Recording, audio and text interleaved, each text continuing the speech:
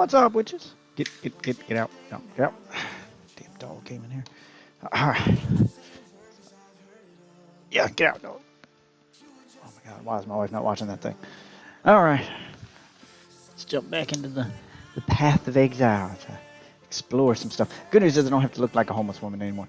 Totally realized I had free cosmetics for Path of Exile thanks to Xbox Game Pass. I mean, still not the best looking gear in the world, but Pete's looking like a homeless woman.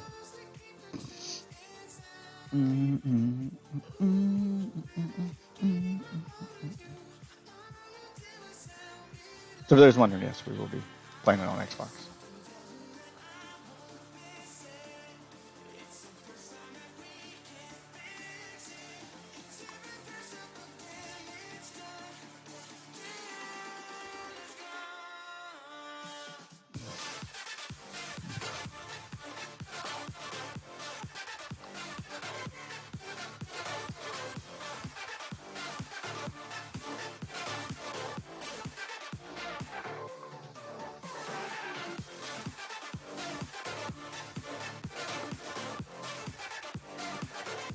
Dun, dun, dun. Oh, I got a text here.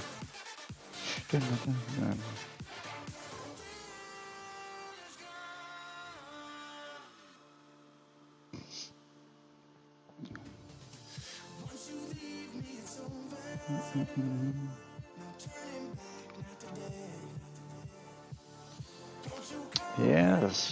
Yes, monthly tips with Streamlabs. Much better option than subscribing on Twitch or YouTube or wherever. So if you want to support the stream, Streamlabs, you can subscribe there for as little as $1. Get to support the stream. I mean, obviously you don't get any Discord access and free content for $1, but you will have helped me out, and you would have my eternal gratitude. And that's the real prize. That's worth more than any piece of content I can make. Oh God, I think I'm coming down with something. Allergies. I'm hoping it's just allergies. Spent way too long outside today taking the kids to the pool.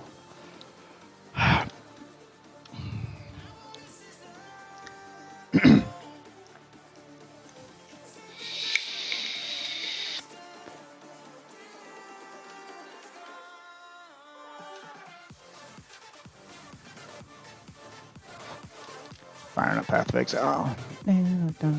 Oh yeah, let's join the Discord. See if anybody's in there.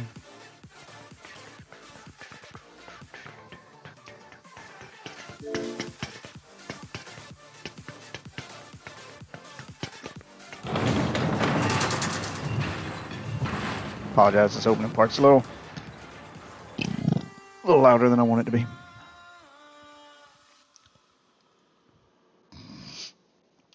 Have any friends currently playing?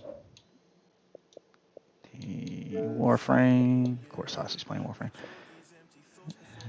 Xbox app. Amazon Fortnite.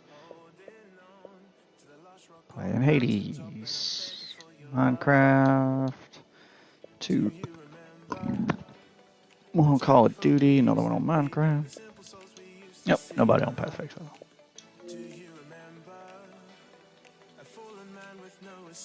It seems he lives in yesterday, If you play away when I forgive you once again, I'm losing patience. And I know for sure that we've been right here before. I see the dangers, baby, I'm not. Alright. Let's try to remember what I was doing now. Yep, and here I am in my Gothic Xbox Game Pass armor.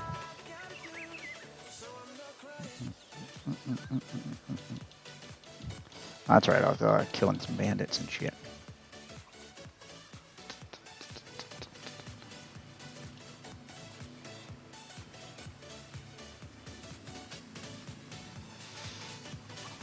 Deal with the bandits.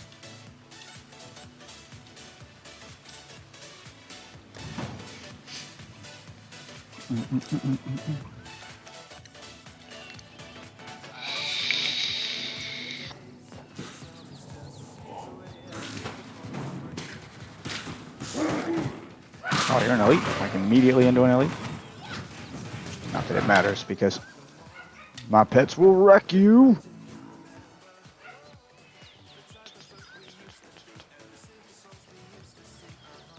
Blocks your path. Perhaps they can be opened at a later time. Okay.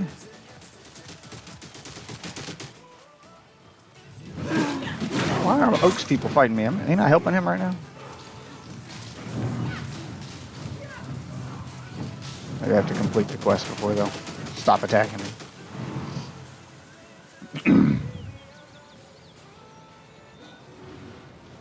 Like a red challenge room down here.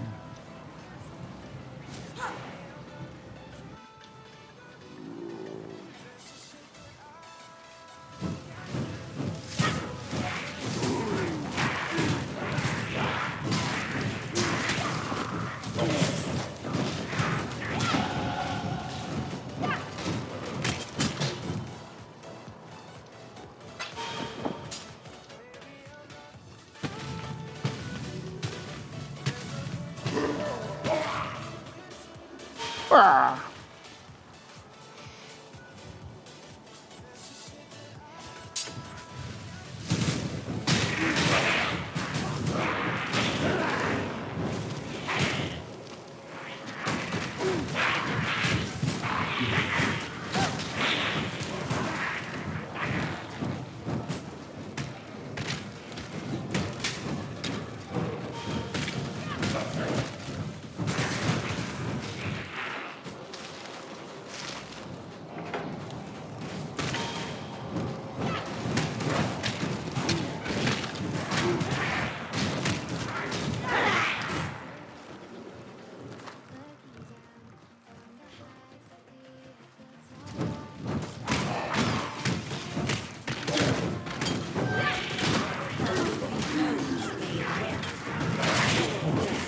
Oh, you're a big one. I need more mana.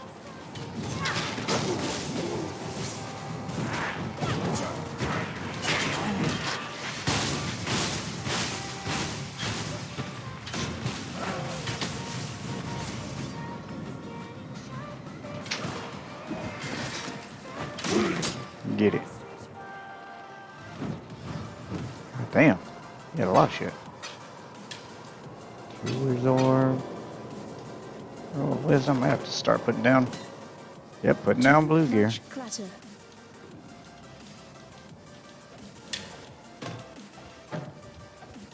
Oops, I need to put down the yellow one. Oh, when did I pick up a white one? I need to pick that up.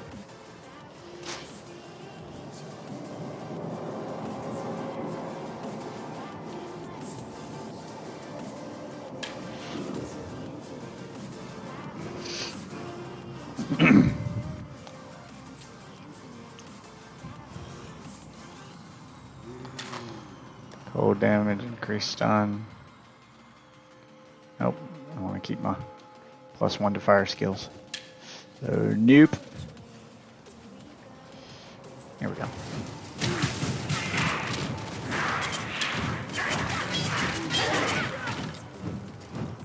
Wait, was that it? Is that the thing else I came in here to kill? Oh. I thought it'd be tougher than that. Round slam. Slam's going to run you, creating a wave that travels forward and damages enemies.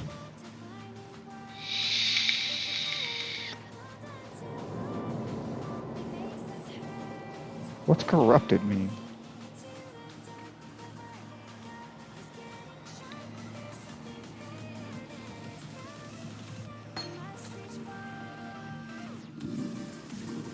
Spectral copy of a melee weapon.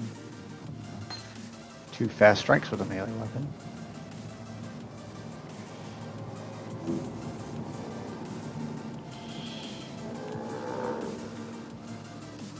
Yeah, I don't know.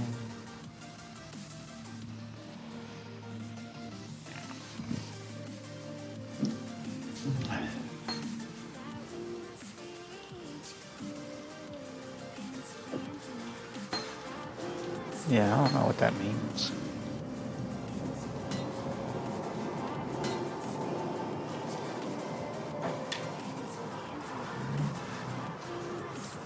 Too much clutter.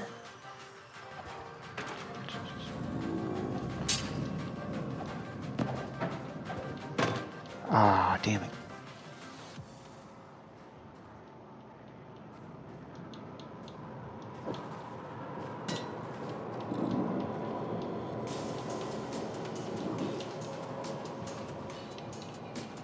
Controller's not responding now.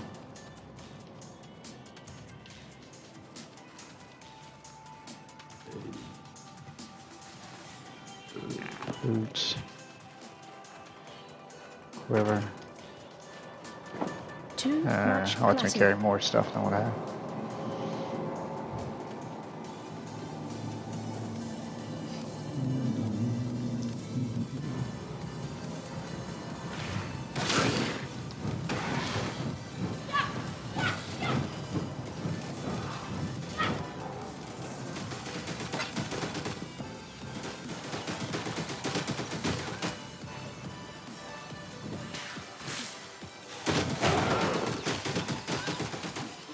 What a weird booby traps here. Let's do a...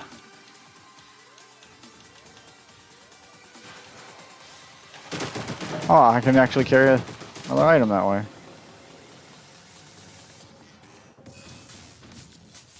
Let's see if that'll work. Too much clutter.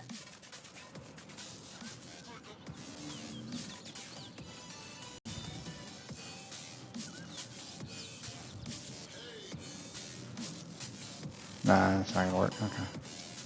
That was worth a shot. I was like, hey, I'm carrying an item, but my inventory's still full. I mean, it kind of worked. What troubles you That's not bring worth the now? trouble. I had to go through and try to figure it out. Energy shield 13. Shield 12. Shield 14. Oh, first 29 strength. I don't have that.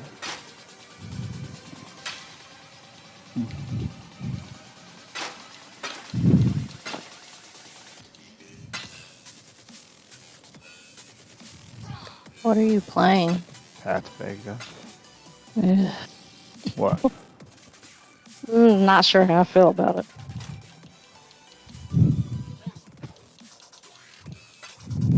You haven't even got out of the first section of the game yet. Yeah, I know. I know. I'm gonna give it a chance. Just saying, I don't know how I feel about it. I'm gonna go watch that in the morning. I figure since we did promise the kids we'd take them to the pool, I would go. We could go to the other pool where the laundromat is. Yeah. Because I need to use the big washing machine for the comforters.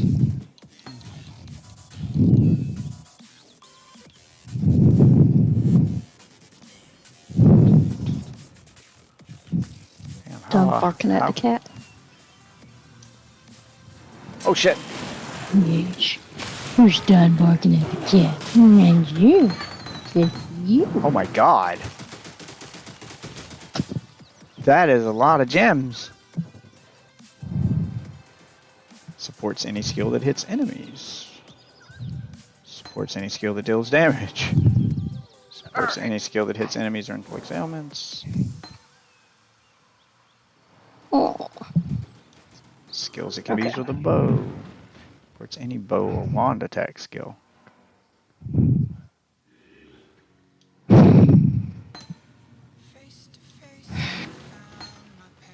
It's got a ton of skills at one To time. you too.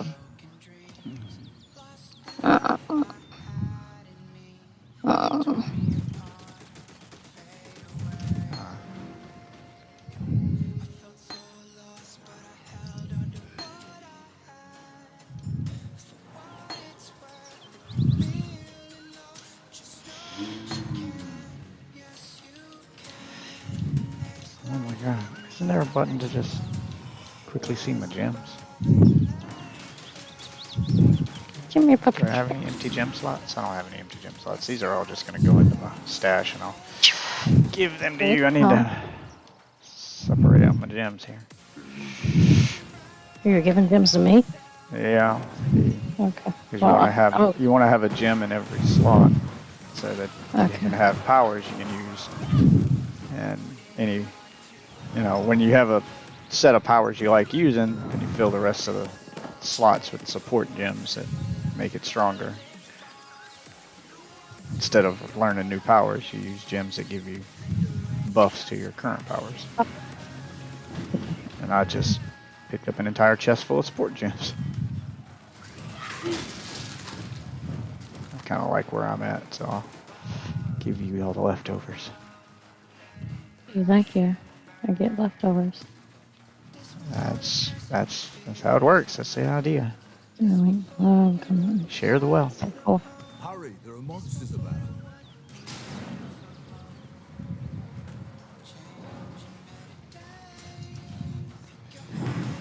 so I'm thinking. What? Well, I wanted to try this site, but I'm still not sure how to do it. So I guess I'll try it tomorrow night, and I will let anybody who comes into my stream tonight know that I'm going to be trying it. Did you jump and ship? Yeah.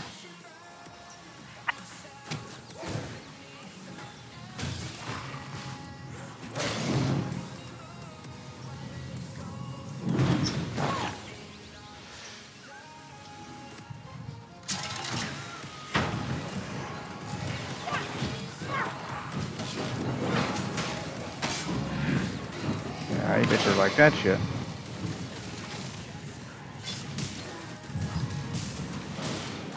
Oh, damn it. Wrong button. Stay safe. Forgot. Don't hold the trigger on it down.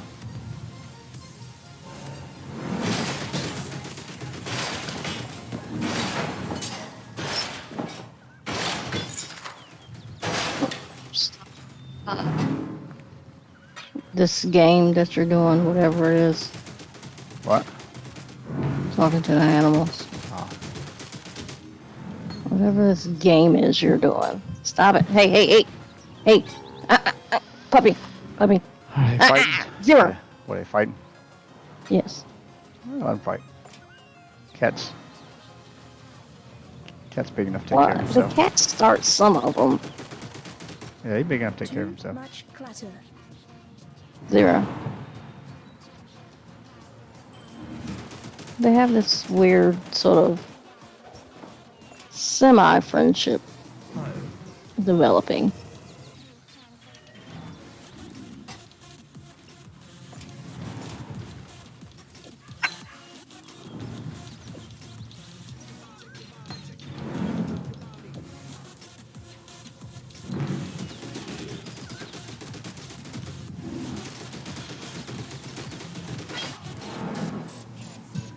Morons. Anyway. I can sell all this shit. I'm just mass selling everything I pick up. Where I had. There. So sexy. Oh you. my god.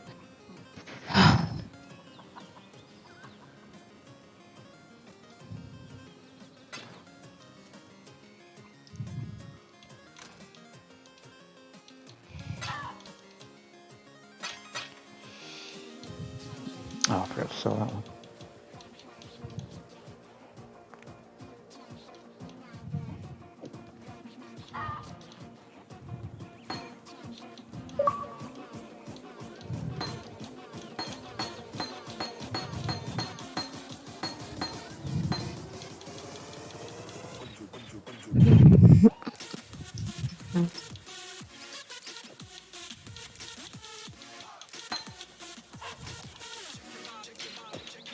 Zero and Puppy, will y'all please calm it down?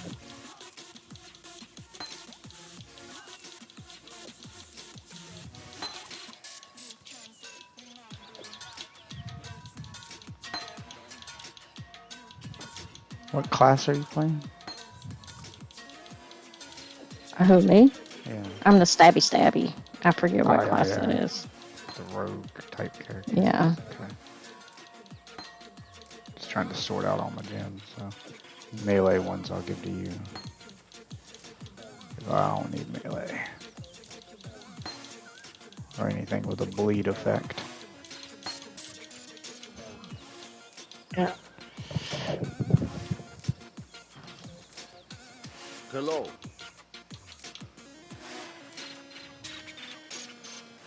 Identify them first so they're worth more. Let's sign up. They are worth something different if you identify them first. Interesting. Probably not worth wasting all the identity scrolls on them.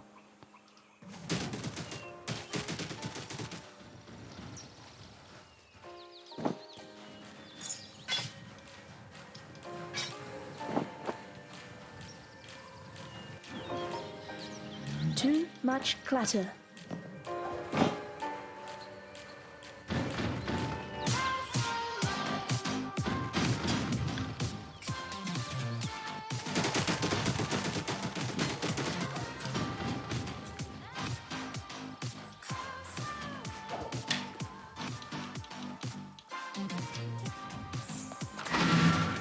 Sell all this shit. What do you want? You got the hiccups? Yep, you got the hiccups.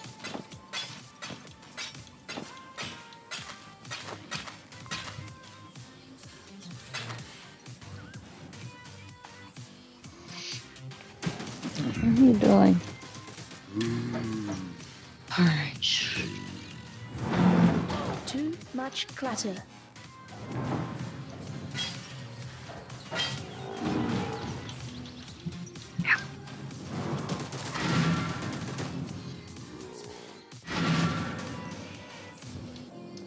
What? You're a good boy. You're a good boy.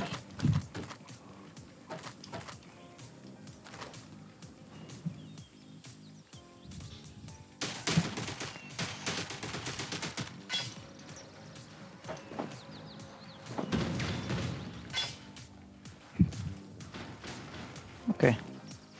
There we go. All done.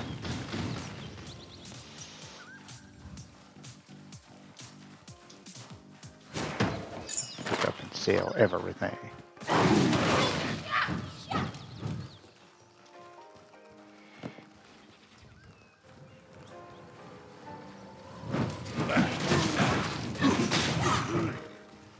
I'm not out this.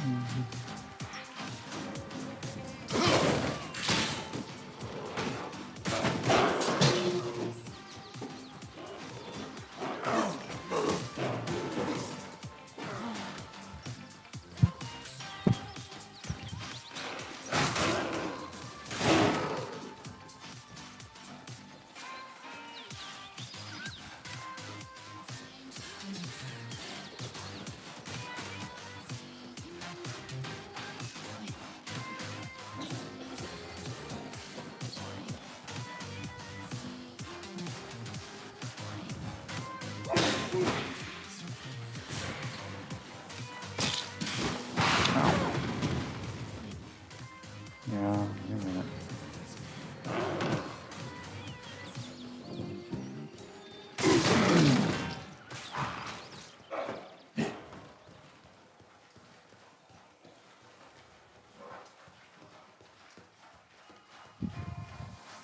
What's up, Brandon?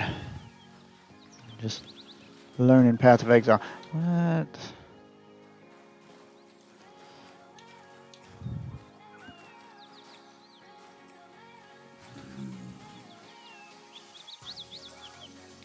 passive skill points.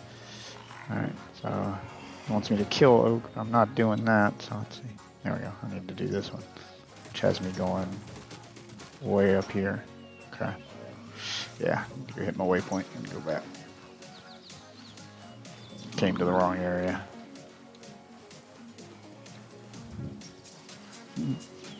After I go back down, I'll go back out to the bathroom. Portal back. Oh, I'm not going to waste a portal. I'm going to use the waypoint.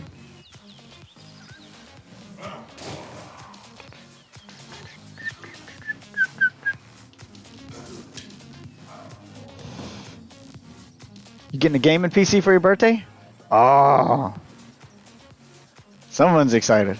Hello. I know that feeling. Is this your first gaming PC? Is this your first time? Not where I'm going to put it in my room because it's very tiny. Just anywhere you can sit down and game comfortably. That's all that matters. Put it somewhere you can game comfortably. Don't put it somewhere that, oh, this place looks cool, but if you got to sit in an uncomfortable chair, you know, if you got to put it, if putting it next to the bed so you can sit on the edge of the bed is more comfortable for you, do it. Just anywhere that's going to be comfortable where you can game for a long time, because that's the name of the game there when it comes to PC gaming. You can easily get sucked in, especially if this is your first gaming PC.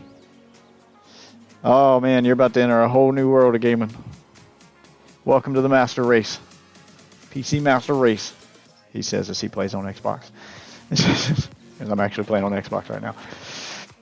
Some games I do prefer on console, and this game I feel plays better with a controller, and for whatever reason this company didn't include controller support on PC, so I'm on Xbox. Plus I got friends who play on Xbox, but there's so much stuff you can do on PC you can't do on console. So. This game does look better on PC, I'll give it that.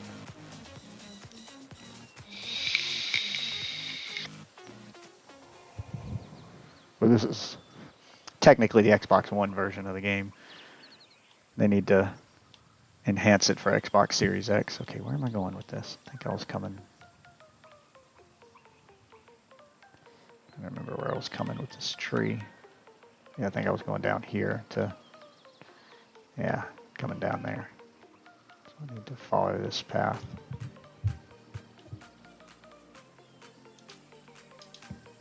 There we go, follow that path. Trying to make a path to lead to all the summon skills. Because after I do this one, okay, after I do this little tree right here, which will give me increased minion mana, increased minion damage.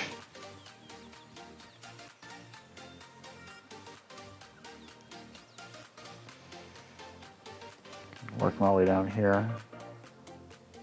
I don't know if that one's worth it or not.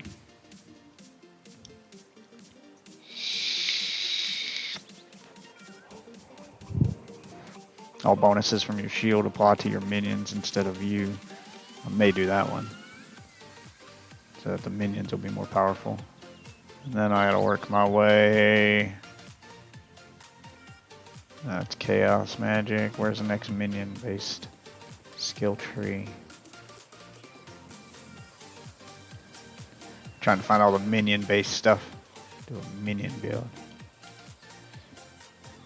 Mine damage. That's for mines. I mean, this tree is. See, I came up there, I did that. And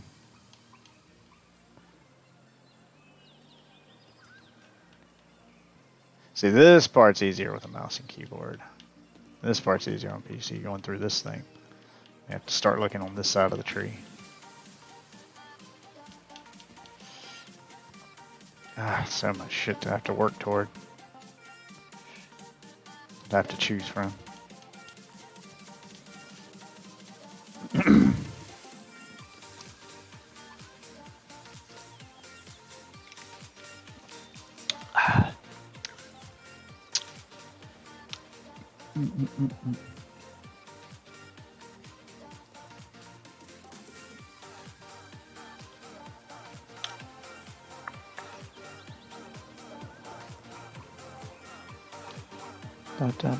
Okay, I will be right back. Don't go nowhere.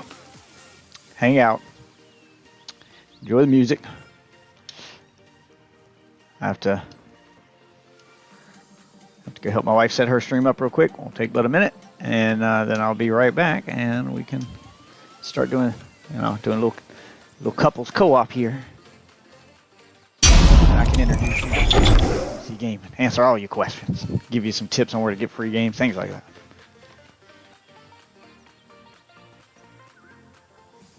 Actually, if you haven't joined my Discord yet, you should go ahead and take a moment to look at the socials on the screen in front of you that show you how to find me on all my socials and follow me there. When I find free games, I tweet them out. If you join the Discord, we actually have a section dedicated to free game find. So when people find games that are being given away, and I'm not talking about free-to-play games, I'm talking about actual games that's being given away, like Saints Row 3 Remastered Saints Row 3 free right now. Ukulele, a couple other games. So when new games are found free on PC, they are shared right there in the Discord. So be sure to join that. A lot of cool stuff going on in that. Got a nice little Discord community. So make yourself some new PC gaming friends. I'll be right back.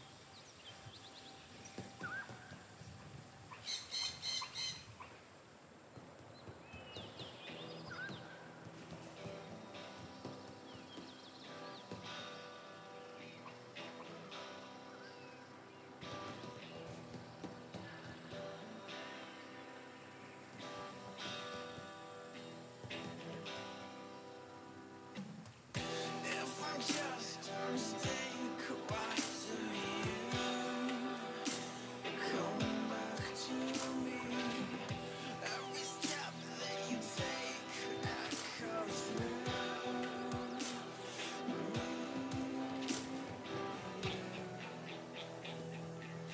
Don't let me go.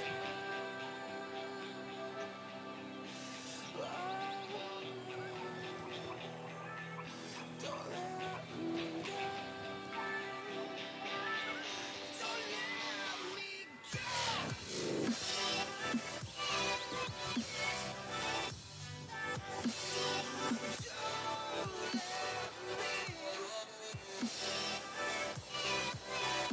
me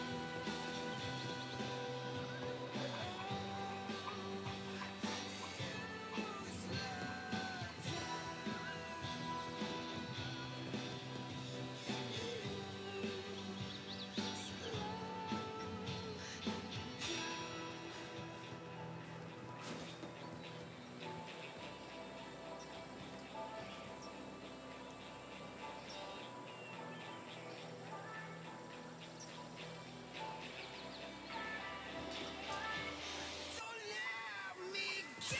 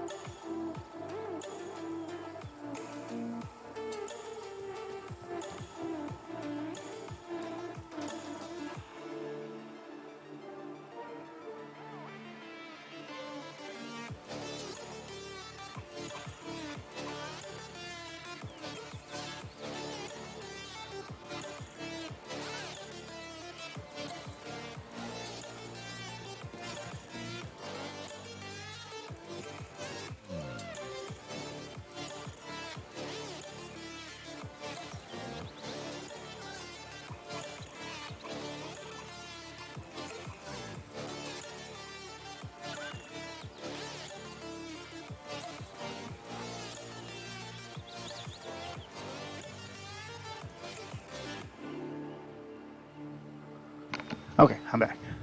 Hope you're still with me, Brandon. Appreciate your patience. Yeah, I gave you a chance to get links to the socials and stuff too, so you know, it works out right.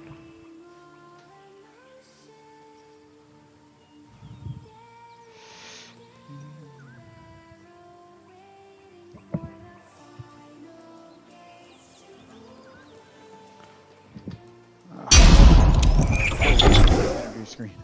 Well, I'll wait for her to get set up.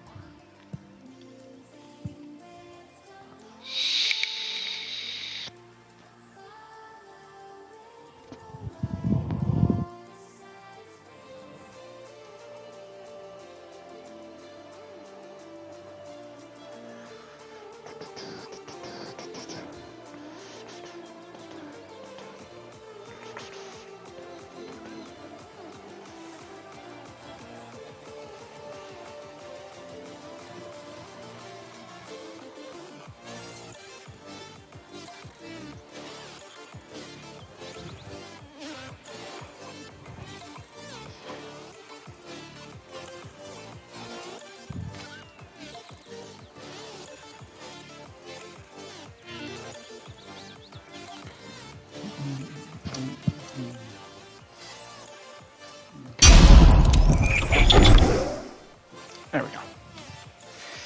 Alright. Now, where was I going? That's right, I was working my way up that way, so I had to go through town. I gotta go this way.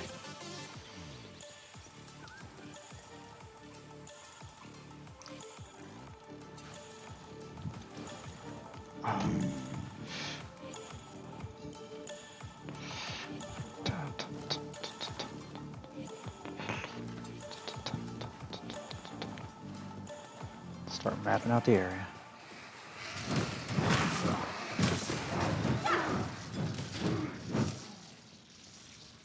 My flaming skulls of doom! Power changes are a lot of fun. I feel like that they give you so many options.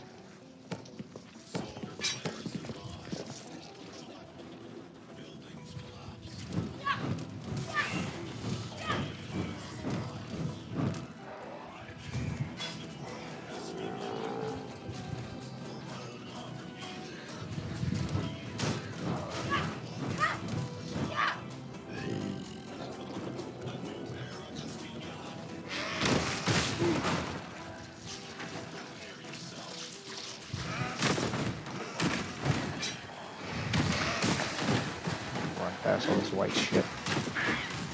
Oh, you're not, no.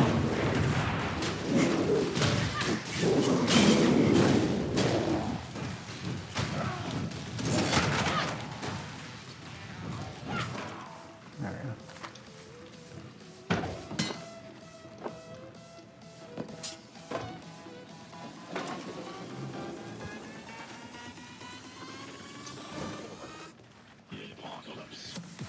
Dun, dun, dun.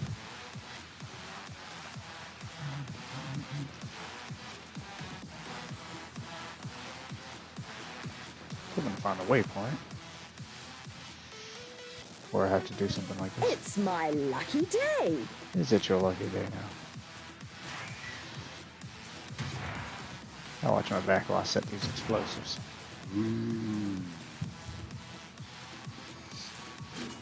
Yep. Spot.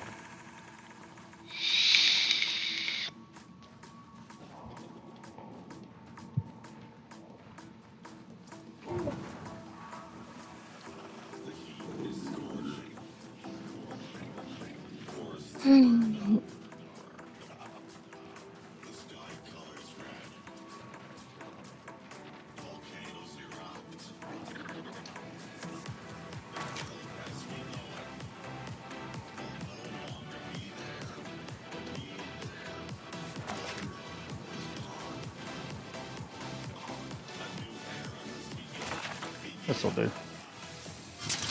This'll do, pig.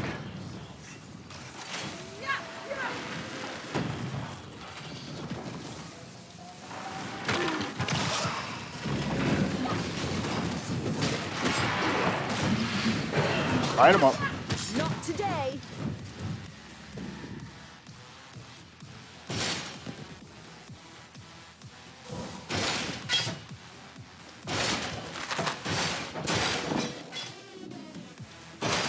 So much loot.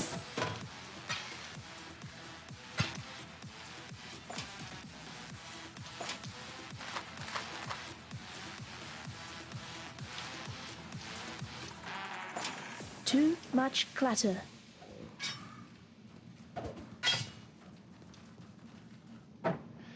Alright, portal back. Sell some stuff, come back. Wait a minute. Probably still carry some smaller shit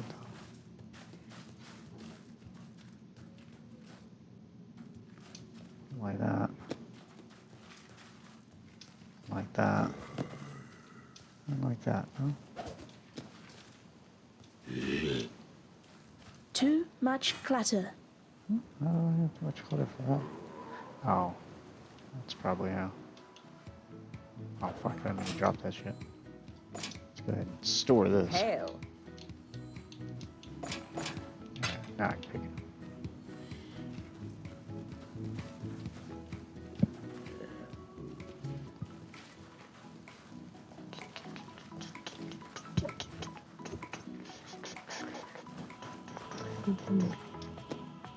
Too much clutter.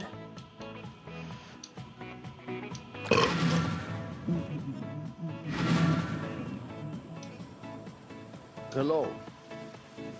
Rocks and water. They move and live like monkey and viper.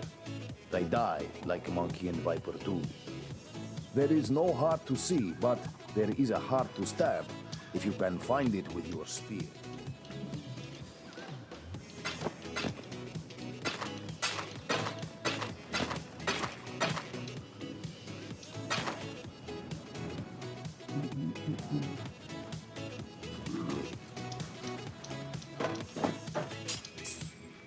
Too much clutter.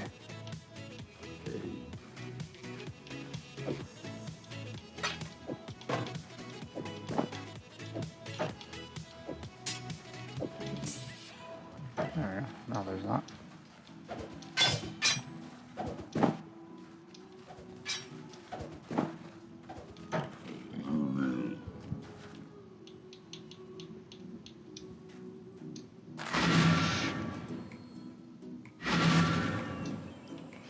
What?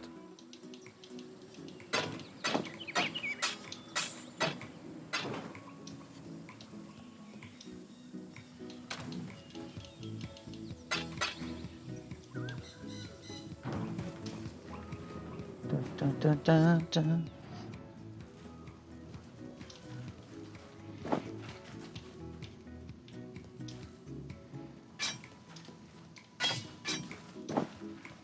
Too much clutter.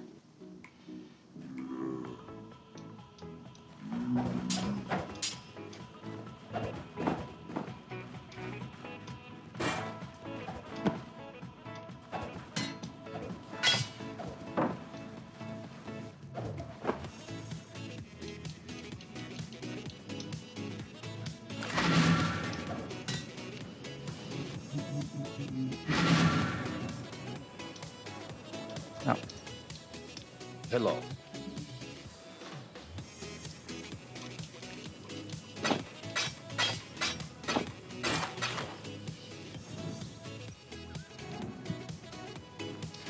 Okay.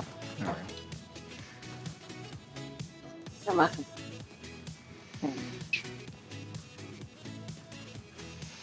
Alright, map out the area. Let my minions kill all the white trash.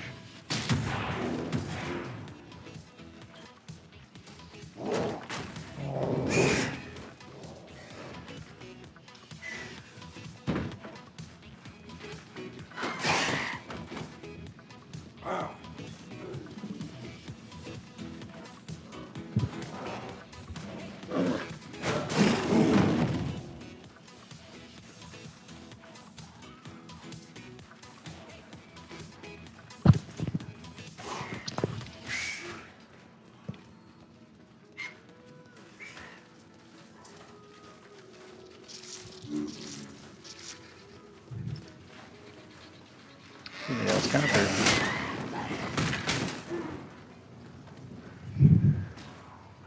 Damn.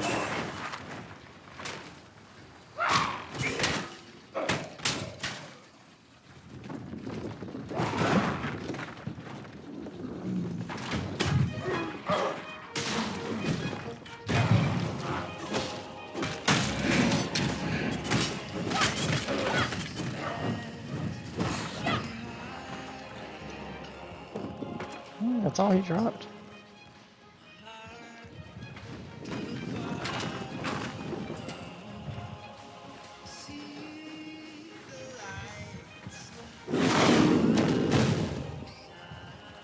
Alright, let's go check out this little mini dungeon over here and then I keep going. 8 for me. What? Oh, I'm just doing my stuff. Once you log in, I'll join your game. Well, I'm logged in. Are you not streaming? I am streaming. Well, I was waiting for your stream to start. I had it pulled up and not showing me your video. Well, I started.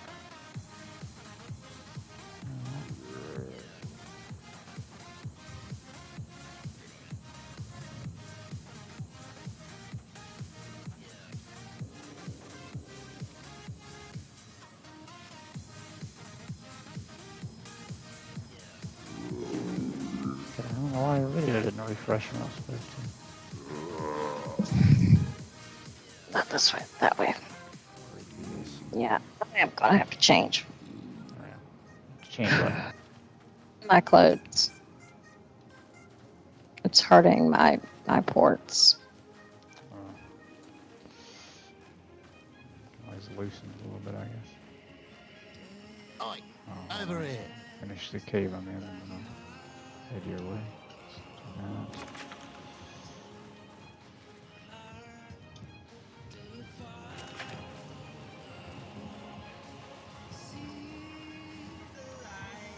I'm supposed to get all three of them. Okay, right there.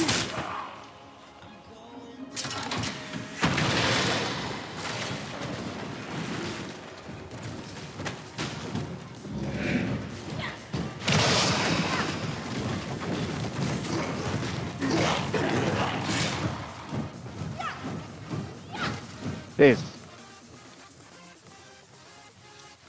My minions are badass. Game's not even hard anymore. Went from being really hard in the beginning to a fucking cakewalk. Maybe you should turn the difficulty up. There's no difficulty to adjust. It's all based on how you've done your character and what level, what area you're in. And I've clearly found a particular set of skills that make me way too strong for the area I'm in. Okay, Liam Neeson's.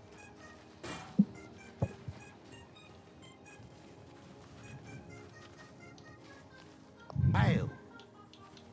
I'm gonna put on my bunny. Okay. You don't have to stop what you're doing. It's just easier this way.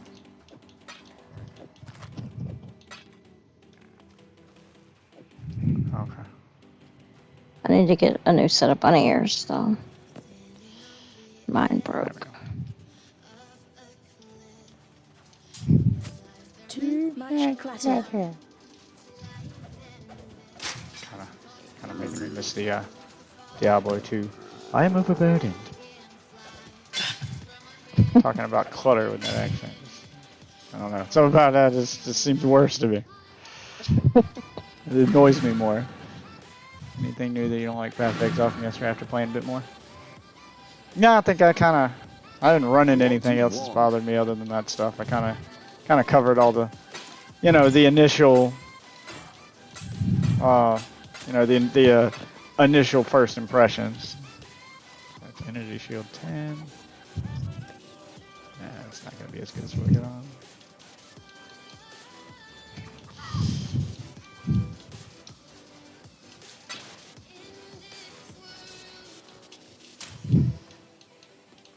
Yeah, nothing else that's really stood out to me.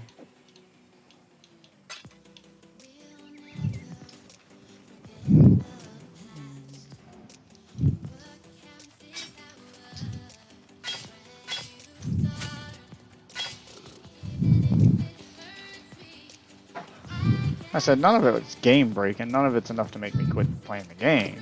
Like, it's just, like the stuff in it that's good is good enough to outweigh the stuff that annoyed me from yesterday. All the stuff that annoyed me is pretty much just 100% related to the free-to-play model of the game, and just them focusing, you know, on a particular crowd instead of, you know, trying to be welcoming to new players. Just a couple game design choices that bothered me, and a lot of free-to-play choices.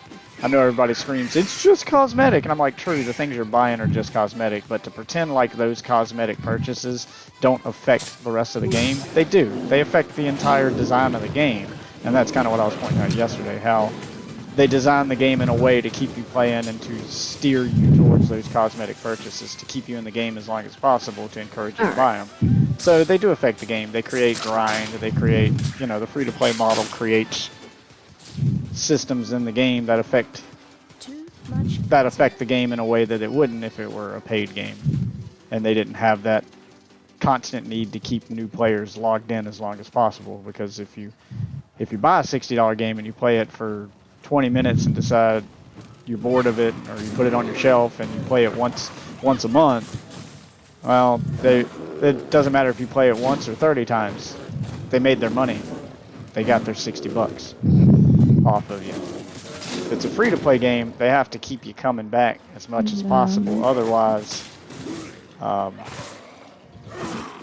if they don't get that, then you're not gonna spend any money, and they're not gonna make any money off of you. So they have to keep you logged in as much as possible, so they can keep trying to steer you towards that store. So even though the store is just cosmetic, the fact that it exists changes the mechanics of the game in order to cater to it. So it does affect everybody, even those people who don't care about cosmetics. But that's just a gripe with the free-to-play game model in general. It's not really a Path of Exile thing. Just a little mini rant about how the free-to-play game model affects gameplay as a whole. Even if you choose to ignore the store, you can't ignore the things it's done to the core gameplay mechanics of the game. That's all business model gripe stuff, not really game specific.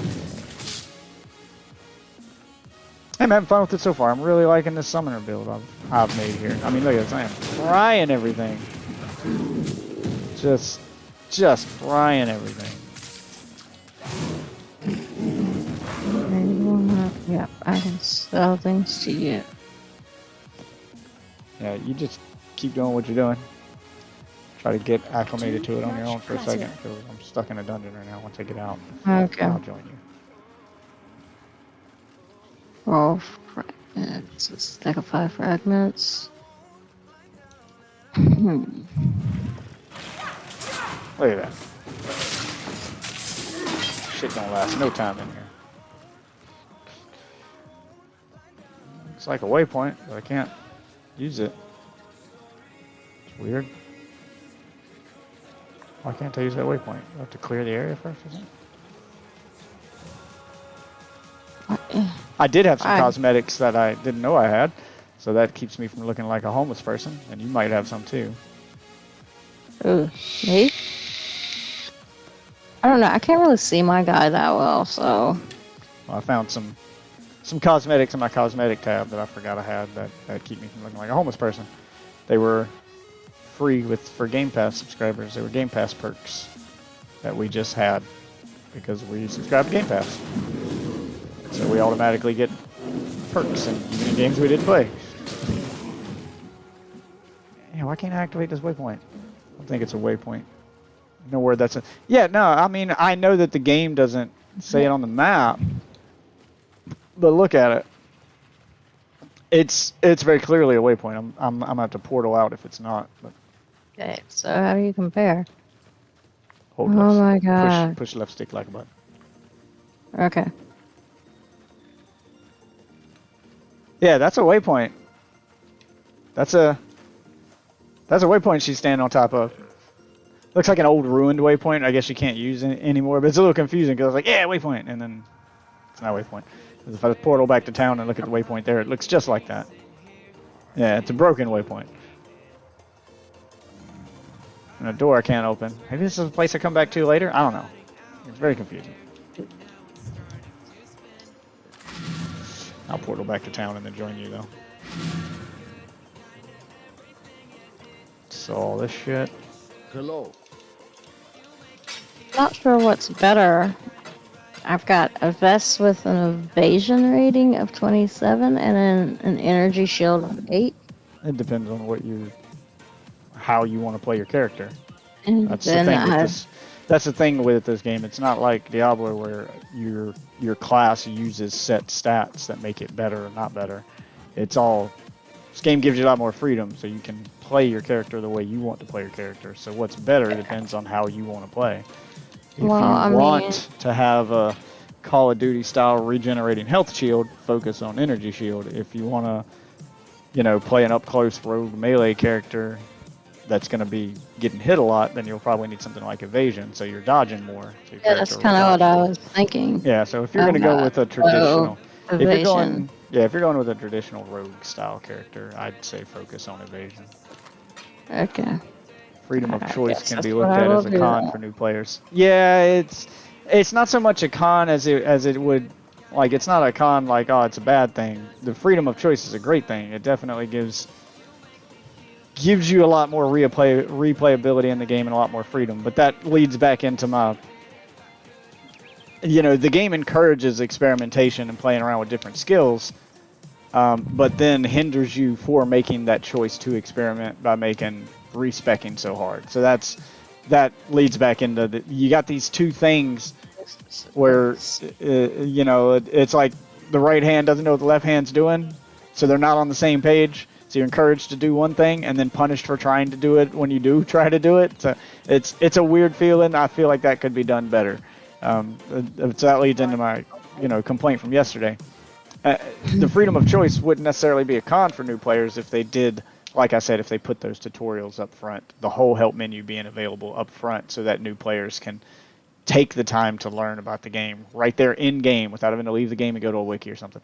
You don't need to hold their hand and do a tutorial where you make them do everything, but do give them the information in the game so that if they want to learn about a particular system or something that they've decided they want to experiment with and they're confused, they can quickly hit the help menu and read about it in game without having to. Because if you do something that's going to pull your player out of the game to go look externally for something, Destiny learned this shit the hard way with its Grimoire. All the lore for the game had to be looked up on their website. You would constantly unlock things in the game that told you to go to Bungie's website. People hated that. Anytime you pull people out of the game and you tell them to stop playing the game to go look at something, then you always run the risk of them going, well, then I don't want to play the game anymore. Of pulling them out of the game and having them get 10 minutes into looking something up and have, you don't want your player to have that moment where they go, what am I doing? Fuck this, and then they just quit because they're like, well, I'm not even playing the game now. I'm reading wiki articles. I'm doing homework. This is stupid. You don't want that response. You don't want to break immersion from the game and pull your player out of the game to go do something.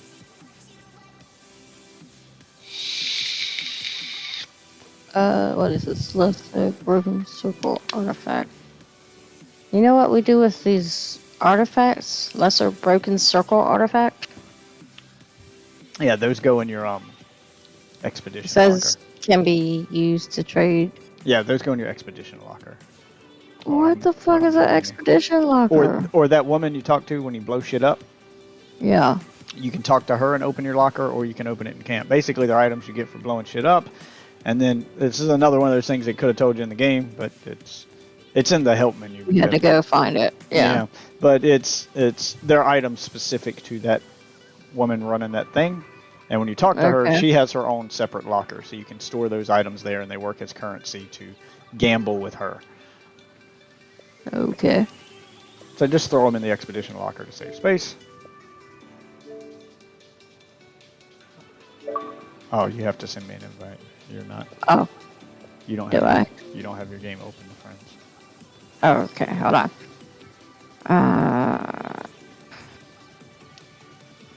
Yeah, I know. You can talk to them and trade. That's why you collect that stuff, so you can gamble with her.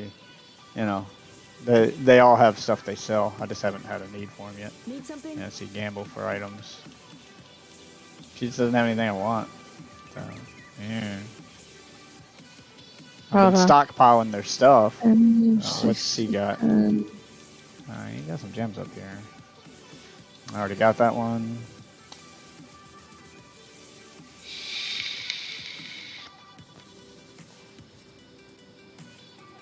Hmm. I'll buy that one for you, I guess. Alright, They're all the same. what else do they got? Okay. Except, I guess. Yeah, I don't think he had anything that. And by the way, this barter system, do we not have money? I mean, just No, rocks? Something? There's no money. Okay. It's all done with items. That part does take some getting used to. Yeah, I'll agree with that. Yeah. It's not so bad. It's not as bad as it seems. Well, how am at I first. supposed to know if it's good stuff or not? Oh, You just okay. look I at the- gotta invite you. Just look at the stats. I guess that's another reason why they didn't do money, because people would just look at something super expensive and go, that must be better, when there is no such thing as better in this game, because you could need a stat completely different than what's a higher level, depending on what your play style is. So it's that How do freedom of I- choice is why they chose not to do a currency system. I'm Do I understand it a invite- bit more as I play. Hold on. Exit the menu, or exit that screen. Okay. You would basically press start, and then click the right stick and press up on the D-pad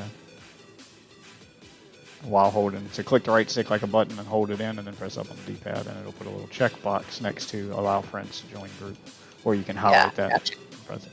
Well, then it's got invite is. You don't have to invite me if you next- turn on allow friends to join group. Oh, okay. Well, As I long did as that that. checkbox is checked, then I should be able to join you.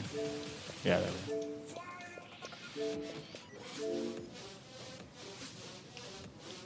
Okay. It says you have joined my party. Yeah, teleport to where you're at. You're in town. Yeah, I I'm don't in the like that town. I don't like that the map doesn't. I don't like that the map doesn't show me where you're at on the map. Where your party members are. So I can, easily group up with you. If I join your game and it's not going to put me with you, then it should at least show me where you're at on the map. Oh, A stranger like no other. Well, they are real. that's a different sir. voice actor. This guy's voice has changed. Are real. Whose voice changed? One of the NPCs in the starting camp. A chance at life. There. Thought you deserved See, one that's a of completely my different voice. written to commemorate such a mighty feat. Oh, this Can't hear it, but keeping it for a he very says it. special occasion. Consider yourself Depending just on what such an quest line occasion. I'm on, his voice line changes. They use a different voice actor. One day we'll be Like the strong early enough to stuff make our way in there. has a different voice actor than the stuff that they did for Act 2. So apparently at some point in time they switched voice actors for that character and just left the old stuff in.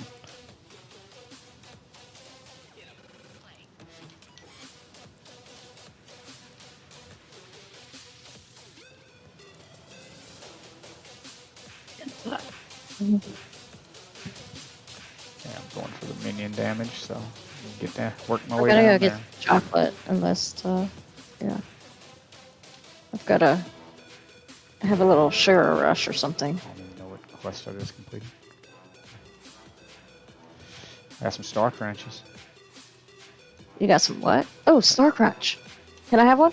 Yeah, got some star crunches. That way I don't have to go out there and wake Okay. my mom Apparently up. I finished a quest in this area I'd forgotten to turn in. Sup, Jeff? Hi, Ozzy. G'day, mate. Sup, Seth? What's going on? I just doing a little path of exile. Scratching the Diablo itch before Diablo 2 comes out. Something to tide me over.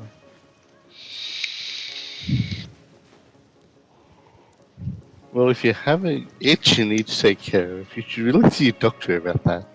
You know, I thought that sentence was going somewhere else anyway, because he was actually scratching when he said it. You know, It's like, every you can't tell him itch you're doing isn't that? every itch isn't something that requires a doctor. Sometimes you just got a little itch, you know. I've just got a little itch, you You know, know. maybe something brushed up against you, tickled your skin a bit or something to make you just get a little itch. Sometimes your nose itches. I don't know, smelled something tickled your nose, get a little itch. Hmm. Doesn't necessarily mean you need a doctor.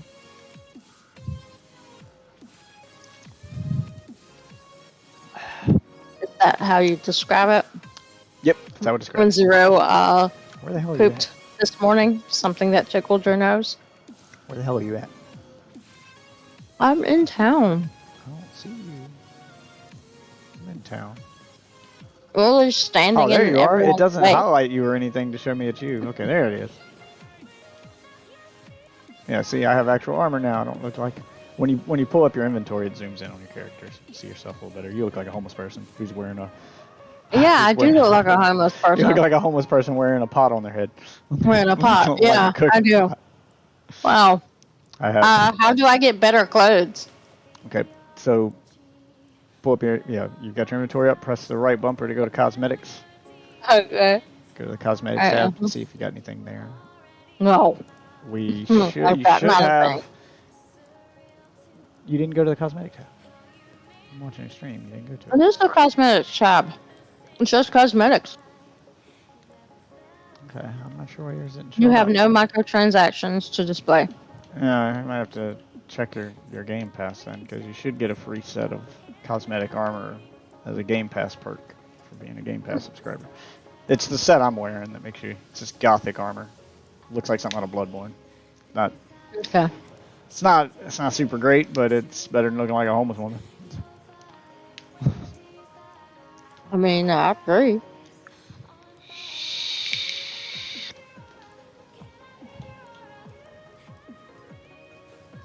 That's right. I do look like, you know, that crazy man who was standing on the corner yelling about the end is nigh.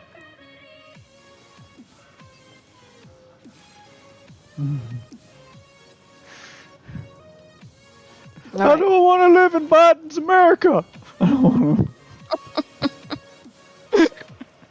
Yeah, All right. that guy. That guy. Yeah. Trying to take our freedoms.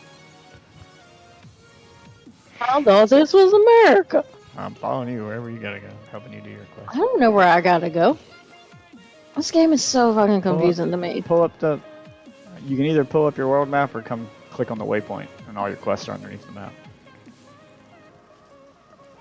It shows you where you go if you come to the waypoint. Or pull up your... Kentucky wants you to clear the fetid pool of all undead and any other monsters. Take the waypoint to the coast and enter the mud flats. Then search for the fetid pool. There you go. See, tells you exactly what you need to do. You know where to go. God, I need a What's bigger this monitor. What's The coast? about Well, searching the for a entrance fetish pool? Entrance to the coast is right here. You don't have to use the waypoint. What's this about what? We're searching for the fetish pool. Not fetish pool. Fetish pool? That's not not what it said. The fetish pool? Is Nope. that where Def discovers his thing about furries? Oh, speaking of, What? So, what do you mean speaking I of? It's saw- not a thing. It's not a thing we do. yeah, well, it's not, but and not about the furries. But you remember the story? Where are you at? I'm Does it standing not- next to the entrance to the coast. It's right. Okay. Well, Oh, well, I already went through. Oh, if you already took the waypoint. Okay. Yeah. Just come to you. No, I went through the entrance to the coast. Oh, that works too. Alright, I'll just come to you then. Okay, so So you were saying, remember- speaking of furries, Yeah, well, of fetishes.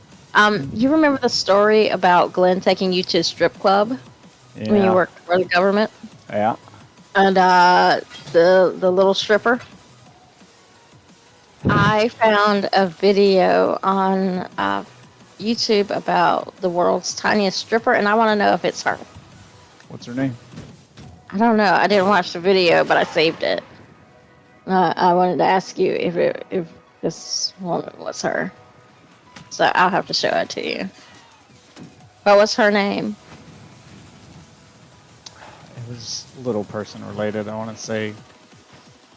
Tiny There's Tina? some pun on her name. It started with a C because her name was like Cassidy or something, but it was some pun on little people. Cassidy. Cumbelina? Thumbelina, yep, there you go. Oh, you know.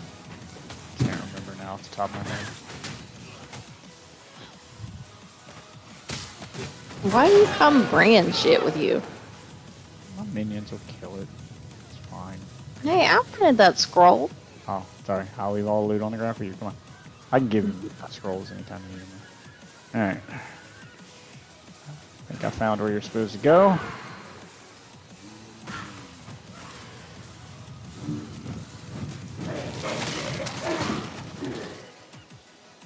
My minions are awesome. I'm liking the summoner build here. They just fucking murder everything for me.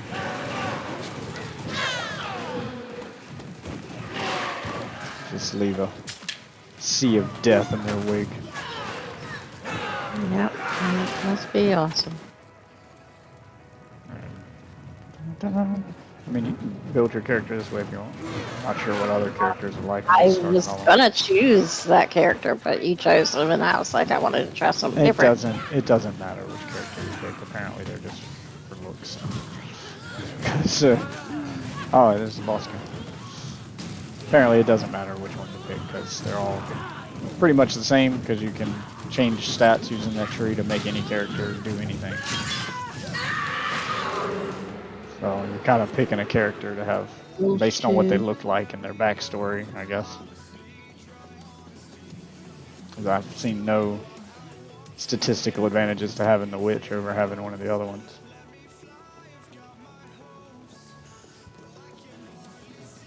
Skill this.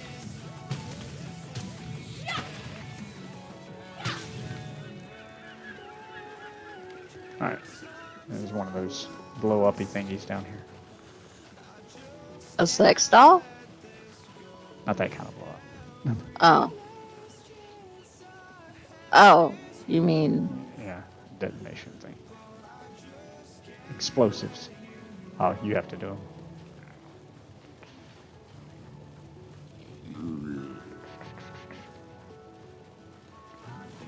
Don't ask me why we're doing this. Oh, this is where you get good stuff. So the little neon signs, like the red ones where you're going to find the best stuff, they kind of mark where the treasure is underground, and you try to set up the explosives up to get as many of these little signs that have treasure chests on them. You try to get as many of those inside your green circles as you can. Okay. Try to get the explosive on top of as many of those. I'd put my first one here on top of this red one. So... Where's it go? An expedition. So how do I play this explosion Oh, game? okay. When... So that's what's different is picking your character depends on where you start on that little tree for the little passives tree. The rogue starts further away from the minion skills.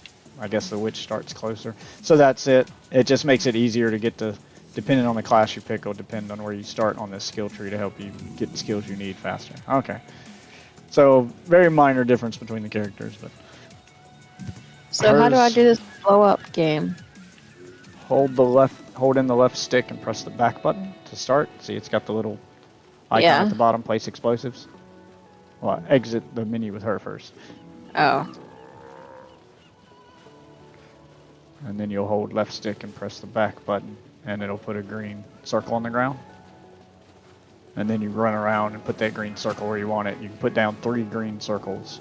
They have to, basically you're connecting them. So I'd put the first one down on top of this one where I'm standing. And then try to move from this one to the yellow one down here. You know, try to connect them so that you'll reach down there. Because they're connected with a wire. Nope, exit out of that menu. Click in the left stick. Hold in the left stick like a button. Doing it. Yeah, I'm doing it right now. Yeah, there you go. But I'm trying to... You press A to drop it. And then once you drop it, you can move on to the next one. You want to try to put one over here by the yellow one. Where's the other yellow one? Right down here with me.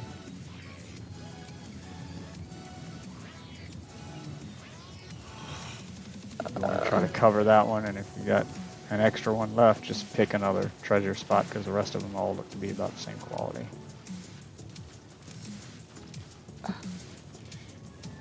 You got to put down all 3. Do the circles have to sort of touch, I guess? No, just as long as it's green, you can place it. Oh, okay. Just press A. Place explosive. You just want to make sure that you've got that yellow one inside one of your 3 green circles.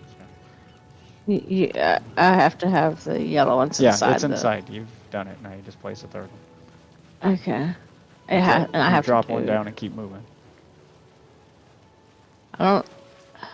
And just pick a spot. I don't see any more yellow. There's no more ones. yellow. All the rest of them are the okay. same. I'd come put it probably right here, so you can maybe get 2 inside the circle with this last one. 2 of the regular ones. So you got 2 signs. You want to try to sit the circle so that both of those are inside the circle. That'll get you an extra chest. Just right here where I'm standing. Literally stand on top of me.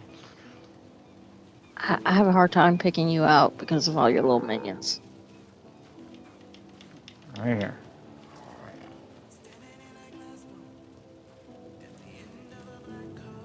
Yeah, but I'm trying to get 2 of those signs. No, right here. There's 2 right here, side by side. Oh, yeah. You're right. I was standing looking at the other between one. them. Yes, I was looking at the other one. Okay. Yep, and now you come and hit the detonator Activate and get ready for a fight. Nope, I'm not going to mention that. I'm gonna put my turret up. And just let my minions wipe everything.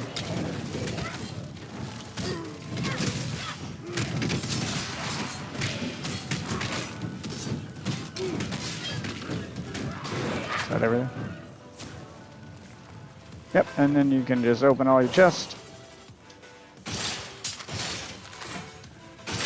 I'll let you have all the loot. I'm not gonna take any of it. Like this. So you get scrolls and a ton of the materials that she trades for. A ton of the trade materials for her. Oh my god. Iron hat. Yeah, focus on getting all the materials first. So the stuff that's like highlighted in blue. You want to pick those up, yeah, like the highlighted in blue stuff. This blue and yellow one here that has all the greater broken circlet artifact. Like they're very distinctly different from the rest of the loot. It'll let you know that they're for her. Pick all those up, and then you talk to her and put them inside your expedition locker. And when you talk to her, she'll have, you know, left bumper to open expedition locker, and then you store all that shit with her. You give her all that stuff. And then you don't have to carry it around with you. And then whenever you want to gamble with her and try to buy items from her, you'll already have them with her.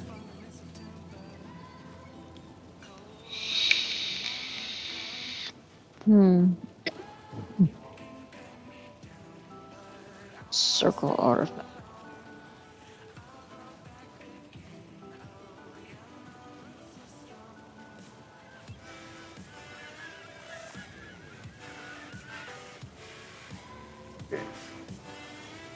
Okay. Iron hat. I should take that. Screw this pot I got on my head.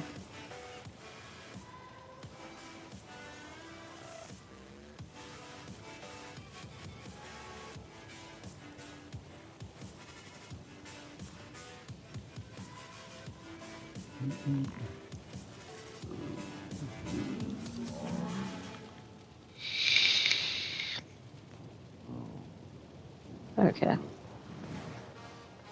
And I can throw up a portal for you so you don't have to waste one of your portal scrolls when you've gathered up all the stuff you want. Did you store all the stuff with her? Oh yeah, you gotta talk to her to turn in your quest and store the stuff Yeah, I with her. gotta. Yeah. After storing the stuff, you may be Alright. able to pick up 1 or 2 more things off the ground before you have to go.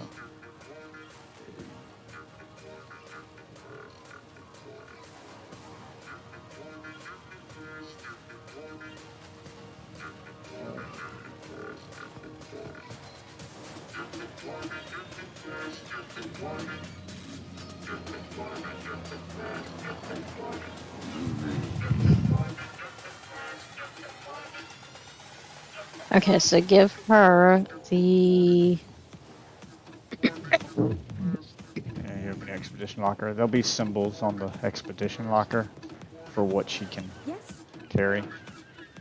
So it basically just hover over the item and hit store, hit the X button to store it. If it's an item she can store, it'll let you store it. If not, it just won't do anything. Just do that over top of all your little items. She's got all the ones that look like Common broke circle artifact. Give that to her. Yeah, just Use to trade with. yeah, Glitter. just it's all the little one square items usually. Oh, and the big one that looks like a rotten apple core. They all have the dice. They all have like 4 that you're gonna pick up on a regular basis. Hers are the dice and the. How do you? Just hit X. Just hit X. Highlight it and hit it. Oh no! You're right. Get out of the buy screen. You're in the buy screen.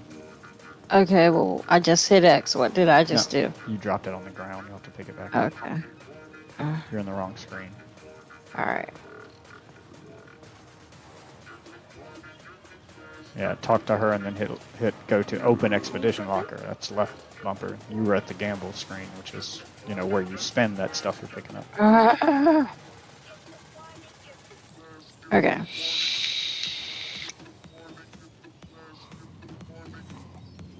So I have to do what now? I'm sorry. Open. Are you not listening? I am, but I've got trying to do two things at once. Open the locker and store Open the stuff in expedition the locker. Yes. Okay. All right.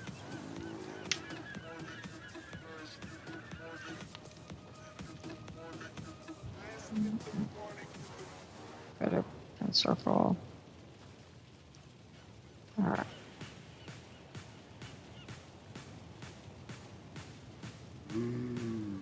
Artifact.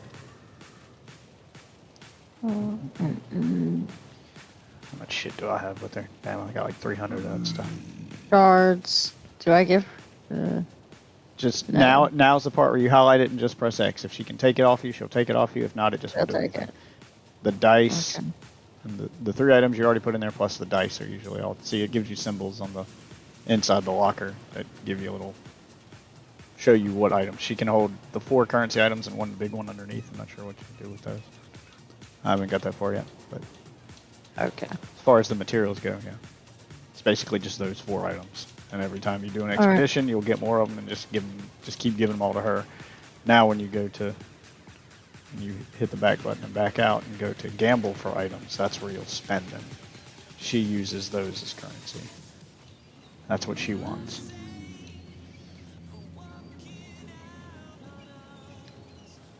You see like an hourglass symbol and an empty box next to it? I don't know what you mean. I don't. Where would I see that? I mean, she's got no items I really want for my character. Yeah. Open the expedition locker. Yeah, I mean, I'm in the expedition locker. Oh, no, I'm in the boss screen. Expedition locker.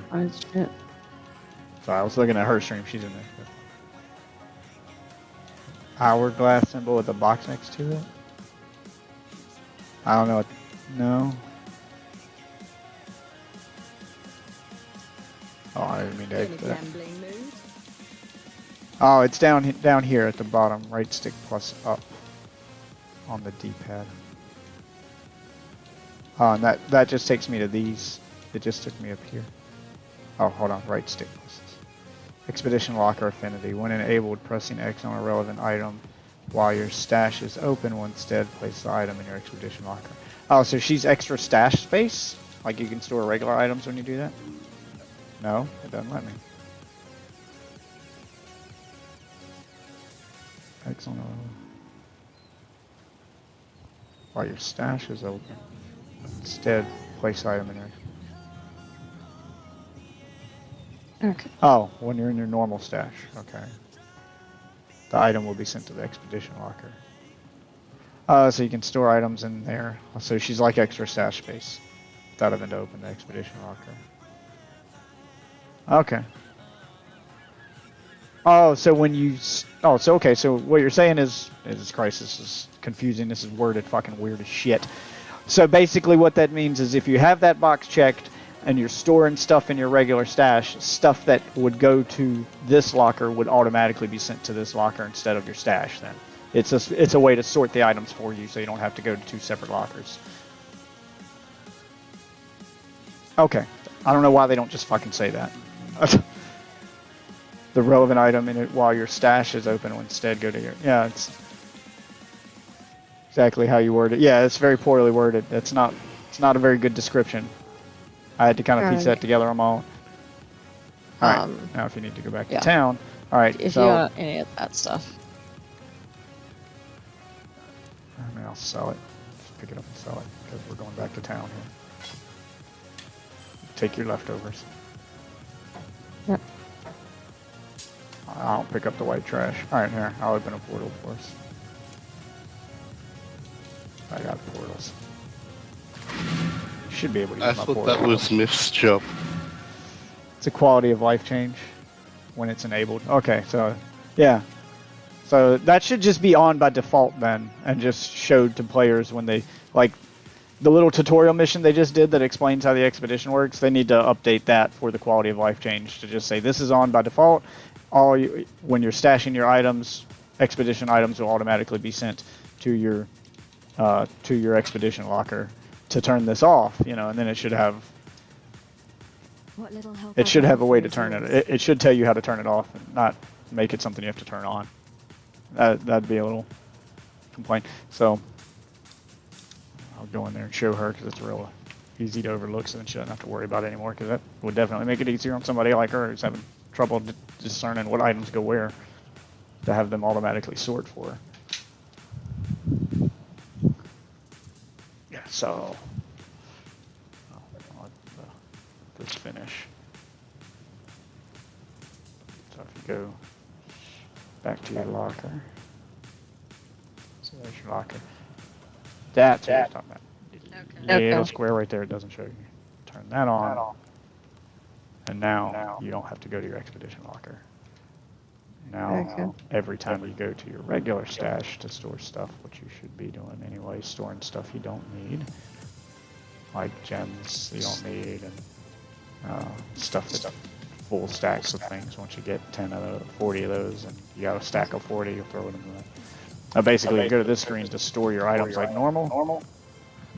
Anything that's supposed to go in the expedition locker, when you hit store, it'll send it to that locker instead of this one. You need to equip this. Medium life flowers.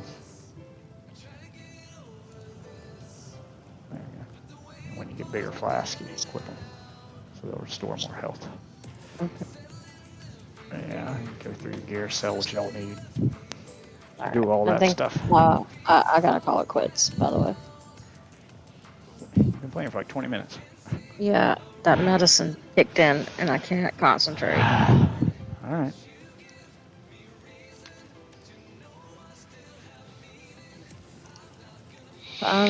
The whole time, but you were sleeping. You can wake me up.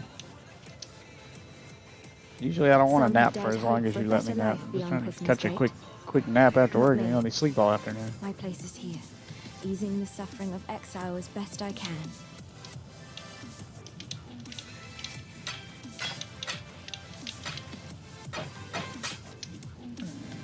Be well.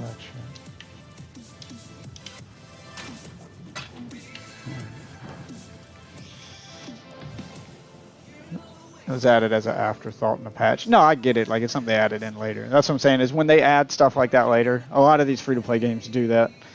They have growing pains where they're a little rough around the edges at first, and as they take feedback from their community, they start adding those quality of life fixes. The problem is that they never go back and retool the beginning parts of the game to add that new stuff into the tutorial and into how the game works. So new players aren't introduced to those new systems like the existing players were, and they get... obviously, it's stuff that either gets overlooked or it becomes a point of frustration that could have been completely avoided. Yeah. Warframe had that problem for a long time too, where they didn't update the tutorial forever. So the tutorial was actually teaching outdated mechanics to the player that were no longer in the game. And I think they finally went back and updated the tutorial and redid it. But yeah, haven't looked at it yet. Yeah, because I remember the last time I played, like, the tutorial was teaching you the old movement system, and they had completely changed the movement and wall climb and all that. They had completely changed the movement and melee system in the game from the tutorial, but the tutorial still taught you the original system, which was no longer even in the game. So it was teaching you things that didn't matter, things that didn't apply anymore.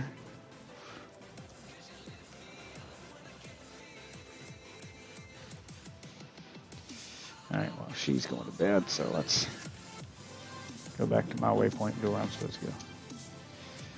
Act 2. That's right, I was trying to work my way up there.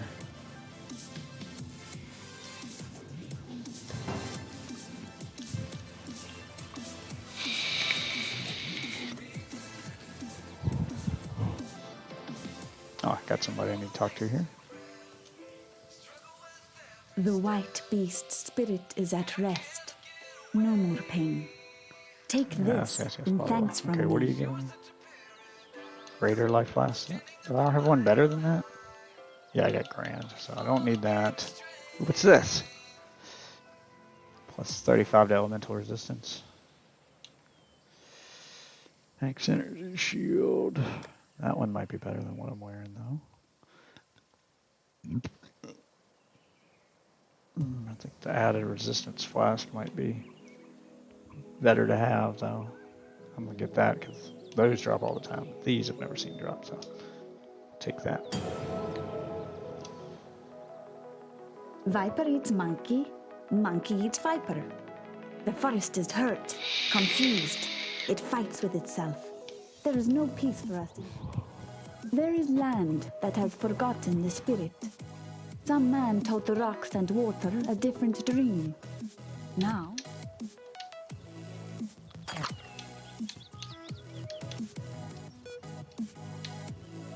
Oh. Alright, and I'll put that one right in the middle. That one I don't need anymore. yes, There we go. So when I'm fighting someone who's doing heavy elemental damage, I can pop that to give myself a little defensive buff. Neat.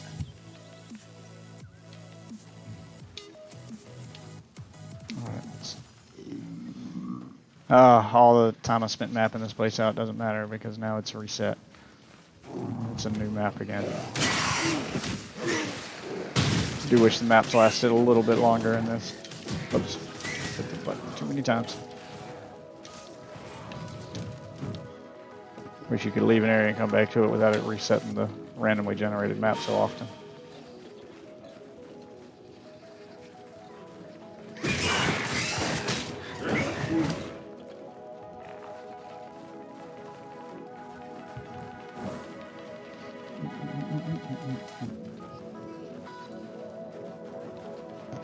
Wow, a lot of elites in this area. Running into one after the other.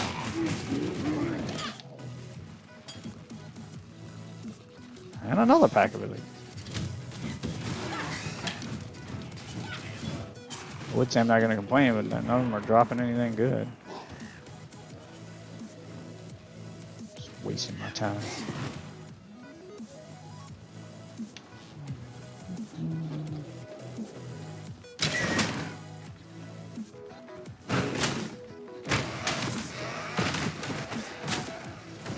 There's another one.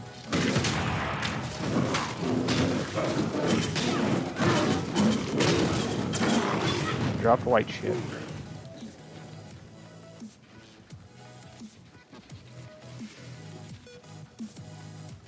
Is there a waypoint for this area?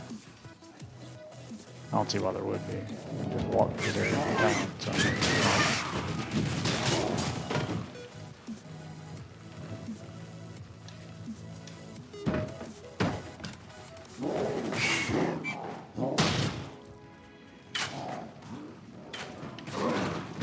it's my Need y'all to lucky die. day.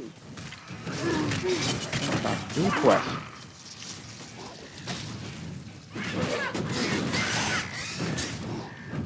Okay.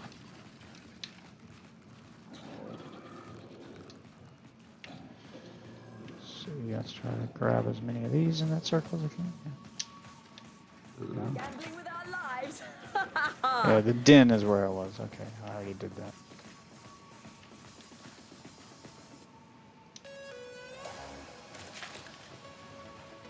Treasure chest. What's this one do? Monsters are immune to fire damage. We don't want that. Fire damage is mostly what I do.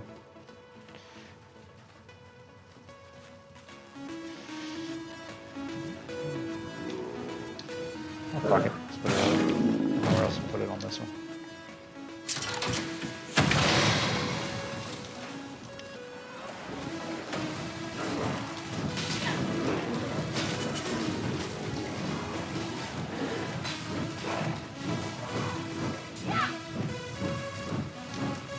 This is wave of fiery death.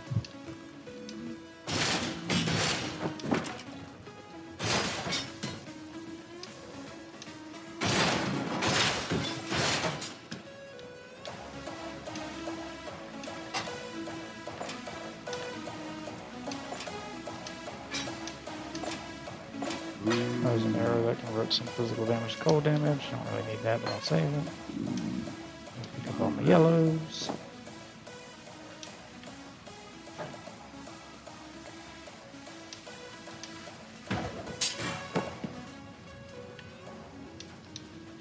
Too much clutter.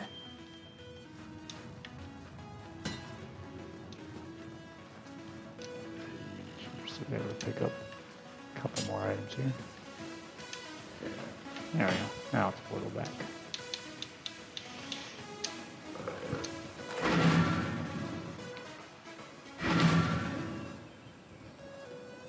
Yeah, I mean, they're still randomly generated, but generated with limited tile sets is what I mean. Small hybrid flask. Ooh, that covers both. I'll hang on to that.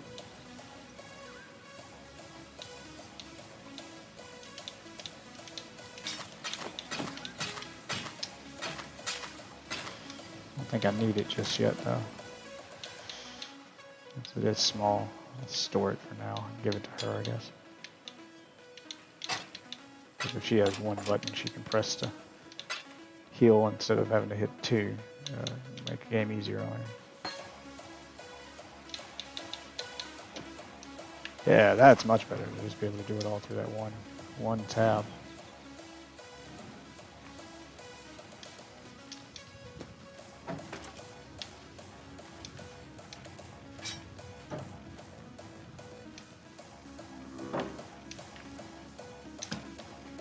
Yeah, pick up all the blue items. And I'll need to go in the den. I already did that. Won't shit in there. That's dead end. Where does this go?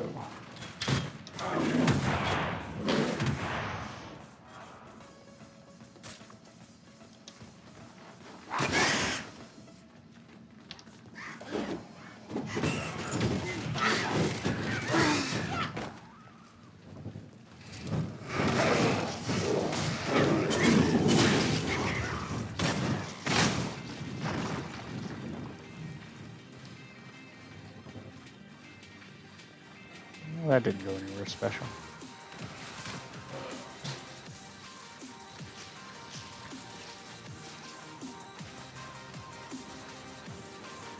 Yeah, I mean, that's the same way Diablo 2 and games like that have done it forever, where the maps aren't, you know, like roguelike game random, but they are generated based on a couple different tile sets. So a lot of times you do have the same areas in the map, but they're usually just in a different location on the map. You notice it the most in something like Diablo 3. Because Diablo 3 has so many landmarks in it that those landmarks will spawn on the map. Every time you go to that area where the landmark is, it'll just be on a different place in the map. Too much So, clutter. stuff like that.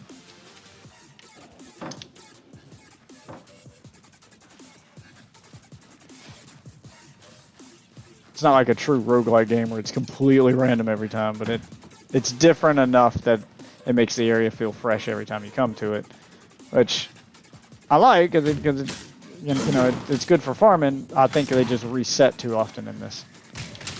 Yeah, I didn't think there'd be a waypoint in this area. That they reset too often, so I find myself leaving for a minute to go do something, and then I come back and all the area I just explored is now unexplored, and I have to go look and start finding where things are on that map again. Where the entrance of this spawned and where the entrance to that spawned. They just rearrange the map, basically. Same map, usually. They just rearrange elements of it.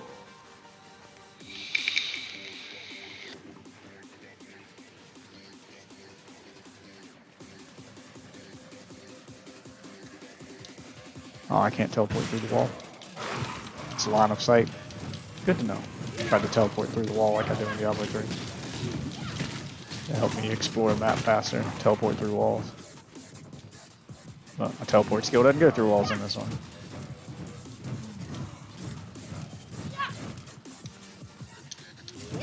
What do we have here?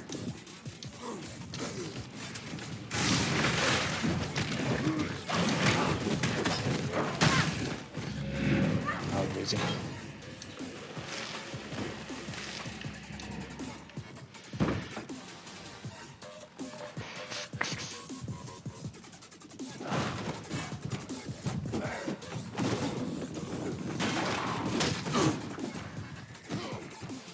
Let my minions do all the work while I explore.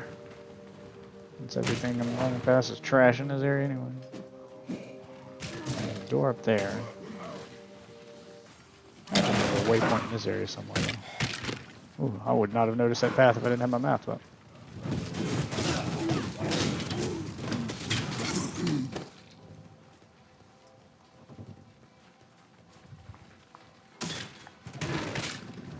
What's this area? Chamber of Sins. Probably do it while I'm standing next to it. Why the hell not? Let's go do the Chamber of Sins. The air stinks of thaumaturgy. I could learn a thing or two here.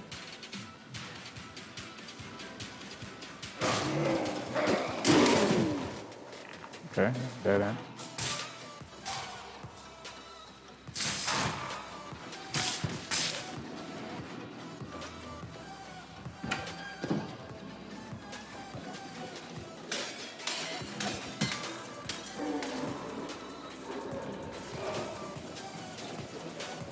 Going down this way.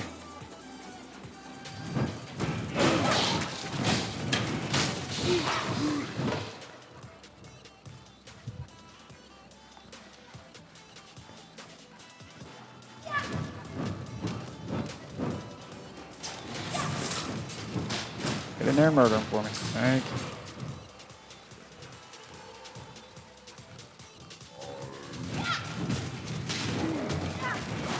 Wow, he didn't last long. Challenge complete. Defeat the unique monster Black Death. Oh, that was a boss.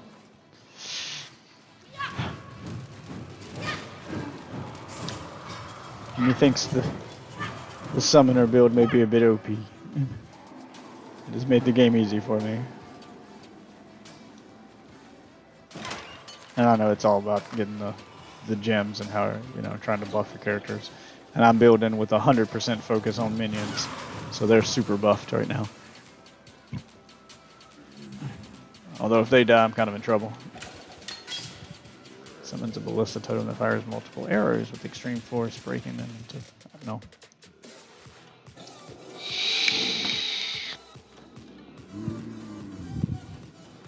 That one I might actually use, because I actually use the...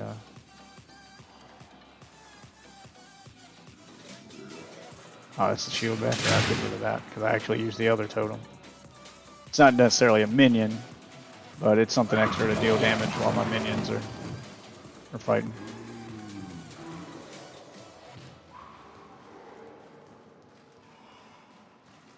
See anything I can do to keep up in the ante? Oh, I thought I could go through there, but I guess not. Go back this way.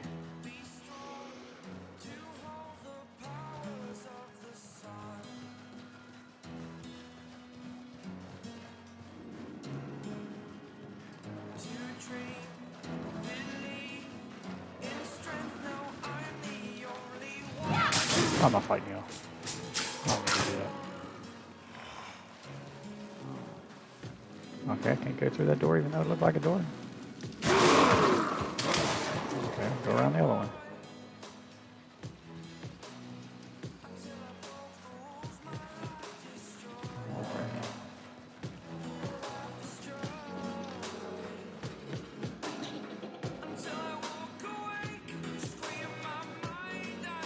Ah, there's the waypoint. Damn it, again. It looks like a staircase on the map, but it's not.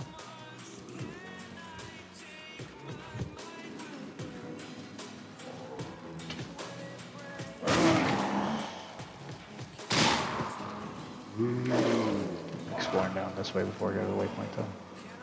Nope, dead end.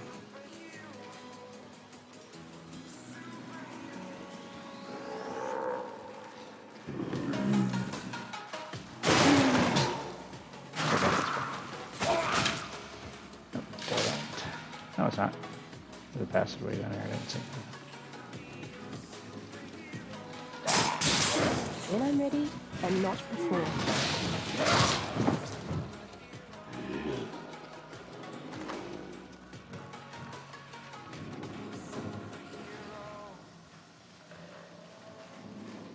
That way nowhere.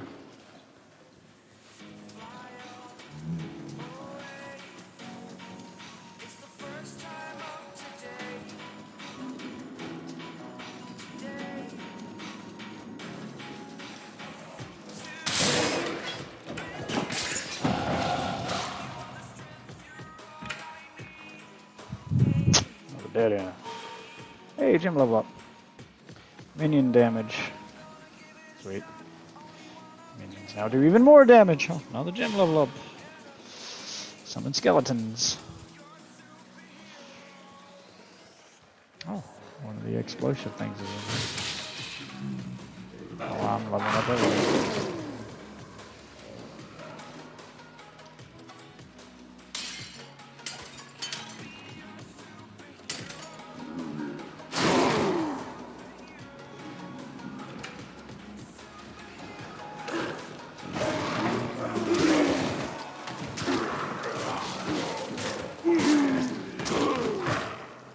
Another one for you.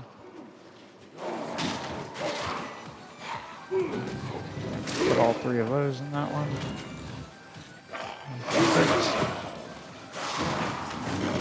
Yep, put all three of those in that one. Let's try to maybe go back. How far back this way can I go? Anything out here?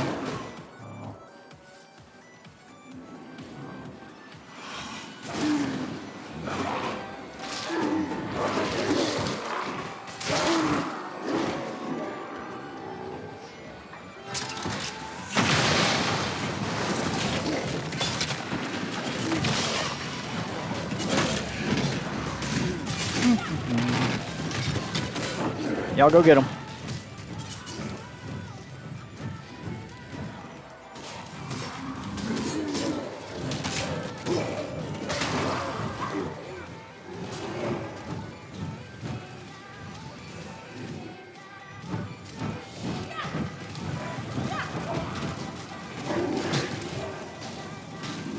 Okay.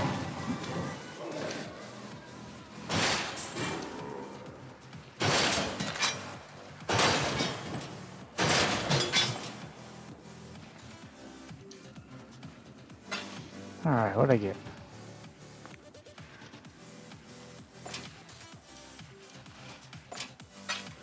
Too much clutter. Go back.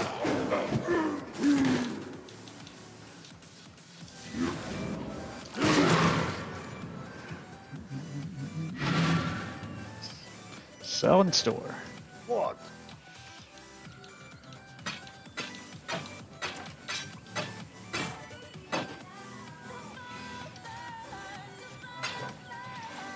No, no, no, no.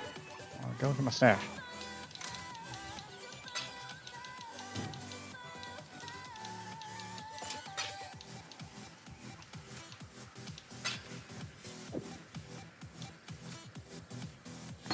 Shrapnel ballista. I don't have any free gem slots, do I? No. I'll keep the ballista I got then.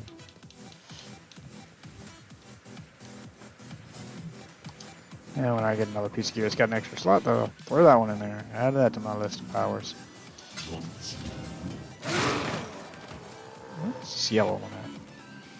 Keep targeting.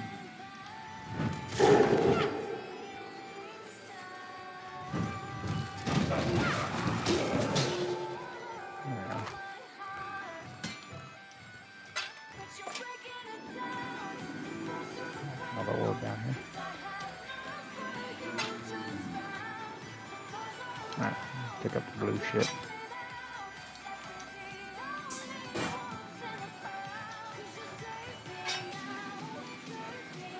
Too much clutter. Alright, I know you got there. I don't care about that. Care about that one little item. Alright, exit over here. Where does this go? Level 2. I activate the waypoint before I go in there though. Oh wait, something else down here.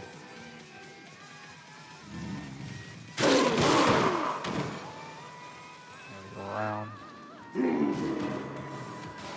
When I'm ready, and not before.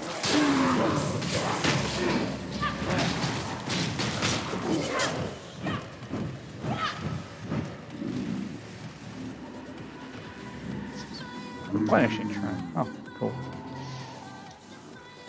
Too much clutter.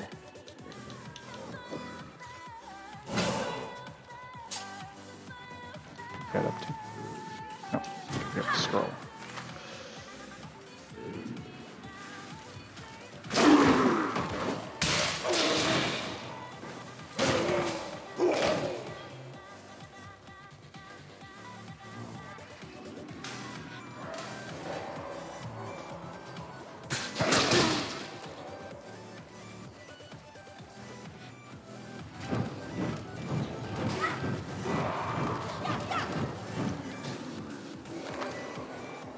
Too much How clutter. many blue shit we need to drop? Yep. 3 now blues, 3 yellows.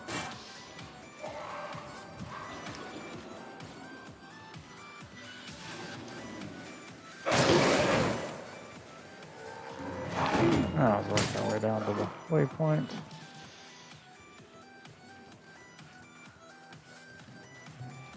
Oh, we'll ride him in here with it.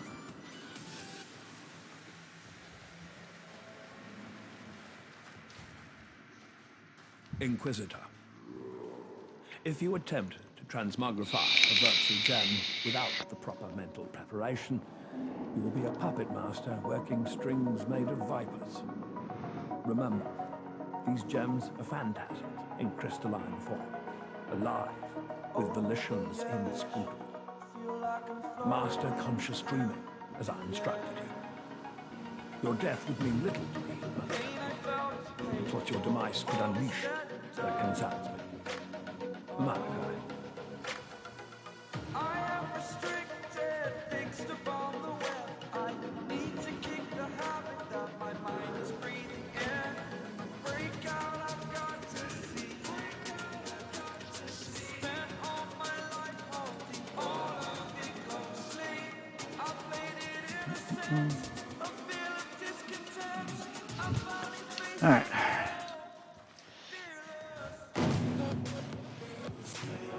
That unlocked.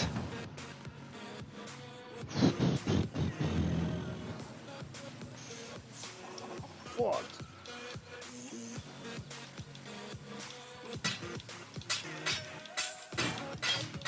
What's this helmet do? Going energy shield. And store the rest of this stuff.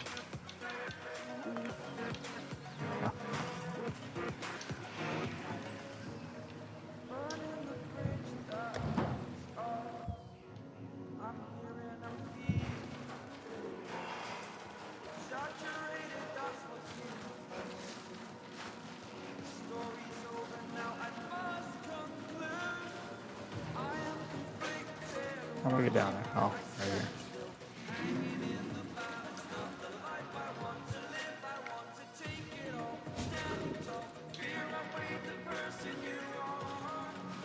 Alright, let's just randomly go this way.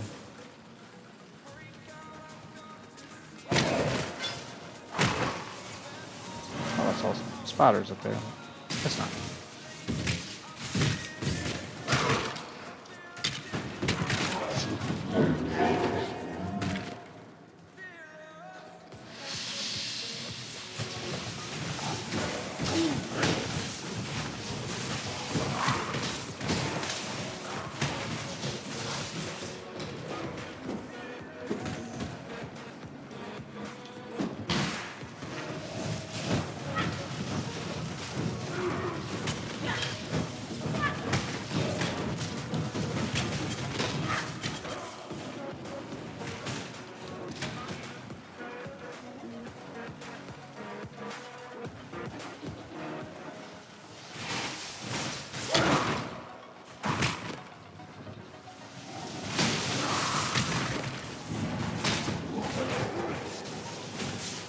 a lot of lightning. That's like your lightning.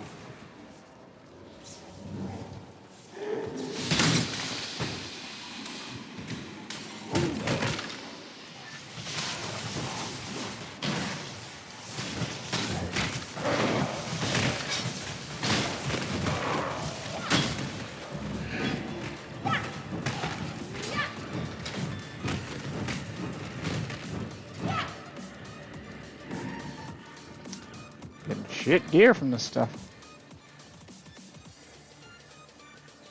It's my lucky day.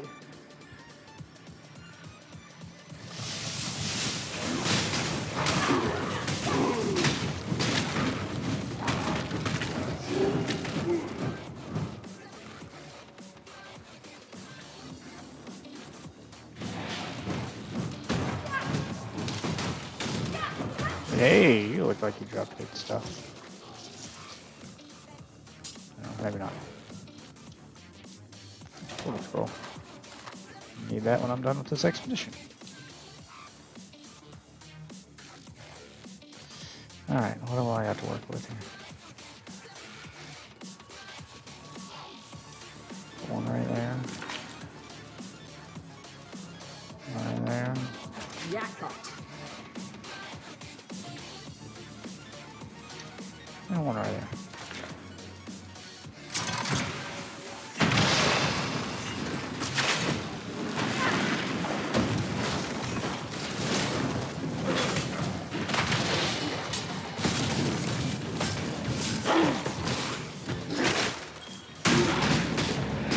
Not a chance.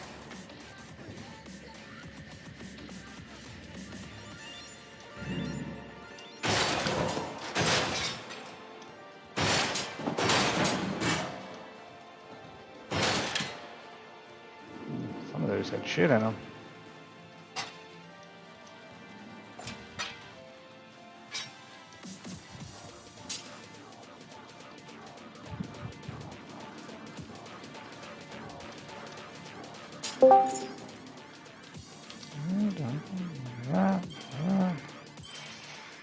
Yo. It's good. Nothing much. Hey, well, How you doing? I was like, oh hey, did you see that game I sent you? the Dark Souls thing that would probably be up Death Sally. Yeah. Yeah. I was like, damn, that literally just looks like Dark Souls. Oh, there's gonna be rip-offs, especially now that they announced they're not making any more Dark Souls. Someone's gonna jump up to fill that void. There's consumer demand for it, someone will make it. Elden Ring is still basically a sequel to Dark Souls. It's even like referencing it and shit. I hope you're right. I hope so. I think it's supposed to be like Dark Souls, like 10,000 years in the future or some shit. Well, the problem is they keep like making games that make people think, oh, this is going to be the next Dark Souls. You know, they're done with Dark Souls, so they're starting a new franchise. So they thought Bloodborne was, but it's not the same. It's not. Doesn't feel like Dark Souls. Never mind. It's not basically Dark Souls. It's different. So they didn't make another one of those. Then they did. What was that other one? Sekiro or something. Spiritual successor here. They're probably going to add new, like, but you know, the story takes place. Yeah. So hopefully, what I mean by that is hopefully they don't change enough gameplay mechanics that people go, it's too different. I don't like this as much. Because that's what happened with Bloodborne. Bloodborne was supposed to be the successor. They were supposed to stop working on Dark Souls games and then start a Bloodborne trilogy. But Bloodborne didn't do very well. I mean, it did okay. It felt like Dark Souls, but not like Dark Souls at the same time. Like it was Dark Souls-esque, so it wasn't exactly the same. People like, well, this is good, but I want Dark Souls. Plus, being a PlayStation exclusive probably hurt sales too. 100% it hurt sales. I mean, it did well enough. I'm sure Sony kicked them back a ton of money for making an exclusive, and I understand why Sony did it. Because they fucked up their first exclusive. Like, Dark Souls should have never been... The Souls franchise should have never been a multi-platform game. It should have been, you know, It should have been a Sony exclusive because Demon Souls was, you know, they should have made a Demon Souls trilogy instead of making Dark Souls, but Sony fucked up that deal for the exclusive and kind of messed it up. So they lost their chance. So I guess they're trying to make up for it. What is this? I bequeath this transmutation device to you, Inquisitor Madigan, in recognition of your devotion to our sublime art. May it be the chariot that conveys your dreams. Okay, this looks like they were doing some kind of experiment here, trying to make Frankenstein. Okay. Solve the trial of ascendancy in this area. Oh, it's part of the labyrinth. Okay. So I gotta find the entrance to that. These are fun.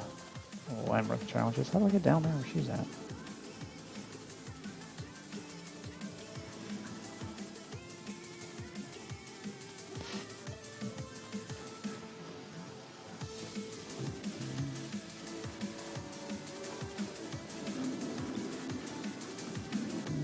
Okay, I'm not sure where to go to solve this. Where's the labyrinth start?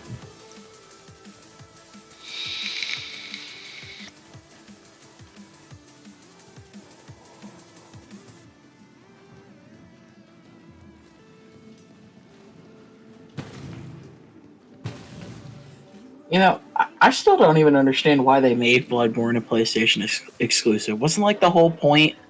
I know it's money. I know it's 100% money. Yep. But like the whole point of them splitting off was so that they had access to their IP, so they could make more money off of that IP. You know what I mean? Like, it's all right. So there's different kinds of exclusivity deals. So I think what went wrong with the Demon Souls one is they wanted like a timed exclusive deal. Like it's exclusive on PlayStation for a year, and then they can release it on another console. Like they wanted to own the IP. Sony, that's what went wrong with the Demon Souls deal. Is Sony wanted to own the IP in the same way that Microsoft owns Halo. Even though Bungie left and Bungie made it, Microsoft owned the IP, so they got to keep it, even if the developer leaves. That's what Sony wanted. Sony wanted their own Halo. And they agreed to it with Demon Souls and then regretted it. And yeah, they got kind of a shitty deal. So they just decided they were going to back out of the deal and make Dark Souls. And Sony never did anything with Demon Souls to PlayStation 5. So I think when they want exclusive stuff, they want to do it in a way where they get to keep the IP. So it's exclusive for X amount of time. And then when that time limit is up, they can, you know, port that IP over to another console and make more money on it. That's what they wanted. I'm not sure if that's what they did with Bloodborne or not. I'm pretty sure that's how that went down. But Bloodborne still hasn't happened yet. Well, like I said, Bloodborne didn't do very well. And it's not just because it was exclusive. Just people just didn't like the game as much as Dark Souls. So I think that's when they were like, well, fuck it, we'll just make something else. I'm not sure exactly why they never made a Bloodborne 2. I mean, I've only heard praise about the game. I haven't heard anything bad about it. Like I said, people had a love-hate relationship with it.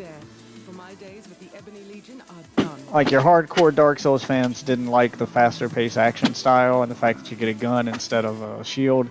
People miss having a shield and thought it was too easy. And then newcomers liked that style, but thought it was too hard. So it was in this weird spot where people who aren't used to those hard games, it's still too hard for your casual player, but it wasn't hard enough for your hardcore player. It was in this weird middle zone where it did okay, but it didn't really appeal to either group. So, like I said, it was good, but it was easier than Dark Souls, and the shooting mechanic definitely isn't as fun as a parry system.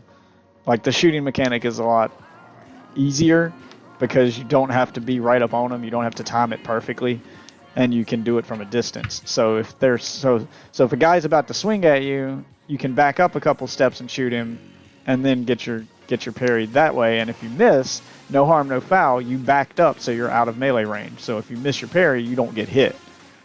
You know, like, you know, having a gun, you can do that. You can parry from a distance, which made the game a lot easier. As in Dark Souls, you have to parry right before they hit you. And if you miss your parry, you take a hit. There's a risk versus reward there. Bloodborne took a lot of the risk out and just gave the reward, which didn't really appeal to hardcore players. So I understand it. I played them both. I liked them both. But Bloodborne was easier. I mean, it's still hard. Still wish I could have played it so I could have my own opinion. To be honest, I'm still kind of waiting, hoping that it gets a re-release. It's not gonna happen, but I'm hoping. Why don't you just get a PS4? They're like dirt cheap at this point. And I would totally join you in Bloodborne. Oh, you're not gonna be one of those console wars, Dick. I'm not buying another console. That's literally it. He's all like, I'll just own a Sony product because I'm all Xbox. I'm like, gosh, shut the fuck up. I mean, just shut the fuck up. I don't see the point in getting a whole nother system when I have one that does the same thing. It just can't play games. Oh, that's why. Because it plays the games that one can't. It's exactly right. But I don't support that bullshit. I don't even like Halo's an exclusive fucking thing. That is how literally everything fucking works. That's just business. Like, to be against that is you're just shooting yourself in the foot. Netflix has exclusives. Amazon Prime has exclusive. TV stations have had exclusives since TV stations. Stores that sell shit in real life have exclusive shit that you can only buy at that store. That's how the economy works. If everybody sold the same shit all the time, then there'd be no competition. Nobody would have a reason to go anywhere else. And one thing would dominate. And then there'd be no competition, and the prices would get driven up, and they'd be insane. That's why monopolies are against the law. This is how the economics works. This is a good thing. I get it's a little frustrating, but ultimately it's a good thing. That's just how it's always been, how it's always going to be, and it needs to be. But I totally get not wanting to buy two consoles at launch at a $500 price tag. I don't do that. But I do end up owning all three because I like stuff on all three. And I wait till the other ones get cheaper. Ah, here it is. Here's the link. Yeah, you can get a PS4 like dirt cheap now. Plus, it just seems that if I wait, 90% of the things that I want come out on PC anyway. Like the one game I was gonna buy a PS3 for, like I was gonna buy a PS3 was Ni no Kuni: Wrath of the White Witch. I wanted to play that game so bad because I wanted. Yeah, I mean, it wasn't amazing. I really enjoyed it. We are getting to a point. No, I mean it is a good game if you're into RPGs. I don't blame you. I played it and I liked it. But we are getting to a point where there's hopefully going to be less of a need to buy multiple consoles with cloud streaming. Maybe you could just buy a subscription. Like do that. Fuck, man. Bloodborne's on PlayStation Now, and there's a PlayStation Now app on PC. You can play Bloodborne right now on your PC for fucking $10. Just buy a month subscription to PlayStation Now and get all your PlayStation exclusives. God of War. That's one of the reasons I'm thinking of selling my PlayStation, because I'm like, well, now I don't need to own multiple consoles. I can just have a subscription to PlayStation service and play them on my PC, just game stream them. Streaming makes that possible. So that's a plus, because I'm thinking of getting rid of my PS5 and getting a subscription to PlayStation Now. Same price as Game Pass now. You pay $60, you get a whole year, or you can do $10 a month. It's better to do the year. It's cheaper, but you get like going through their catalog. PlayStation's catalog there's not as much third-party shit like there is in Game Pass, but like all your Sony first-party games are going to be there. And if the only reason you want the PlayStation Now is to play PlayStation games or play shit you can't play on Xbox, perfect. It's got God of War, it's got the Uncharted series, it's got Last of Us, it's got your Horizon Zero Dawn, it's got Bloodborne, Little Big Planet, like all that stuff that's Sony exclusive. Finally play God of War. Fuck yeah. Yeah, and it's if you're really just trying to cheap out on it or want to try it for just a month, $10. I got it on my PC right now. I can show you. Hold on. Yeah, let's do that. Let me switch to PlayStation. What's in there? PC app's a little clunky. It's meant to be navigated with a controller, so navigating it with a mouse is weird. But I'm not plugging a controller in my PC for this. If my fucking game crashed, my game fucking crashed. All right, so let's look at what's in PlayStation Now. I actually haven't looked in it in a while. I have the app on my computer. You can even download the app to look through the catalog without subscribing. You just can't play anything. But I haven't looked at it in a while, so let me have a quick look at it. All right, so launching PlayStation Now. I was actually looking at the catalog on their website. Yeah, the website's terrible too. It's easier to download the app. That's why I downloaded the app, because the website doesn't show everything the way it should. It's their user face isn't very friendly because the website mixes in stuff you have to buy, and it's hard to tell the difference between the two. And the website also shows you there are some games on PlayStation now that aren't streamable; they're downloadable, and those you can't play on PC. So it's best to download the PC app, and then you get to see only stuff that's viewable on PC. The PlayStation Store on the website don't have the PC stuff. All right, so here it is. All right, so recently added. All right, yeah, so up here you got God of War, you got The Witcher 3, some sports games, WWE 2K19, racing game, Ew, Neo fucking 2K19. Nier Automata, Farming Simulator, Horizon Zero Dawn, Borderlands 3, Ghost Runner, Fallout 4, Mafia 2, Detroit Become Human, Injustice 2, Team Sonic Racing, which is a game I feel is underrated. For Honor, Friday 13th, Elder Scrolls Online, all your infamous games, World War Z, Massacre Heat, Neighbors, Stranded Deep. These are just what's hot, apparently. They're the ones they're highlighting. Saints Row, New Vegas, all the God of War games. You can even go back to the very beginning. Sonic Forces, Mortal Kombat. This is my personal list. You can wish list things and organize it into your own list. Star Wars, fortunately, Sonic Generations, Silent Hill HD Collection, all your Resident Evil games up to 7. Red Dead Redemption, Mirror's Edge, Lost Planet, ton of PS3 games. I got all the infamous games, Hot Shots golf games, Hamster Balls for the kids. Fear, Fallout 3, the Deception series is a great PlayStation exclusive series of games. They haven't made a new one in a while though. I've been waiting for Deception 5. Darkstalkers, Sonic Commando, all your Batman Arkham Knight games, Wild Arms, yeah, and then I got some PS1 and PS3 games in there. Ultra Street Fighter 4, Ninja Gaiden 1, 2, and 3, Puzzle Fighter. I'm always up to do some of that. Let's see my play history. Keeps a history of stuff played. Of course, I played pretty much just stuff from my list. Fucking Super Star Wars on there for. Was that a PlayStation exclusive? Super Nintendo game. But got re-released on PS1, but not any other console for some reason. So it's a PS1 version of the Super Nintendo game. Let's see. We got a family-friendly section. Sonic Mania. Like I said, it's not the best user interface. Power Rangers Battle for the Grid. Ben 10, Overcooked, Tennis, Golf, more golf games. Hot Shots Golf's the only golf game I play. Although I did play the Xbox equivalent of that, Power Star Golf, which isn't as good, but I really wish they'd make another one of those for Xbox. I totally destroyed all your records in that game, by the way. What records? All of the records you set in Power Star Golf. Didn't play that game, man. You did play that game. I can fire it up right now. It shows me on the course what your longest drive is and stuff. And I literally see it in game and it tells me when I surpass people on my friends list. You played it. I don't know when, but at some point in time you played it. My brother probably played it back when we first had a fucking Xbox One. That's half the reason I downloaded it. Because I love the Hot Shots Golf game and that's the closest thing to it on Xbox. And I saw you played it. I was like, cool. Finally, somebody play that with me. But never mind. Hot Shot Racing, though. And Def likes people playing with him. So then they got them separated by genre, horror, action, adventure, Japanese games like Metal Gear Solid 5, Katamari Forever, all your Sonic games.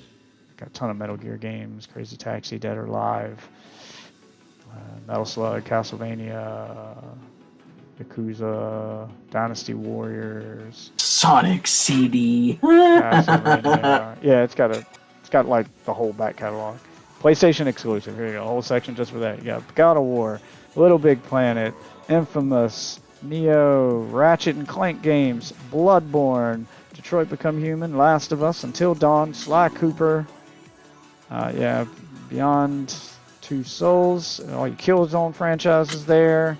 Ape Escape, Knack, Uncharted franchise, wherever the fuck Tokyo Jungle is, Resistance, Shadow of the Colossus, and there you go, that's that. So basically all their big franchises are there. So if you're just trying to play the PlayStation exclusive sections, pay for a month of this, head to this section, and just start gaming. No download. Oh yeah. Yeah, this is the way to do it. You don't have to get a PlayStation anymore. You can just do this. I totally forgot about that. See, I'm 100% down for that. Like, I'll pay. Yeah, and then they I'll got pay them a subscription separated for by it. separated by letter if you want to go through the whole catalog. But there's a ton of stuff on here. Like I said, it's not as like it doesn't have the games on it aren't as good as Game Pass. I don't feel Game Pass has more third-party support and indie game support. PlayStation's more back catalog stuff, and then their exclusives.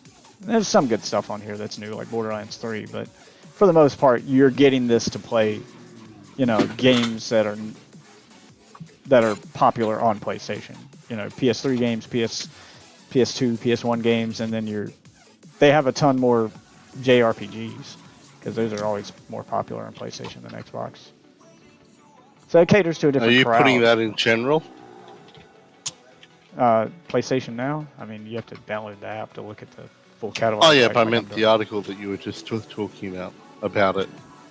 Yeah, I mean, I can put a link to put that up. Oh, all your Blaze Blue games are here.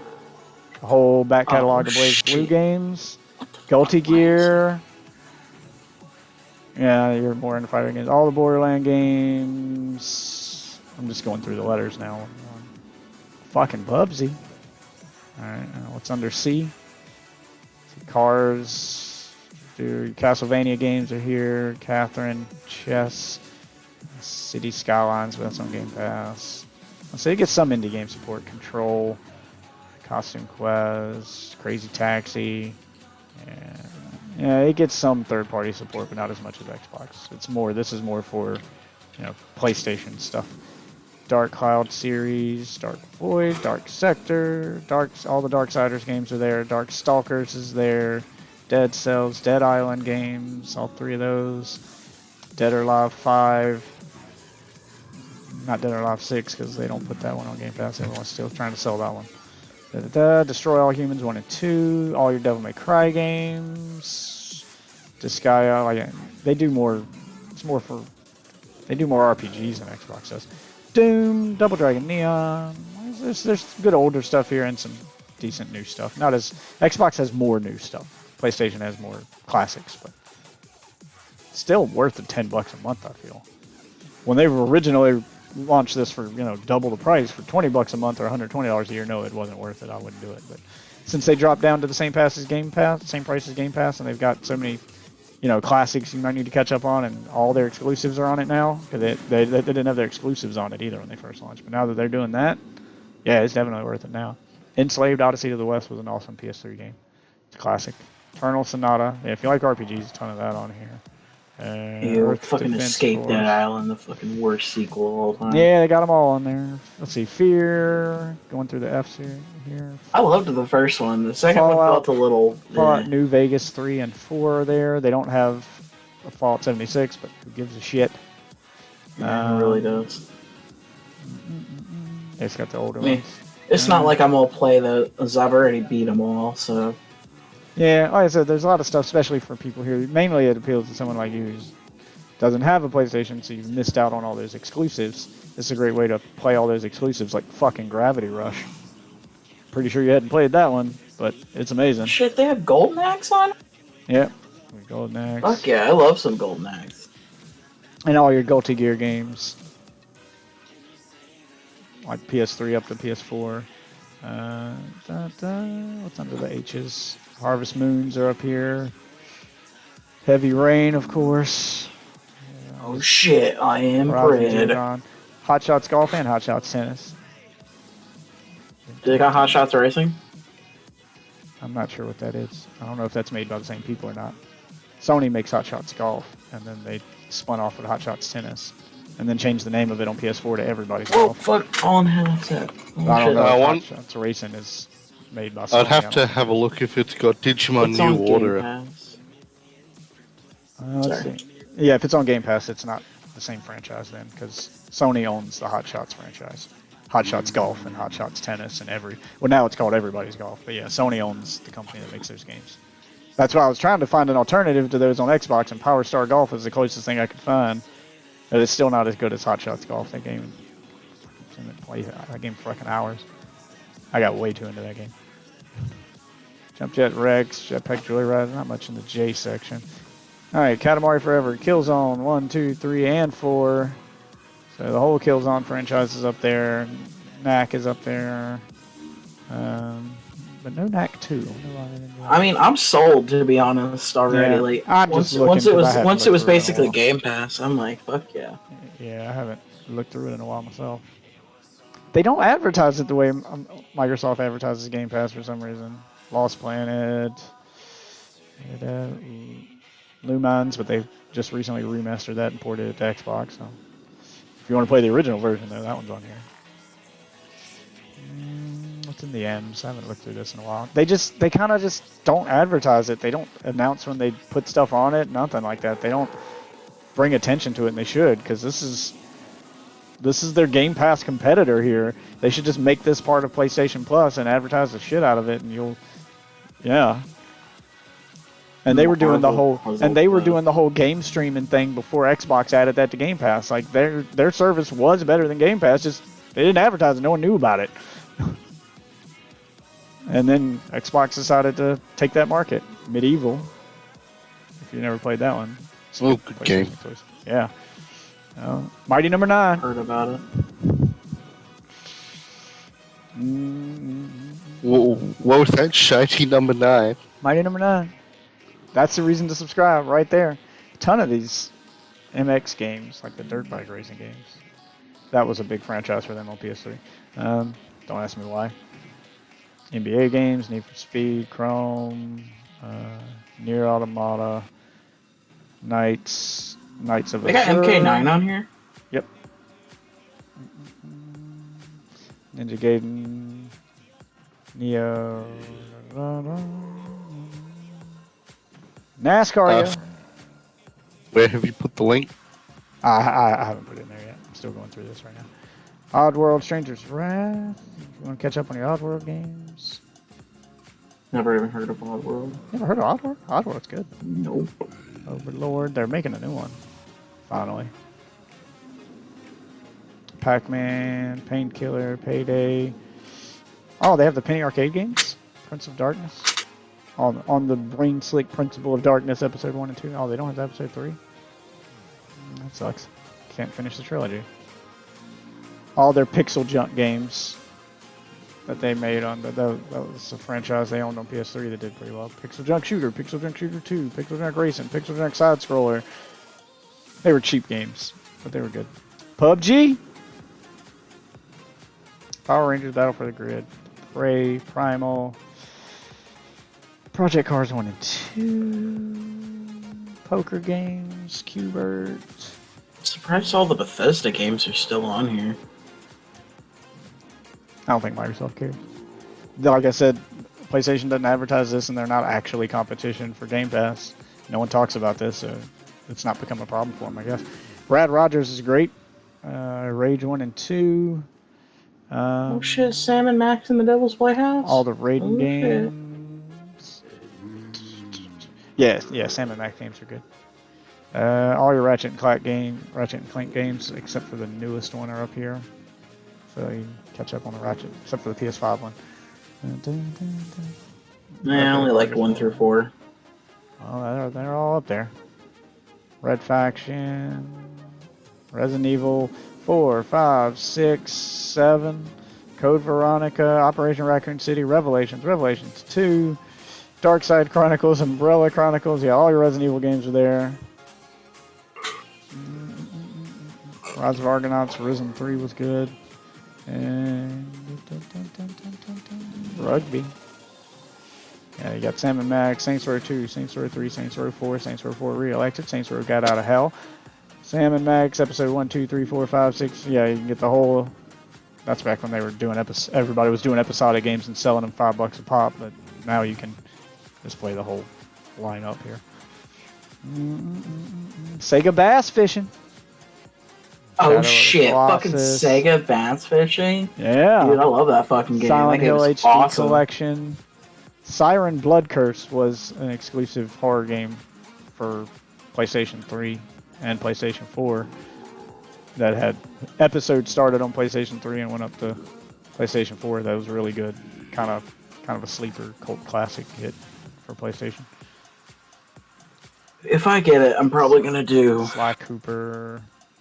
All your Sniper Elite games.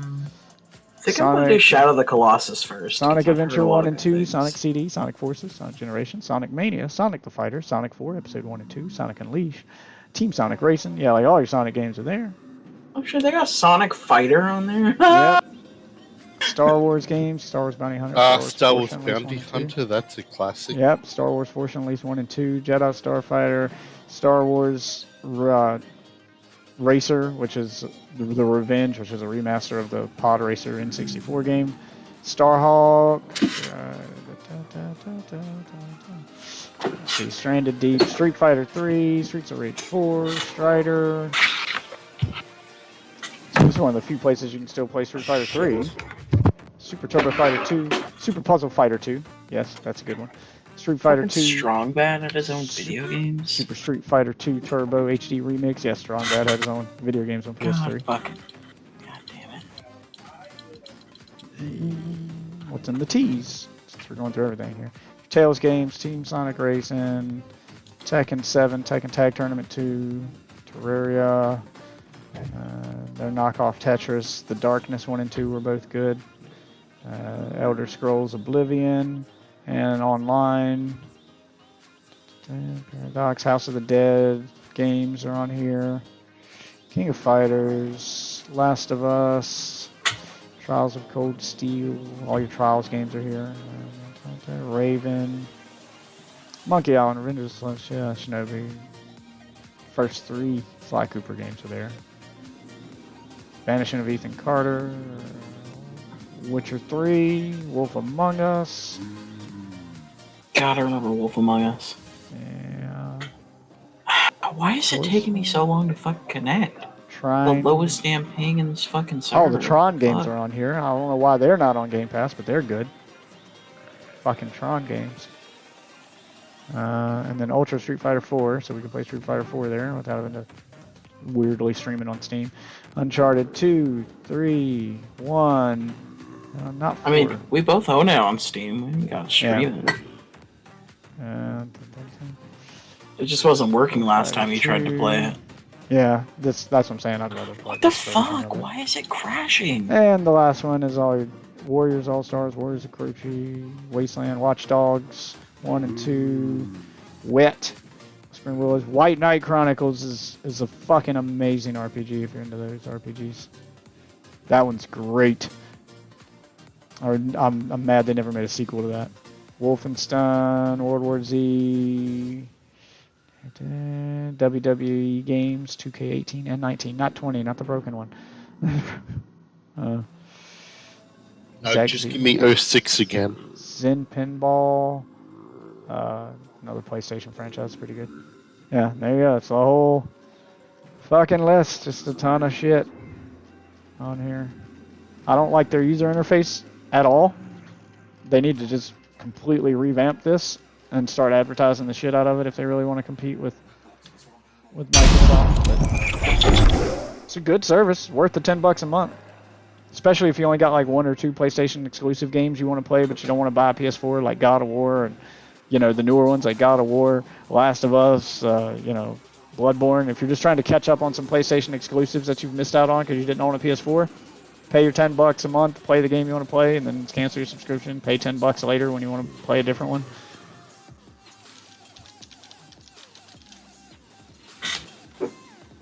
Yeah, it's not a bad deal.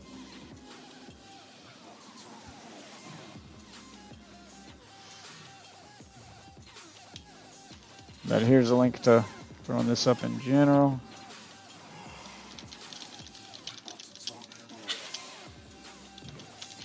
Okay. Guess I'm doing an art stream tonight. That ain't working.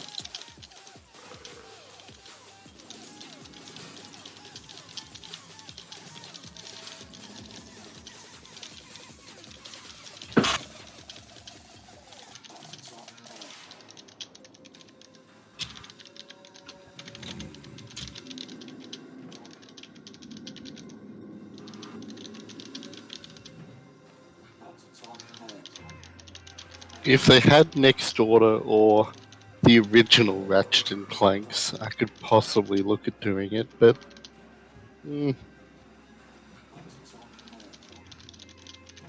1, 2, and 3 were the best ones, and then after that, I think I think At they least- should have stopped after that. I think it was just too much. I threw it up in. These aren't the Discord good now, Ratchet okay. and Clanks. Yeah, like I said, it's not as good as Game Pass. It definitely doesn't have as many options as Game Pass. If you're only gonna get one subscription service to play games on, yeah, get Game Pass. Especially if you don't own a console. If you don't own either console and you're just trying to get it to play on PC, get Game Pass. You'll get more use out of it. Especially now that Game Pass is adding the ability to stream the console exclusive Game Pass games. So you'll have your PC Game Pass games, and then if it's not on the PC Game Pass game, you can just stream the console version and play with the controller. The PlayStation doesn't have any PC games. It's all console games, so they all have to be played with a controller, and they're all streamable, none are downloadable. So it's definitely less. They don't try as hard with it for some reason. They should. They could really compete with Xbox if they wanted to. Wow, these traps are gonna murder all my summons, but I don't care. Well, they probably will sooner or later. Got enough money to throw at it and completely revitalize it when they want to. They don't know. They don't seem to care much about the service for something other than a way to play old games.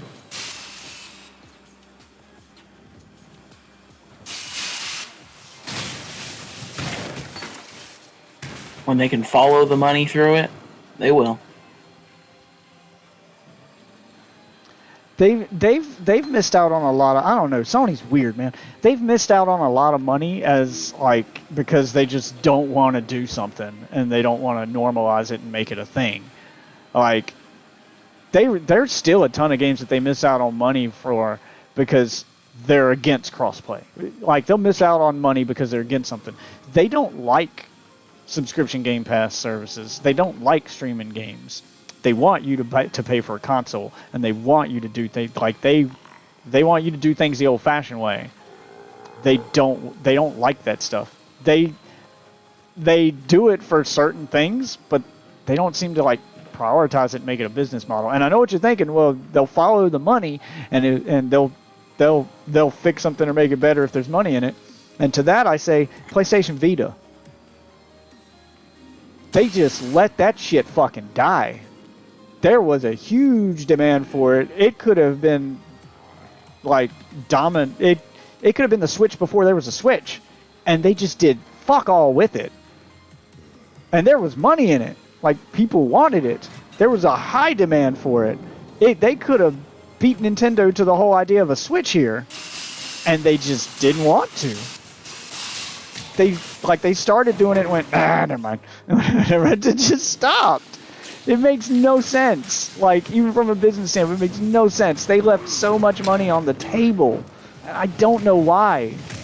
It's not like the Vita couldn't handle, like the Vita could handle everything the Switch can handle. And it was years before the Vita, before the Switch.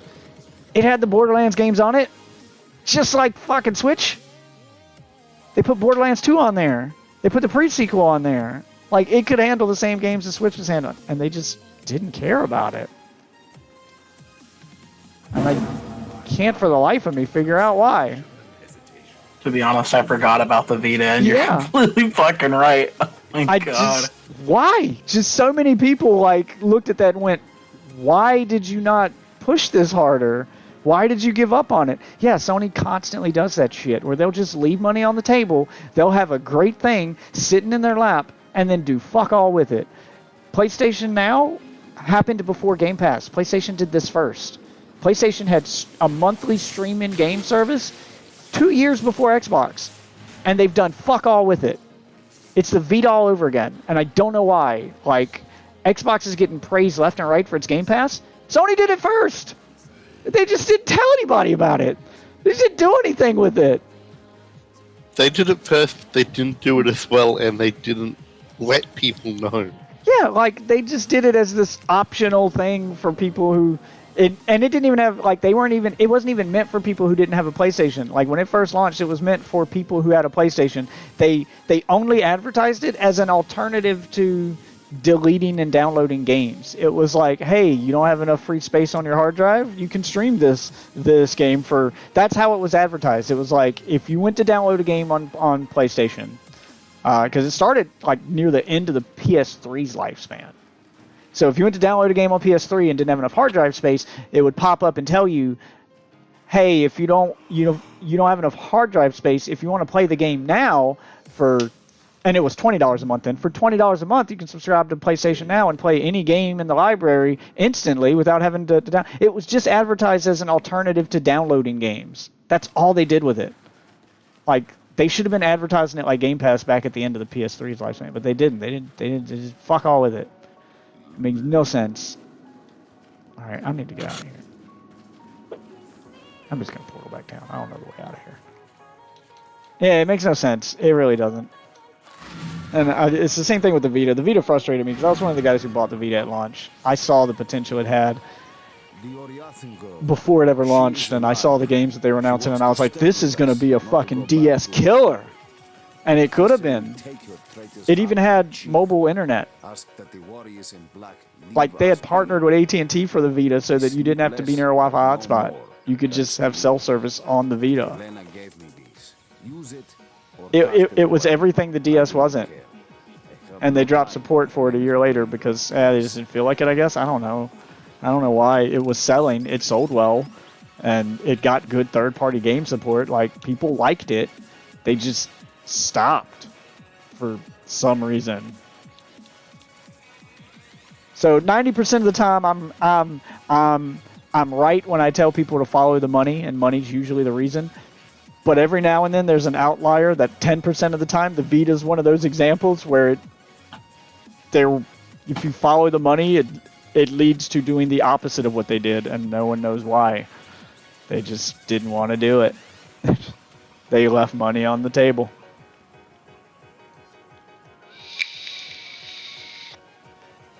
I think they dropped the Vita because it didn't sell as well as they were expecting. I mean, well, you can kind of blame it on that. The problem is they had unrealistic expectations, and a lot of companies. Oh, I know that. They'll call something a failure because it didn't sell 40 million units on day one. I'm like, well, that's a ridiculous number. They wanted it to outsell the 3DS like immediately when it launched. And I'm like, no, it's gonna take time. You're like, you don't understand, Nintendo fanboys. You're not gonna get Nintendo fanboys away from a Nintendo console. If that's the market they were going after, yes, it was doomed to fail. Nintendo fanboys are always going to buy nothing but Nintendo products because Nintendo fanboys they're a ravenous group of fucking fanboys. Like, they are hardcore. But there were those tons of people in the middle, and those are the ones it sold to, and it sold well enough to get third-party support to get a port of, Borderlands 1, 2, and pre-sequel. Like, it got good third-party support. It had good games, had good exclusives. They made Gravity Rush for it. Like, that game was specifically made for Vita, and that sold like crazy. I don't know. It did a ton of shit right, and then they were like, well, it's not outselling the DS, so it's a failure. I'm like, nothing's going to outsell the DS. Not within a year. From what I remember, it did a lot wrong. Like, having memory cuts. Yeah, it did a few things wrong. They went the Apple route where they used their own specific charger, so you had to buy that, and then you had to buy the memory card was an issue. But then they tried to fix it. They re-released the Vita. It's the Vita Go, or the little smaller one, where it was smaller, easier to carry around, had a better screen, and didn't require you could use SD cards with it. So they tried, and that's the one that sold gangbusters. When they made one specifically designed to compete with the 3DS, it did. And then they just still stopped. I guess they wanted that one to instantly destroy the 3DS. I'm like, no, you're not going to instantly destroy the 3DS. Even if you make a console that's a portable console that's 100 times better than the 3DS, you're still not going to pull the Nintendo crowd away from the Nintendo console because they don't care about anything but Nintendo games. They're not buying the 3DS because it's a good system. They're buying it because it's got fucking Zelda on it. That's it. That's the only reason. And you're never going to get Zelda on your Vita, so you can't get that crowd. You're just never going to. Like the Nintendo crowd play Nintendo games because they're Nintendo games.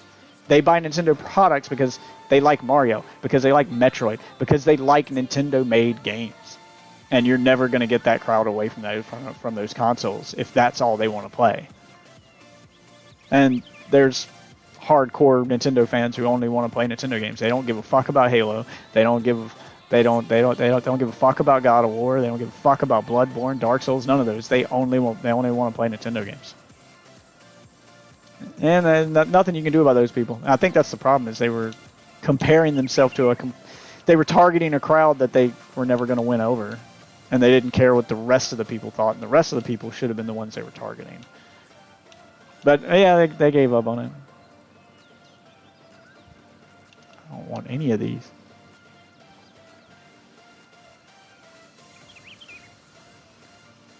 Arcane Cloak. I feel like I already have some of these, but sure, I'll take that one. I don't really care about these. I have no use for Helena's kind of peace.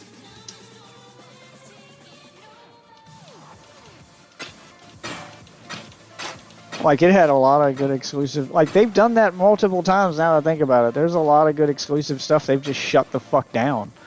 That was making buku bucks, and they just, I guess, didn't want to be bothered with it anymore. Like, PS3 had the first, like, free-to-play MMO, and it did really well, and they were making, you know, money hand over fist on the microtransactions in it. They did free-to-play MMOs before anybody else, and it did well. I mean, it was family-friendly, and it wasn't, you know, like, going to compete with World of Warcraft, and I think maybe that's why they shut it down, because it didn't compete with World of Warcraft. But it was on PS3, it was on PC, it was called Free Realms, so the price was in the title, and it was a cute, family-friendly World of Warcraft-style MMO that was actually pretty fun. It had a ton of mini games and stuff for kids to do other than just go fight and grind. So, you know, they focused on being a kid version of World of Warcraft, and it did really well. And then they just shut it down. There's actually a fan-made server for it, so people can still play it. It still has players to this day. I'm in the Discord for that. I'm in their Discord waiting for them to fix some of the bugs, and it's in beta, waiting for it to come out of beta.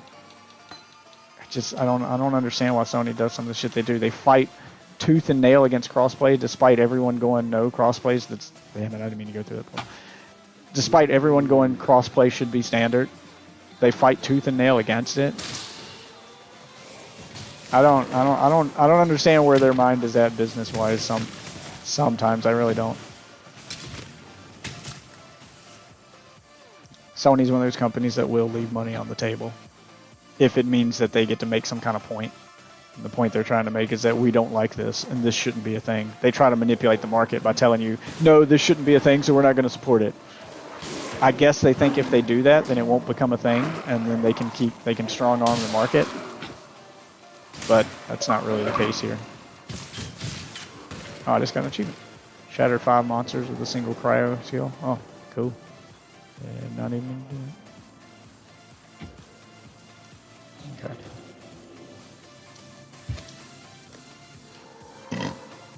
Currently no waypoint in that area. Oh, well then I'll find the exit.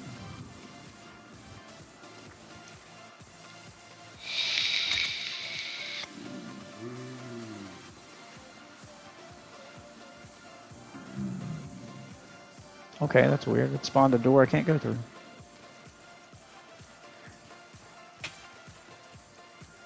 Yeah. I totally forgotten about PlayStation Now. That shows how little they advertise it. I had totally forgotten about it until we started talking about... So I started trying to talk you into getting a cheap PS4 so you can play some of those games with me, because I'd love to play Bloodborne again. But now that I know there's a way you can do it, yeah, just get PlayStation Now. Let me know when you get a month. I'll play Bloodborne with you. Yeah, man, I totally will. I'd completely forgotten about that service. Shows how little they advertise it. So I'm someone who's actually used the service and subscribed to it in the past. Because that's what I did. I subscribed for a month, played the game on Play when I didn't have a PlayStation. Before I got a PS5 again. You know, and I'm thinking of selling my PS5 to do it again. Just use that service. There's not really much on PlayStation 5 I want to play. That to justify owning a big expensive system. Or there's not enough on it that I want to play that's not on their subscription service. Like, the only stuff that's not on their subscription service are like the PlayStation 5 exclusive games, like the remake of Demon's Souls. That's really it. Oh, Astro's Playhouse. Yeah, that comes with Or the whatever it console. is. Yeah, I mean, that's good. That's just a tech demo for the PS5. Like, that needs to be an actual game. I'll admit to that. They do have an actual Astro game that sold well and did well, but it's a VR game. They have to have PlayStation VR, so it's not going to be on PlayStation Now. That's the only other thing I'd want a PlayStation for, is for PlayStation VR. Can't you use VR with an Xbox? Nope.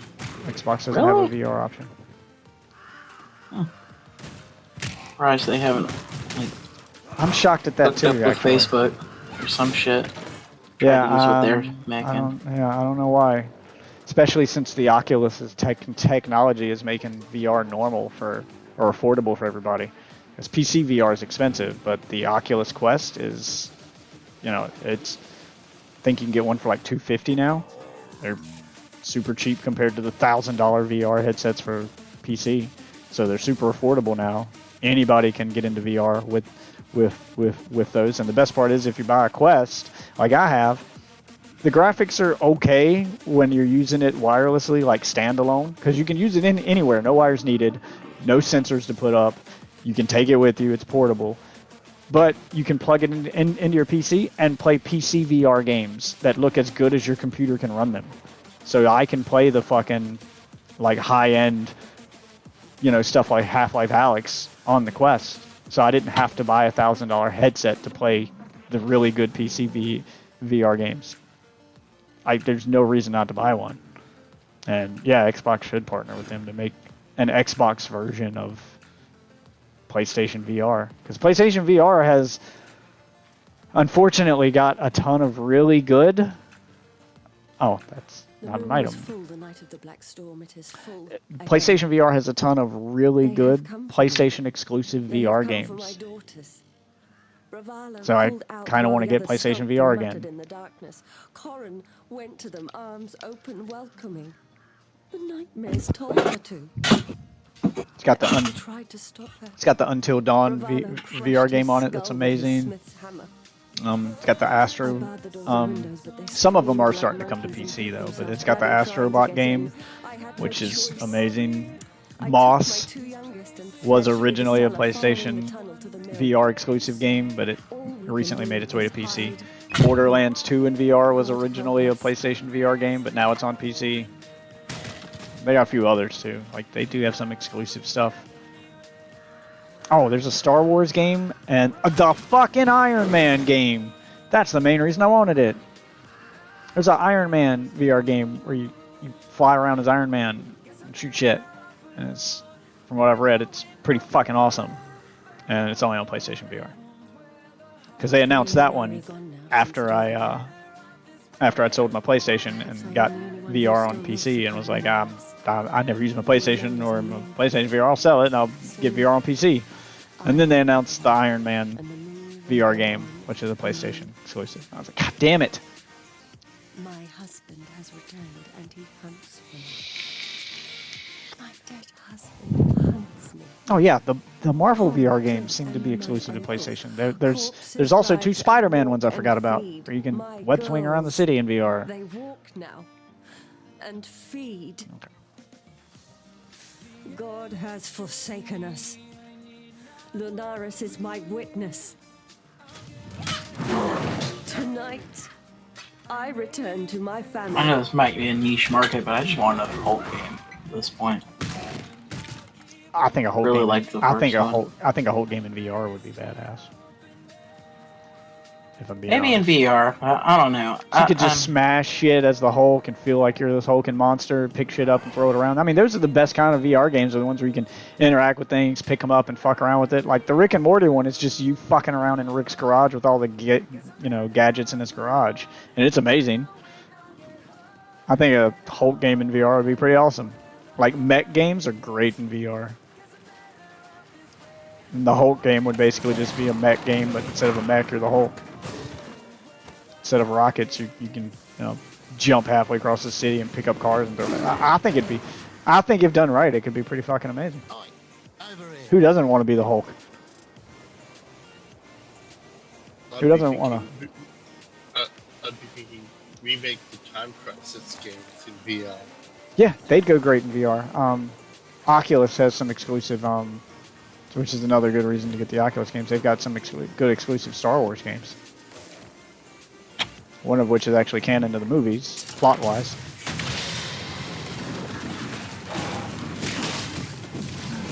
Which movies? It's a storyline that takes place between the old trilogy and the new trilogy. Is it any good? Yeah, it's pretty good. I streamed them. I bought them. There's 3 of them. Was that a really long time ago? A little over a year ago, I guess. Probably during the time when I was just showing up in and out. Yeah, Is that the Darth Vader one? Yeah, the Darth Vader one. It's really good. And it looks amazing. Like, graphics are great.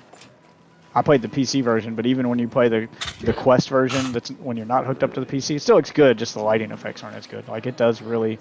It's the game you show people when you want to show the Quest on its own, like not hooked up to a PC, you want to show them what it's capable of. That's the game you show them, because that one looks amazing even when you're not using a PC to boost the graphics. It really shows what the console is capable of. Plus, it's a good game. You get sword fight, you get the lightsaber duel with Darth Vader at the end.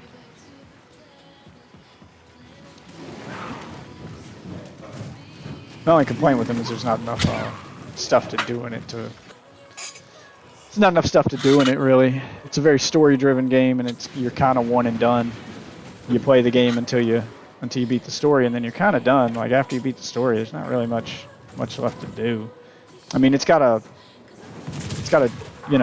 lightsaber, like Jedi training mode where you just practice using the lightsaber against hordes of enemies. Like it's got a horde mode where you just duel different types of enemies, practice using the lightsaber.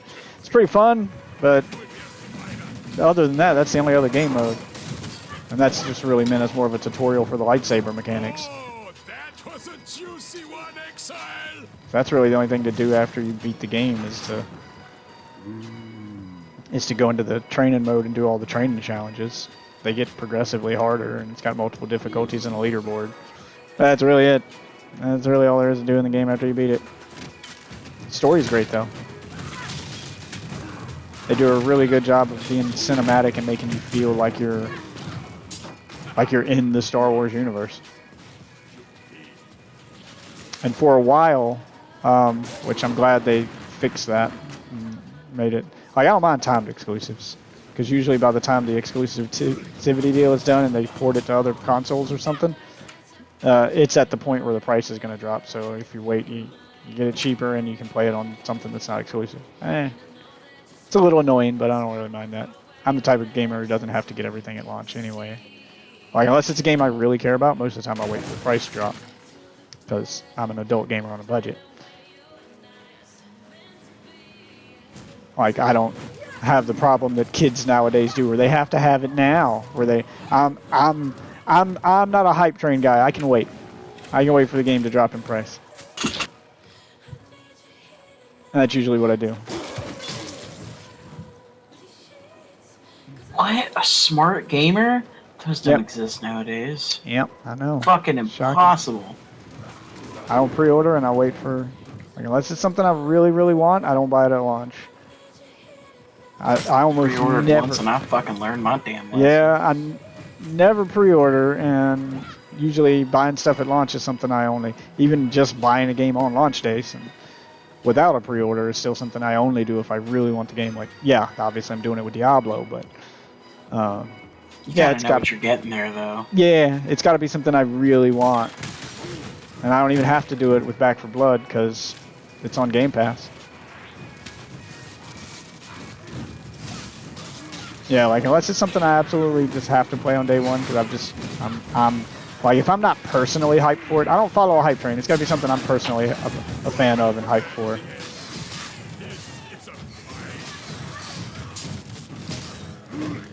Like if they announce a fucking, if they ever announce a fucking Hot Shots golf game again, because it's been like 6 years at this point since the last one. I forgot how long. Maybe longer. If they ever announce one of those games again, just shut up and take my money. Especially if they find a way to make, if the company that makes them stops making exclusives for PlayStation and they make a Hot Shots golf alternative, you know, kind of like From Software did Dark Souls instead of Demon Souls. If instead of doing Hot Shots golf, they did something else golf, but it played just like Hot Shots golf. Yeah, shut up and take my money. Buy that shit on day one. I'll support the hell out of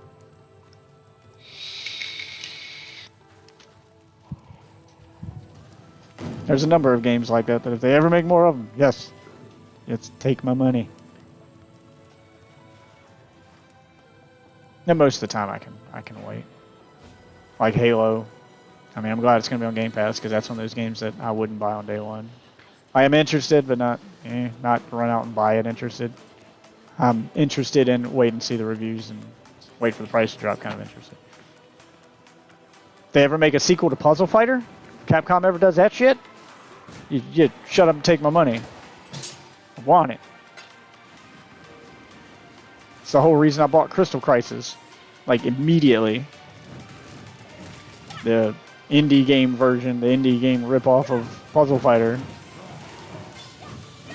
And then was disappointed in it, not because it wasn't a bad game. It's a great game. I'm just mad it didn't sell better because the online is dead. And that was the main draw for me was, you know, I would have been super invested in the online, but even a month after launch, you couldn't find a match online for nothing, which sucks.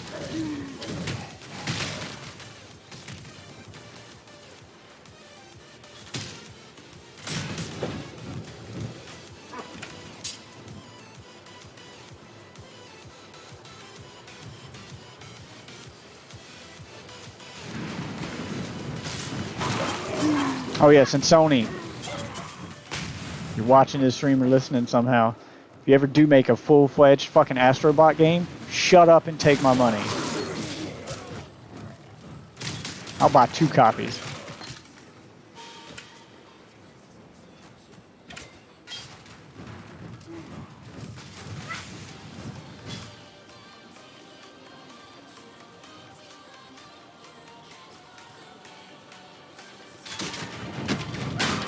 Oh my god. Just summoned a Stampede on top of it. Spectral Stampede was his modifier. Oh fuck! There they come.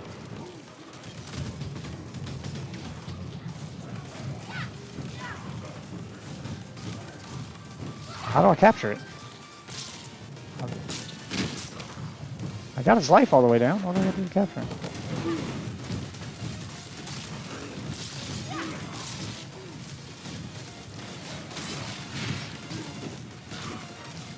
Gotta wait for him to get some sick phase.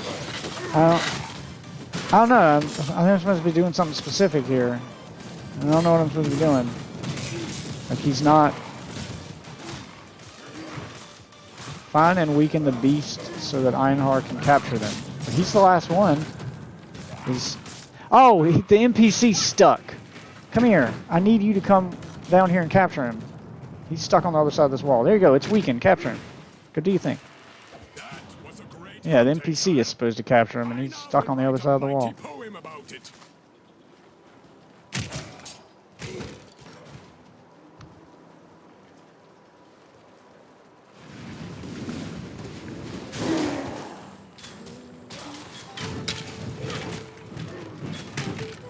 I was wondering what was going on. I killed that thing ages ago.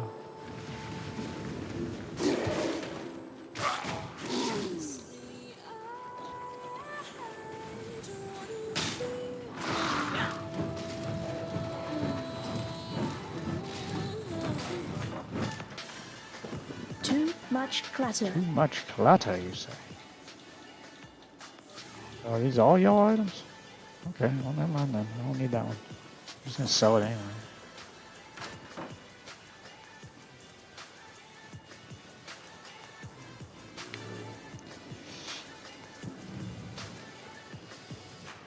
I already did that.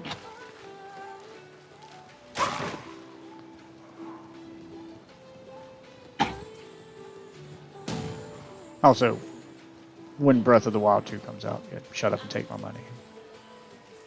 That's when, already when the new Metroid comes out, shut up and take my money. 2D style Metroid, which they are finally making. Yeah, games like that I wait a long time for, and I want to see them make more of. Those are the ones I buy on day one because I want you to get 100% of the profits, no discounts. I want to give you my full support. So, Nintendo finally making a new side-scrolling Metroid game. Sequel to Metroid Fusion, finally, after so long. After like 20 years, yes. Shut up and take my money. I will make sure that you get all the profits you deserve on that one because I want you to look at the numbers and say, hey, people want this. Let's make more of it. Sadly, I don't think people are gonna fucking buy it. I think they will. I think it's been long enough. I hope There's they enough do. demand for it. I really do too. I mean, I'm gonna do my part and I'm gonna buy it on day one. I'm gonna buy it at full price on day one. Might buy it even though I ain't got a Switch. Shit. Buy it for Enjoy. I'm gonna tell Enjoy to buy it. You should buy a copy too, even though you don't have a Switch. You can get a Switch later and then you'll have it. But yeah, go ahead and buy it. Support the game so they make more of them. I don't really think I need to do that kind of support with Breath of the Wild 2. I think that they know people want Breath of the Wild at this point. But I just want Breath of the Wild, so I'm going to buy it on day one because I want to play it. Like, I want to be playing it right now. Right? But I can't. So, first chance I get to play it. Yes, I would play it. Oh yeah, that's the other game I need to play on PS5. Well, I don't really need a PS5 for that. I guess I can do it on my PS4 with the remake of Final Fantasy VII. I'm kind of waiting for them to finish it though, because they're doing this fucking episodic thing, and I don't support episodic shit. Like, I wait until you finish the whole game and all your episodes are done, and then I buy the bundle. I don't buy the episodes. Fortunately, the remake of Final Fantasy VII is just the first chapter of the game. It's not a full remake. It's episodic. So when you finish the full fucking remake, I'll buy it. I want the whole game. I don't want to play up to a certain point and then be like, okay, I gotta wait until they finish the next chapter. It's not like a television show where I wait a week. Having to wait 2 years to get the conclusion to the game I just played, it's too fucking long to get the next chapter of a game I'm on. I can wait 2 years for a sequel because a full game will have a full story with, you know, a conclusion and not a cliffhanger. But the problem is, the remake of Final Fantasy VII is just the first chapter, so it ends on the cliffhanger, and you know that there's more coming. Like, you're not even close to finishing the story they set up telling. I'm sorry, Superist, I didn't realize you were still in here. Japanese company. It's an Asian culture of high risk aversion, anti-change. I don't get that culture, because Japan's usually the first ones to come up with weird technological shit. They used to be known as the country for technological advancement. So now they're known as the cultural company for aversion to technological change. That's backwards. And I think it's more just a uniquely Sony thing. There's a lot of Japanese companies that... Yeah, no. Nintendo's a Japanese company, and they're known for innovation. They're known for constantly trying new shit. For technological change. Yeah, that's their thing. No, this is a Sony thing specifically. It's not a Japanese culture thing, because that's not a culture thing that they have over there. They're constantly making new crazy technological shit. They're working on sex androids. Like what are you talking about? That is kind of the opposite of what their culture is known for. It's a Sony thing. In the last few years, they also built a fully sized, one-to-one Yeah. working Gundam. They made mechs. Like, what are you talking about? The Japanese are known for making crazy technological shit all the time. This is a Sony thing. Sony doesn't want to lose control. Sony wants control over the market. Sony wants to be Apple, because Apple has 100% control over the iPhone. Like, up until recently, like, that's what Apple had forever. If you want this, it's exclusive to Apple. Oh, you own an Apple product? Well, you better buy this Apple-specific charger. If you want an app in it, you can only get it from the Apple App Store. If you want this, you can only go through Apple to get it. Yeah, Apple's held a monopoly on their customers forever. Sony wants that kind of control over their consumers. That's all it is. And with crossplay, they can't control where you spend your money. That's why they hate crossplay. They want you to buy. They want you to buy your Fortnite microtransactions in the PlayStation Store.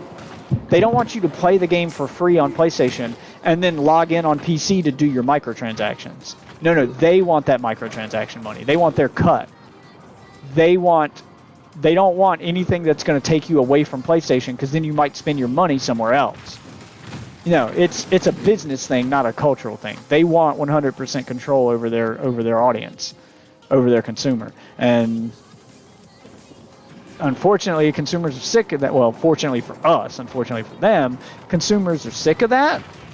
And that's not where the market's going. People don't want to do that anymore. We've had a taste of freedom, and now we want more of that. We want the freedom to play where we want to play and spend our money where we want to spend our fucking money. So if you want to keep your audience now, you need to adapt to that market. Do stuff like PlayStation Now, where instead of trying to control where people play stuff, be the best place for people to play that stuff, so that they'll choose you over the competition instead of feeling like they're forced to have you. That's the business model Xbox is going with, and yeah, that's what people want. Much clutter. Gauntlets and a quiver.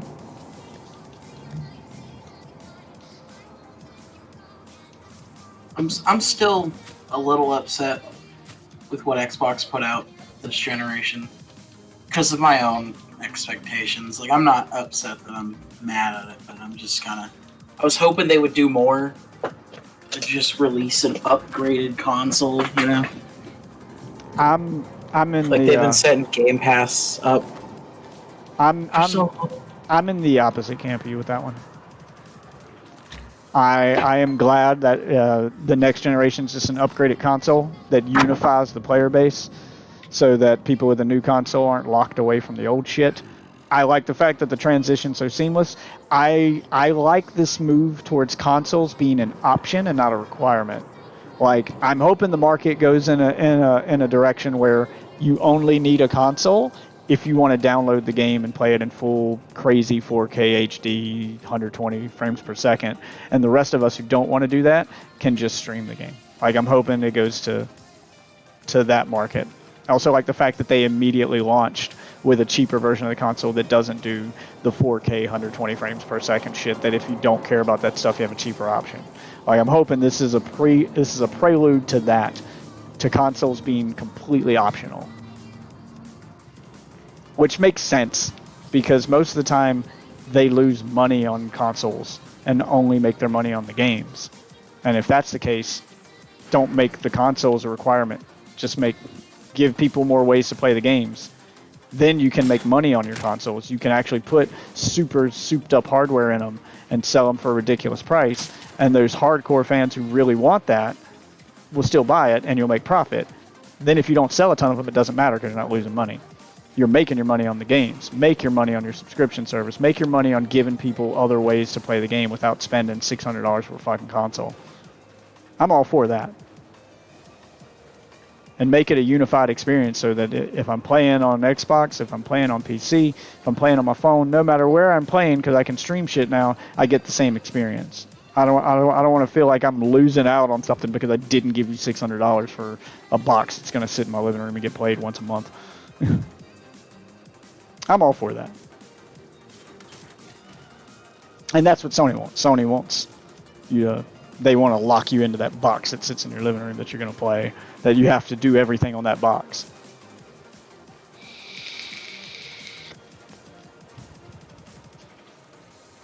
And I don't like that business model. I'm ready for it to go away. We've outgrown it as a society, I feel. It's time for that to die. That shit worked back in the 80s and 90s when internet didn't exist. We're way past that point now.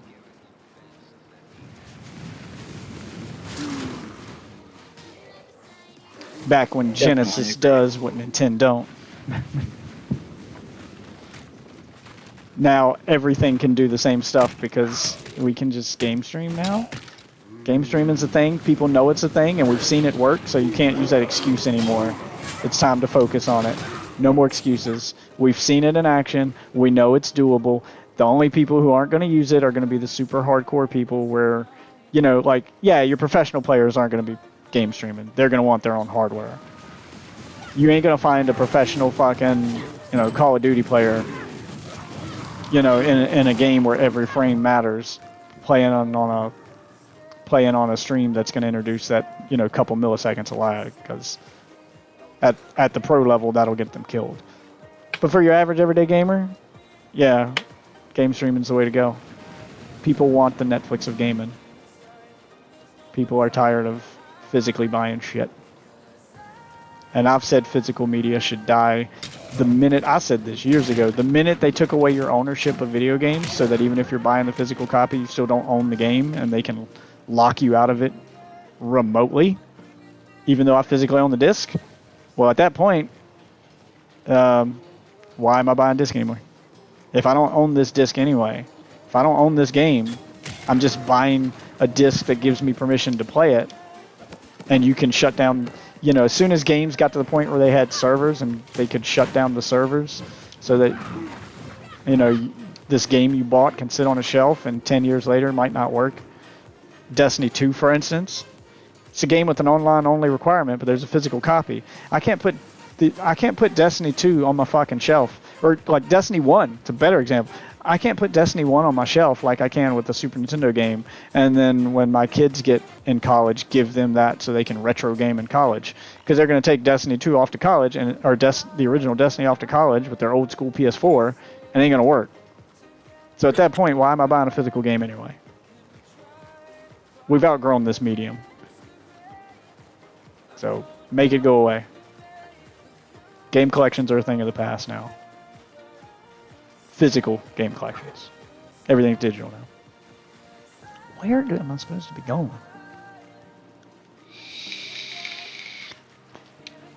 And I actually, the reason I was kind of upset with Xbox with this new generation was because I feel like Game Pass could have been more than what it currently is. Oh, it still can be, and they're slowly making it more. I think it's I think it's more the logistics behind it than just doing it. That's the problem with a service like Game Pass, is it's a lot of behind the scenes legal crap that has to happen to get those games on Game Pass and to, you know, get third party developers on board to make it more. Because we're in that transitional period where you're trying to get developers and publishers like EA and stuff used to this idea of not being able to sell you a game anymore, of basically giving you a game without charging you $60 for it. And we're not there yet. We're in that transitional period. Game Pass is the stepping stone to that. You could get Game Pass to show the world that paying $60 or $70 at this point for a game is not something we should be doing anymore. It's a ripoff, especially since all these $70, $60, $70 games are fucking filled with microtransactions anyway. We've reached the point where all games should just be free or part of a subscription service, and they should make their money off of the subscription and off of the microtransactions. Physically selling the game, especially, you know, something like Destiny, where you're physically selling me a game that I still don't own and in 6 or 7 years may not be able to play, Stop selling me the game then. Sell me access to it, since that's what I'm buying anyway. Stop doing this in-between shit where you're tricking me into feeling like I'm buying a game and all I'm really getting is access to it. And once that game is shut down, access is gone, and I don't own the game anymore. I don't have the game anymore. But I can pick up any of my, I can open my closet right now. I can turn on my fucking Super Nintendo, or I can pull my Game Gear out of the closet, throw in any one of those Game Gear games, and I can play them all from start to finish, no problem. In 10 years, I can pull out my PS4, and some of those games I bought on disc aren't going to work because there's no servers for them. So if your game is a live service game, like that should just be a law. That if your game is a live service game, you should be selling a subscription to it, you shouldn't be selling the game like a product. You should be selling a subscription to it because it's a subscription service. Okay, do you think Netflix would have become as popular as it is now if the only way to watch Netflix was to buy a Netflix box, if you had to buy a physical piece of hardware and then subscribe to Netflix? Because that's what you're doing with these live service games. You have to buy their thing and then give them money afterward to keep playing it. So do you think Netflix would have worked if people had to buy a specific piece of hardware to watch their Netflix on and then pay Netflix $10 a month? Fuck no. Like, they need to stop selling us games. Just make all your live service games free. Like, a game like Breath of the Wild, it's completely offline, start to finish, old school style game. Yeah, charge me $60. Game like Destiny, online only, filled with microtransactions and constant expansion shit I gotta pay for. Don't charge me for the game. Just make it, don't charge me for all those expansions. Don't charge me for all that shit. Just charge me a monthly subscription fee. Make it part of a service like Game Pass so that you're making your money off of your Game Pass cut and then still have your microtransactions. At least then I'm not paying $60 and still having to deal with microtransactions. I'm just paying, Microsoft, $10 a month and playing all the games I want. And if I like a game enough, like Destiny, then I can start paying for stuff inside that game and getting invested in it. And as long as I'm invested in the game, I'm still paying for Game Pass. As long as I'm still paying for Game Pass, you're still getting your cut from the Game Pass subscribers that Microsoft gives you as part of that contract. So you still get your fucking money. You just don't get day one, buku sales money. And that's what they want. Or as Ozzy would say, if they do that, they only get some of the money, not all of the money. Yep, and they want all of the money. And they want all of the money, yeah.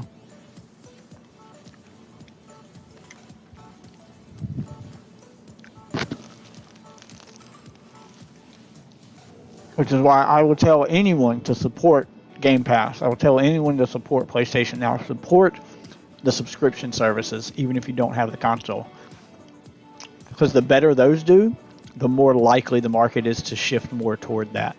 And the more the market shifts toward that, the less physicals is going to sell. And the less physical sales, the less they're going to make those. It's not going to happen overnight. It's going to be a transition. You're still going to have those people who always buy physical media. The way you make subscription services the norm and the way games come out in the future and the way you phase out physical media is the number of people that are subscribers to stuff have to outweigh the number of people who buy the physical stuff. The market, the consumers have to transition from one business model to the other. Once we as a whole transition, the market itself will transition to cater to us. That's how it works.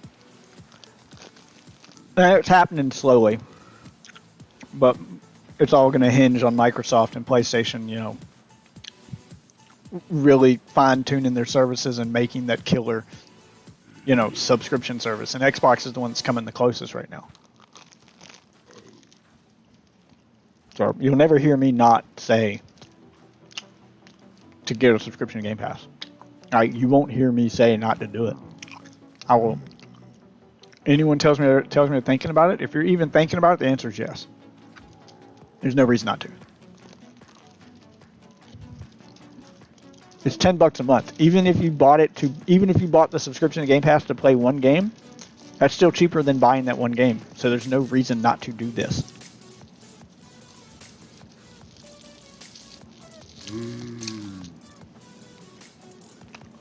And you don't have to buy a console or any hardware.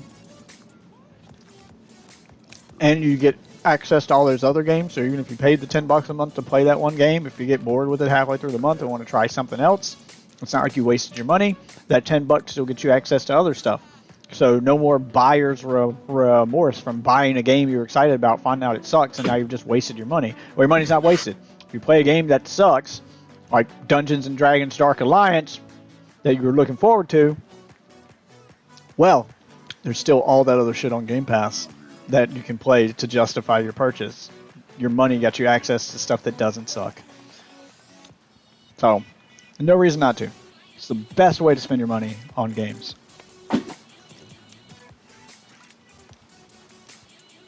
So, I'm excited to see where this transitional period takes us and hope that it leads us to. Heard you pulled a weed out of my garden. The Alira thistle. Handy work, that. But you're Oak's lucky, are you? I could be wasting the last of my breath here, but you're barking up the wrong tree. Once he's done with you, brains will be splattered all over the nearest trunk. Me? I care about a thing called arithmetic. You go take one head, bring me 2 amulets, and I'll give you half the power.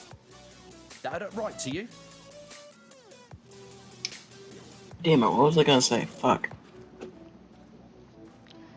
Now I'm gonna murder you. No, not the murder. Oh, by the way, I am ripping this boss in half. Oh my god. This pet build is insane. I usually like rats. SpaceX's second attempt at launching is happening in 15 minutes. If you're interested. Or actually like 10 minutes now. I am. They're streaming it on Twitch too. Posted the link in Discord. Let me know when it's about to happen.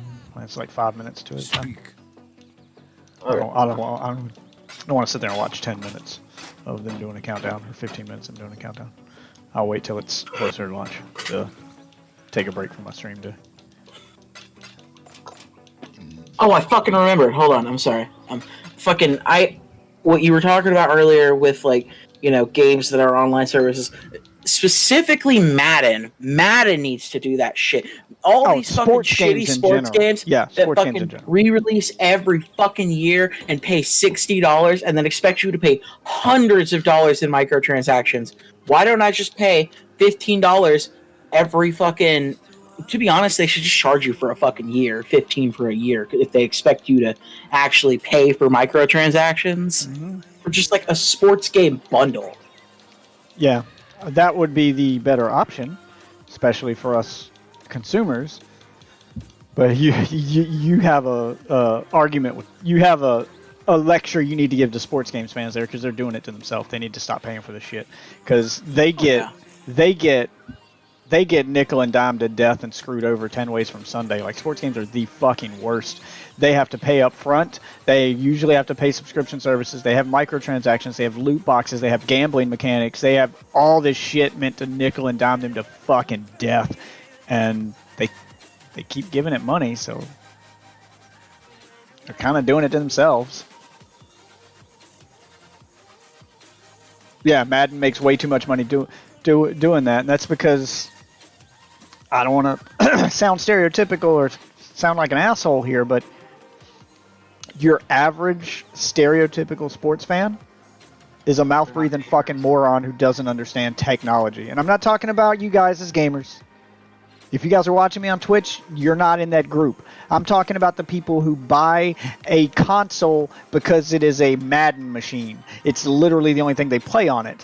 They don't understand technology. They don't know how to do anything on that PlayStation other than play Madden. They don't know how to do they don't own a computer or don't know how to use one. I'm talking about those mouth-breathing morons. The people that call me in tech support and don't know how to, connect to their Wi-Fi.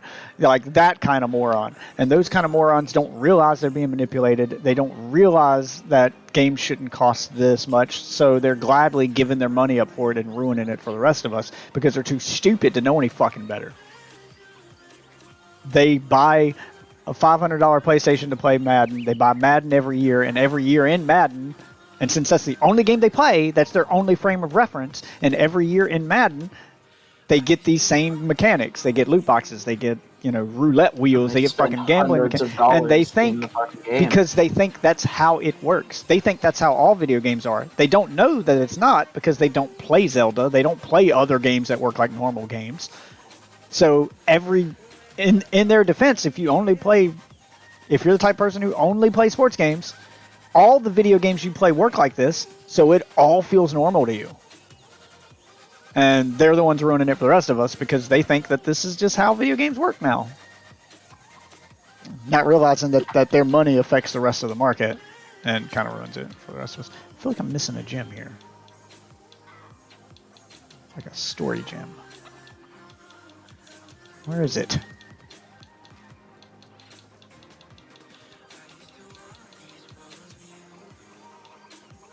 Yeah, I had another one of these. Oh, it's up here. God, I'm fucking stupid. It's right there. Okay. Jesus. Me freak out from in there. And there's the other one. Okay, I got all three things I need. Jesus. No, the rest of you don't play Madden, but that doesn't fucking matter. You understand, right? EA makes more than just Madden. And EA's going, the business side of there is going, well, if we can get sports gamers to pay this much money in this, we can slip it into other games. And that's what EA keeps trying to do. They keep trying to use sports games as the gateway to get that shit into other games. They test the waters with sports games on what kind of crazy monetization they can put into other games. And if something does gangbusters in a sports game, like a loot box, then they throw it into an Overwatch. And when it does gangbusters in Overwatch, then they throw it into an Apex. Yeah, that's how you get down that road. So sports games do ruin it for the rest of us, even if you never fucking touch a sports game. That's why I get so pissed off about it, because I'm never going to touch a fucking sports game, yet all the shit that got popularized in sports games is starting to creep into the shit I play. If all of this stuff was just gated off to sports games and they were the only games that did this shit, then I'd say, let them have at it. That's their economy. They can run it the way that they want to run it. But it's bleeding into my shit, and that pisses me off.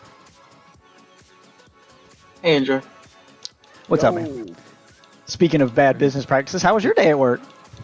It was hell. And just a side note, EA also publishes Apex. Yep. Just this little small. This shit creeps over into those other games. You know, if they can, and it's the same thing with mobile games. Activision they test the waters with this microtransaction shit in their mobile games, and their Call of Duty mobile, and all their mobile games. And when something does gangbusters there, it creeps its way into the main games. Because Activision. About 5 minutes till launch. All right, pull it up. Are they launching? Yep. Link in Discord, general chat. All right, hold on. Pull up that link, and I'm gonna play it on stream. I'm gonna stream their stream. Okay, perfect. Okay, if you're gonna stream it, then I'll just watch. Give me that. It's funny. I just had a thing pop up in my YouTube stories. A guy was walking around with Elon, asking him what currently, if he could talk about from streaming to look at this. What keeps him up at night to where he can't sleep because something in the back of his mind just won't let him rest. And he was so far gone, he didn't even hear the question. He was literally walking through the warehouse, and you could see the gears turning. All right, there we go. Here we go. Their reaction. Cargo Dragon approaches the International Space Station. There are currently 7 crew members. All right, 4 minutes to launch. So we'll do a little break from the game and talk and look at this shit. Shane Kimbrough, Def, if this fucking rocket explodes, you better make a YouTube video about it. Oh, I'm clipping this shit. Where's Jeff Bezos? You better make it so clickbaity. You better put the explosion in the thumbnail. You better have your face Macaulay Culkin style. Well, we're hoping that this doesn't, of course, blow up and kill a ton of people. From the station's cupola. Cargo Dragon will remain attached to the International Space Station for about 1 month before being. I mean, I don't hope anybody dies. I shot insofar as an as explosion. splashdown in the Atlantic Ocean or the Gulf of Is Mexico stream audio for that low? science to be analyzed I back had here to on I Earth. had to mute it. It was Everything's so still a freaking loud go on my from end. here in Mission Control Houston, and Hold we're on, looking I'll turn forward the to music off. welcoming another vehicle to the International I don't Space even hear Station. music. So Nope. for now, we'll head back out to Damn Kennedy. it. Now I Megan? have to. Yeah, you should be able to hear it Great, fine Shanika, now. thanks. I got it Let's turned all get the way one up. last status update from Andy and Joshua before the Let's final see how moments this. of the countdown. Guys? All right, gone to our final moments. Thanks, Megan. We are about T-minus 3.5 minutes until liftoff. The SpaceX team Whoa, is he's got some significant issues. acne. Right now, we are expecting the strong He's a back NASA to be, employee. What did you flying away expect? from the rocket to its pre-launch position. You about probably 2 can't help it, degrees guys. away from Falcon 9 I'm just in order playing. to prepare for liftoff. Well, you think you Strong could back is afford? part of the transport I know it's you can aerodynamic, see on screen right now. It's starting to but they always look like penises at the climb top. away from Falcon 9. It just keeps getting worse. They keep looking more and more like penises. Its job is again to retract away from the Or rocket. launch a giant metal What does rocket. that tell you? That's got to tell you Alright. something. I mean, that it's aerodynamic and that's the best shape to get into We're space, but built it for doesn't. speed. We are built for speed. All right, 2 minutes till we fire this dick rocket. Come on, let's do this. Falcon 9 is performing final health checks on its primary communications, avionics, and propulsion systems in preparation for flight. Dragon is undergoing vehicle health checks, and we did hear the call out T-minus 5 minutes for internal power. Switch to internal power, meaning it's living on its own. It's called Dragon. Yes. We're also Is it really called fucking Dragon? Yes, it is. Because Elon It is Musk a is a fucking meme. dildo. Because Elon Musk is a meme Not lord. very technical, but definitely kind of describes what we're talking about. Moving the nozzles of those engines, on the engine on the second stage. Yes, he is. To ensure we have control for the uphill climb and navigating that vehicle. That's just part of making sure the guidance hardware is go for flight. SpaceX will do the exact same thing for all of the first stage engines just a few seconds before ignition. All of this in preparation. Next time he should add like a silicone pair of balls on the rocket randomly. We're on approach for it. We're catching up to. No, the Jeff Bezos It's rocket just did have over the balls on south it. edge of It Australia. straight up looked like a dick rocket. I forgot what Jeff Bezos' little organization's called. Not SpaceX, it's something else. But yeah, his rocket looked like a fucking dick rocket. Some white clouds forming around Falcon 9 and Dragon. That's straight up big metal penis. Wait, what are you looking at? Blue Origin? Yeah, Blue Origin's dick rocket. Don't ruin it, Ozzy. Ambient air temperatures of Florida. Have you not seen Austin Powers? Through the rest of the countdown. Oh, they put a demo out for the big con, bro. I'm about to fucking download that. Walk through as a. It's releasing in 2 days. T minus 60 seconds, guys. T minus 60 seconds. Falcon 9's in startup. Then, as you said that, so the stream delay is about 8 seconds. Then, as you said that, so the stream delay is about Both stages are now pressurizing for launch. Range and weather should both be good to Falcon go. 9, CRS-23, go for launch. Oh my god, why do I hear myself 3 times? That was the voice of the launch director. Because that's verifying just our the go. way it is. Switch your Discord to push talk. T-minus 30 seconds.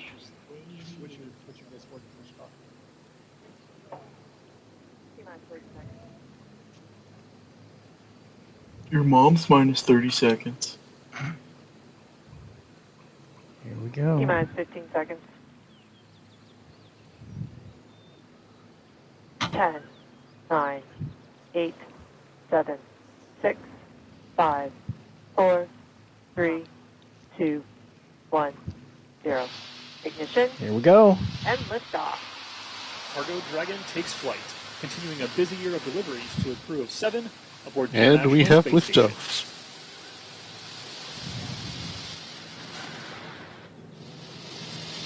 Stage 1 chamber pressure is nominal.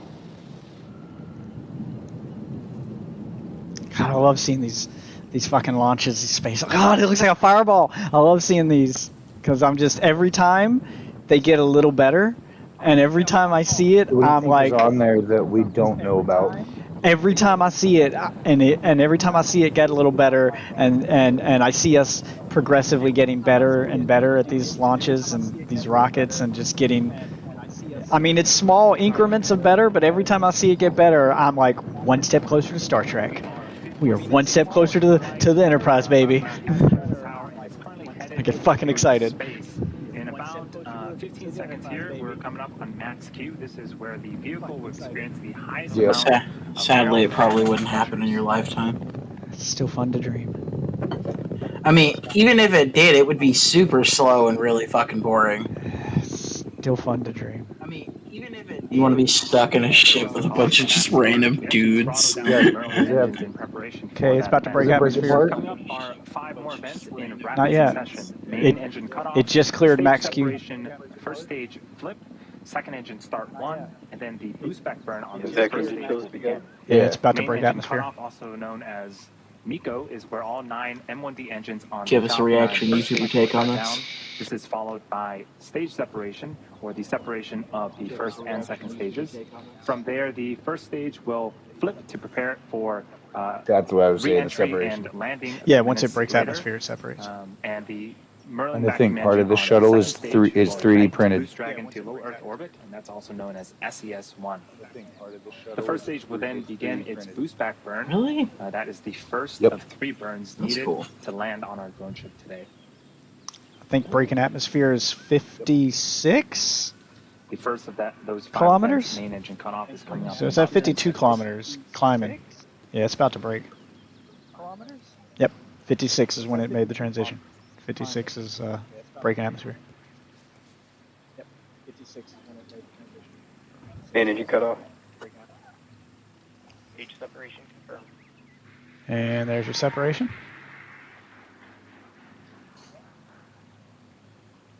Impact ignition. Nice. Yep. Ooh, And very propulsion ignition. This is Yep. Get it away from the shuttle. Yep, low force, because you don't need a lot of force in space. There's no resistance. So Stage 1 boost back burn. Yep. boost back burn. Oh Okay, no, those stream were those froze. 5 events. A lot happening no. on screen. There we go, Main back. engine cutoff, stage separation. The first stage performed a flip. The second stage on the right-hand side of the screen ignited its Merlin vacuum engine. And on the left-hand side of the screen, we're in the middle of that first stage boost back burn. Looks like we are getting some really cool views. Oh, it's just amazing looking at that, the left picture. Contrails being produced Yeah. by the first stage. The heat, man. And that was the call out for the successful completion of our first of 3 burns on the first stage. So if you're just joining us, you're watching a live webcast of the 23rd commercial resupply mission to the International Space Station for NASA. This is SpaceX's 21st mission this year. And Stage this 2 is the altitude's cargo 124 configuration of kilometers. Dragon spacecraft. Guys, this is probably fake. This fake launch into space. Look at the fucking speed. Once it broke atmosphere, look at the speed. Oh, you can't see it. It's behind me. There you go. I'll move. That This is in a number. Hollywood basement. That number right Yeah, there. I've been watching it.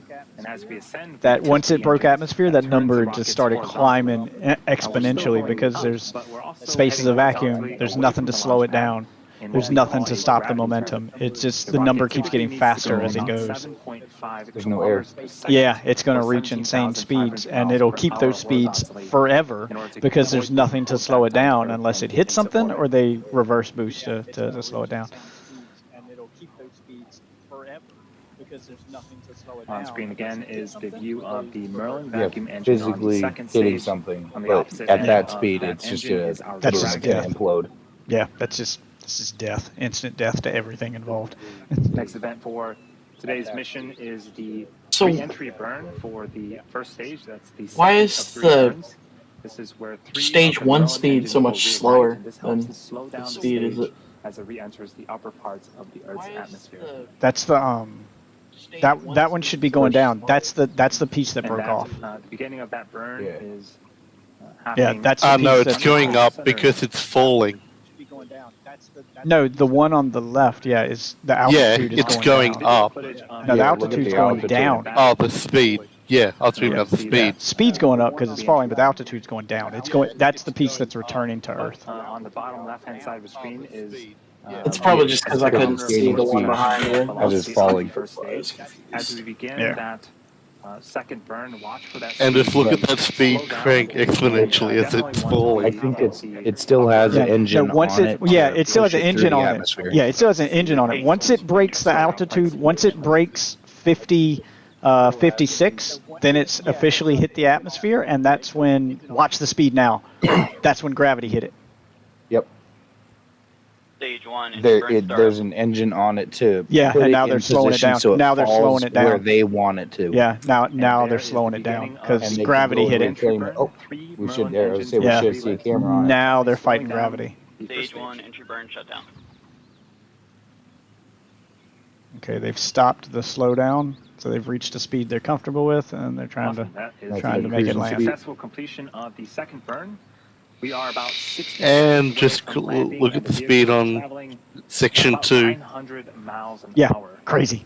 This really puts into perspective. They the broke sound barrier like deceleration 6 minutes in the ago. span of Like less it's than a minute. Oh, they went, insane. yeah, reduced the speed Mach, from, I think they went the like speed Mach of a jet 5. all the way down to 0 What as speed the is Warp rocket 1? lands.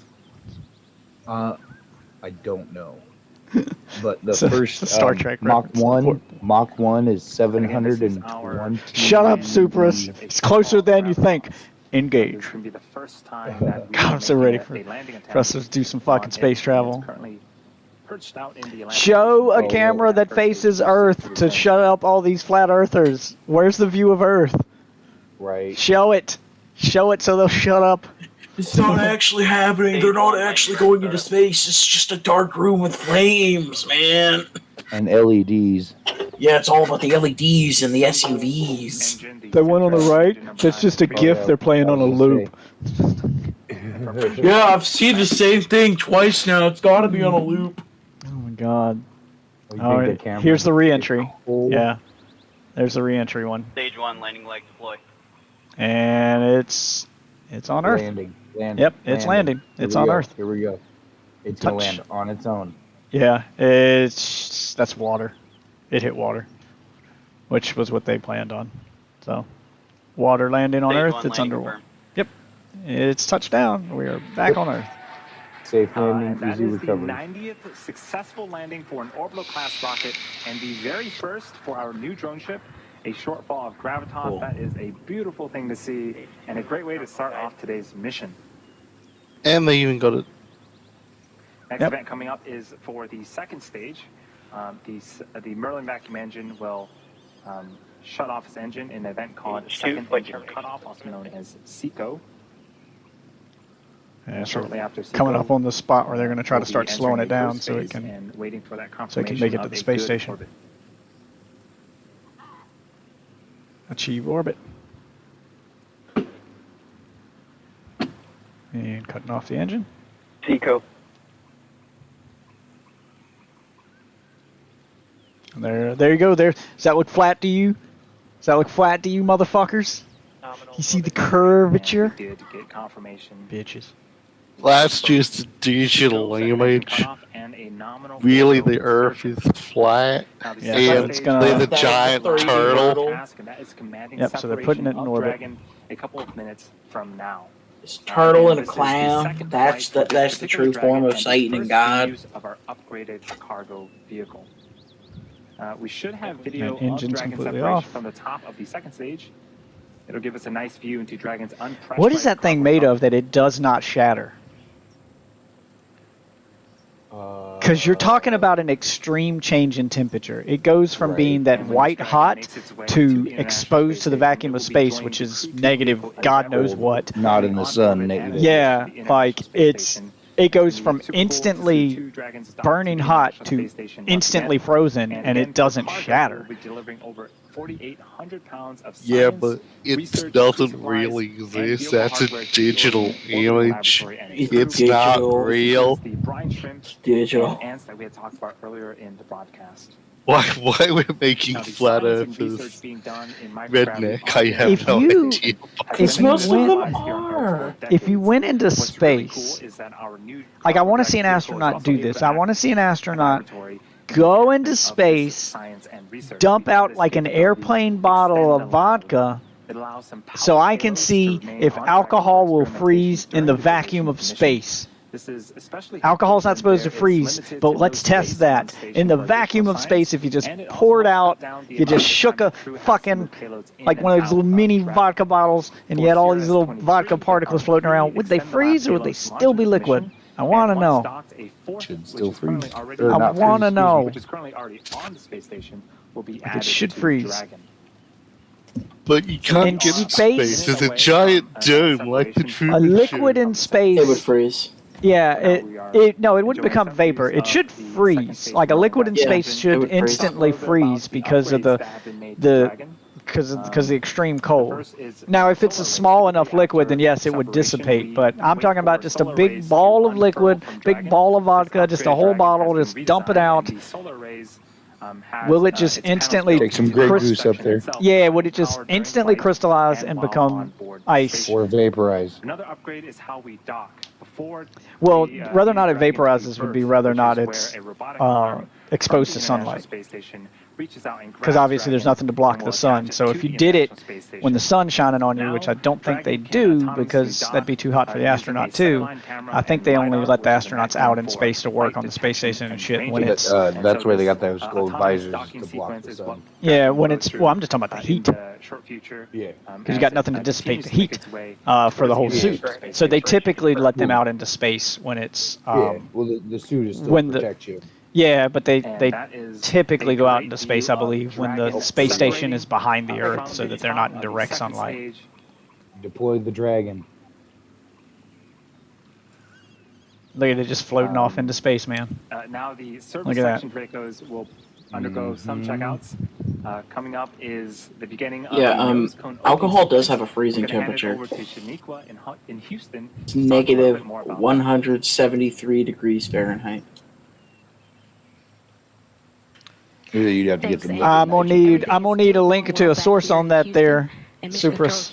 Right after Dragon separated, it began a I'm gonna need to series know of the science automatic behind why the checkouts, vacuum would including cause the some small water to firings of boil. the Draco maneuvering thrusters. The next milestone is the nose cone deploy. You know, The I nose think cone I've heard that protects too. the docking hardware. I and don't know. I've and never seen it in tracking action. elements on top of I want to. I don't just want to descent. see it happen. I want to know the nose why cone that deployed happens because it. uncovers the Yeah. 4 forward bulkhead Yeah, thrusters, I'm just saying. which I think Dragon I've will heard use that for too. its major Why a burn maneuvers vacuum would to cause catch up with the water to space station. boil. Once open, the nose cone will stay in that position until the very end of its mission, closing prior to re-entry to provide some additional protection to that same hardware. And if that's the case, then why doesn't ice melt in a vacuum and instantly And we vaporize? I mean, waiting for comets are confirmation giant for balls that of nose ice cone in to be space. deployed.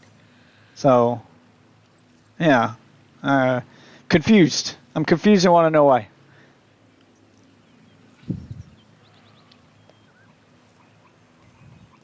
Hey, does your computer have Minecraft on it? I'm looking at all their computer screens to see if I can catch one playing Galaga. Right. Or Solitaire. All I think of Or is the fucking. Minesweeper. All I think of is the scene from Avengers. Tony Stark said, "That guy's playing Galaga." Right. He's got a Cronus. Okay, Jeff, in the Discord for you. I'll check that I just link did after a this quick. is done. I just did a quick Google search. Yeah, I mean I've never seen it in Basically, action. it's got to do with the kinetic energy. He posted Okay. you a link, but he got timed out, Death. I can still see it. Like my bot still shows it to me. Yeah, whenever it yeah. gets Well, I timed say up. I can see it too. It's just got a line through it. Yeah, it's apparently basically got to do with the kinetic energy in the of the molecules in the water. Mm-hmm. That doesn't stop, so the heat produced from that apparently causes it to boil. Okay. Yeah, that makes sense. Mission Control Houston currently. There's nothing to stop that. So then why doesn't ice? Yeah, I'm confused why ice doesn't melt because ice still has some kinetic energy to it. Right? Yeah, you got some of those meteors that are like just solid balls of ice. Yeah, comets are solid balls of ice. And the tail is vapor. So there's your vapor right there. I mean, does that mean a comet in space has a lifespan and it's just eventually going to break apart and dissipate? Right. So, yeah. Good question. Need to know more about this. See, we're learning. We're learning live on stream. You guys are getting to see the thought process in action. Obviously, I don't know enough about this shit to be an astronaut, but it does fascinate the hell out of me. And as we still wait, we do have a special. That's what I need. I need one of those monitors like that guy's got. Manager of the International Oh, it's Space gone Station now. Systems He had the Engineering and really Integration long Office, vertical Jeff monitor. Aaron. Jeff, can you outline Oh, the the major big ones on the activities for left? the crew with Yeah, the big one all the way on the right where it looks like an iPad but bigger. Yeah, I need one of those. That'd be great for chat and stuff like that while I'm streaming. You should get one that you can like turn. up sideways if you want it to be. Yeah, it's probably good. Why does water boil in a vacuum? An excessive amount of pressure will turn water into ice ice at room temperature.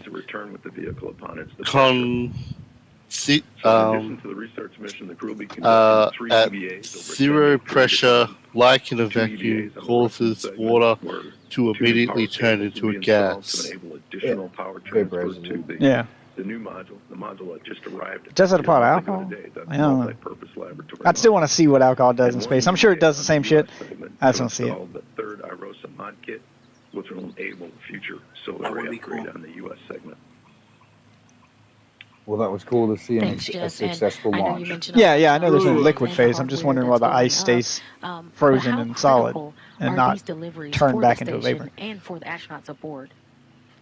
Yeah, these commercial resupply missions are very, very important to continue advancing science Yeah, on the space station. my because you can see that monitor way over there. During the station's lifetime. The desk closest to the edge of the screen right there in the middle. You can see the really long monitor there. On this flight, That's what I want. Cause he's got 2 of those on each side of his desk there. That'd be great for chat. Right now, my extra monitors on my side, I got an old television here, an old 32-inch television I don't use for TV anymore. It's actually a PlayStation television. Yes, PlayStation made a television back there in the PS3 era. I've got my old PlayStation television there, and then an old work monitor here, an old Dell monitor. Jeff, as always, it's That's a busy not even time widescreen. aboard It's the 4x3. International Space Station with cargo vehicles and crews coming and going. You And I mentioned the use 2 that Russian monitor, the spacewalks that are 4x3 square quickly monitor. approaching us. It's not widescreen. I How use that to watch complex all my will old the next television few shows months on be so that for they're the not station stretched program or, and the global partnerships? bordered. Yep. So they fit the screen perfectly. Spent most of my day-to-day watching Star Trek in preparation for this. I think you pointed out earlier. I watched season 2 of The Next Generation. So good. They don't make TV like that anymore. So good. Yes, they do. It's called the Orville, and everyone needs to watch the fuck out of season 3 and pay for whatever subscription service they're putting it on. I think it's Hulu now, so that they make more Orville. Because the Orville is the closest thing we will ever get to Star Trek again. And no, it's not perfect. No, it's not Star Trek, but it is the closest we'll ever get. I mean, have you seen Discovery? Have you seen that travesty that was Picard? I don't watch real Star Trek anymore because until they take Alex Kurtzman off of it. Have you seen Lower Decks? Just no, and I saw first couple episodes and was like, no, just no. I fucking hate that show. I hate all the new Star Trek shows, and as long as Alex Kurtzman's name is involved in Star Trek, I will not watch it. But Orville is pretty faithful to the Star Trek, setup. It feels closer to old school Star Trek, where you can watch any episode out of order, and they're all self-contained. It's got that Star Trek feel to it. It's Star Trek with dick jokes, but it's still Star Trek. And it's the closest we're going to get until Alex Kurtzman gets his fucking dirty hands out of my franchise.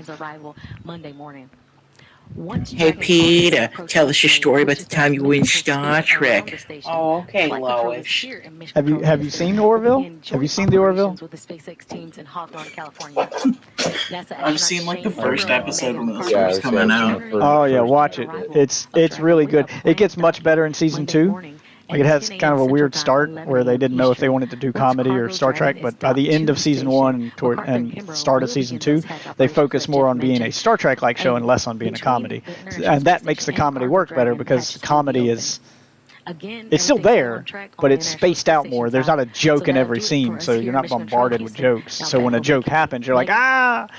Thanks, Shaniqua. That's gonna And they're smaller jokes. They're usually like background kind of jokes. Like in season 2, there's one where he just walks in on a guy. It's stuff that people think about with Star Trek that never happened. Like there's one where he walks into the holodeck to meet one of his coworkers on his day off, and he got there a little early, and he walks in on him, and he's doing holodeck porn, and he just walks in, and he's like, oh, never mind, I'm too early, and walks out. And I'm like, oh yeah, that would happen. Right. Just walks in, he's doing holodeck porn. Just walks in. You'd think you'd be able to lock the door. The superior officers. In fact, that was a thing in Star Trek. I was watching that today, and there was actually an episode where we're doing a replay. Okay, well, then we're done. I'm done with the stream. Dragon takes flight. continuing a Okay. busy year of deliveries. Yeah, that was actually one of the episodes I watched today on Star Trek. Was they unfroze? It's a season 2 episode where they unfreeze people from our time and bring them into the Enterprise. And those guys are freaking out. Like there's this one guy who's freaking out about his stocks and his money, and then they have to explain to him that money's not a thing anymore. And then there's this other guy who just keeps going wherever the fuck he wants on the ship. And Picard's telling him he can't come on the bridge and telling him where he can't go. And he's like, well, then why isn't the door locked? And Picard has a whole speech about how, well, in our day and age, we don't really need locks on doors. We practice self-control. We've gone past that point in our evolution. And, you know, so, yeah, that makes sense. That would be exactly what would happen in Star Trek, because Star Trek, the Enterprise, famously doesn't have locks on its doors. That is canonical. They don't lock their doors. They only lock, like, the brig and the prisoner cabins. Or the guest cabins, because you don't want your guest, you know, you don't want a potential Romulan spy running around. Yeah, you don't want a potential Romulan spy running around your ship or something. So they have ways to lock those, but like your standard crew quarters, holodeck, stuff like that, no locks. Turbo lift, You're on no the honor locks. system. Yeah, they do everything on the honor system. And even then, even with the doors that are locked, any senior officer has the override code. So even on the Orville where he walks in on the guy, he probably had an override code anyway. And he just walked in. And he just walked in thinking it was his turn to use it. And walks in a guy doing holodeck porn. They don't show any nudity or nothing, but you clearly hear what's going on, and he's like, "Oh, sorry, I'll come back later." I'm supposed to have it. I'm supposed to have it at 3. Never mind, I'm early. And then he just walks out and leaves. And I'm like, "See, good joke. That's the way jokes should work in the Orville. You don't need to be constant dick jokes. Just little shit like that. Little shit that questions the logic of Star Trek, but does it in a non-meta way, in a way that fits in with the plot." Yeah, no, it totally makes sense.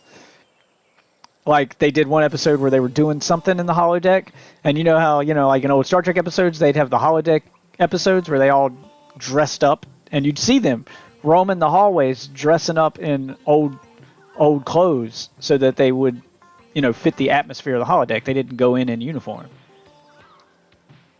Like when Picard had his Sherlock Holmes episodes, he would dress in clothes from that time period, and he would physically dress in them. They weren't like holographically put on him.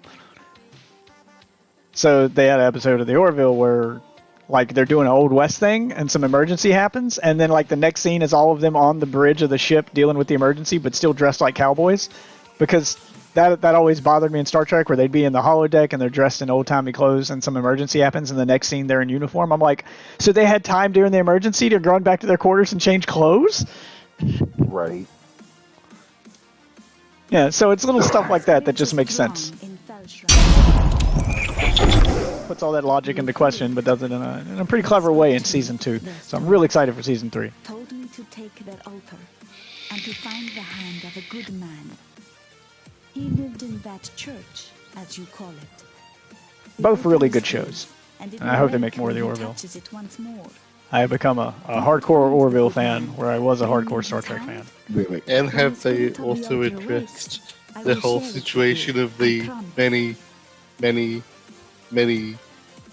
many diseases Riker should have? Yes. Yes, that happened. So that's what I like best about the Orville is it does the Star Trek formula, but it tries to correct all of the mistakes the Star Trek formula makes and tries to get rid of all the logic inconsistencies. For instance, on the Orville, there's no transporter. They don't beam anywhere. They can't teleport because teleportation is physically impossible. Like, even if you were able to teleport, like from a scientific standpoint, even if you were able to break a person down into the atoms that construct that person and then reconstruct them in another location, they wouldn't be the same person. They'd be a new person, so they wouldn't have any of their old memories. That stuff you can't break down. So teleportation is impossible. For you to keep your consciousness, you can't teleport consciousness. You can teleport the matter, but not the person. So in the Orville, they don't transport, they don't beam anywhere. They use shuttles anytime they go to a new place, or they even go in between two ships. They always take a shuttle. They don't beam anywhere. So it's little touches like that that makes it feel like Star Trek, but better.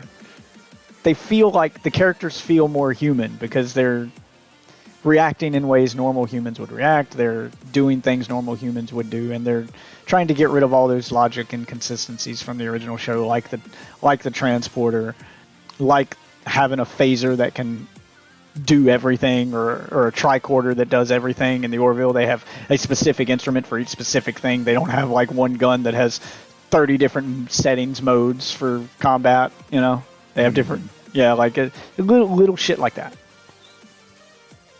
It's all that little stuff that they pay attention to, which lets you know that this wasn't made as just a straight parody or ripoff. That this was made with love. That Seth MacFarlane is a genuine Star Trek fan, and this is his, trying to do his own version of that because he's tired of, just like the rest of us, tired of waiting for Star Trek to return to form. And as long as Alex Kurtzman has his dirty fucking fingers all over my franchise, it's not going to return to form. It's going to be the drama-filled, wannabe, action movie shit that is Discovery. That is Star Trek Picard.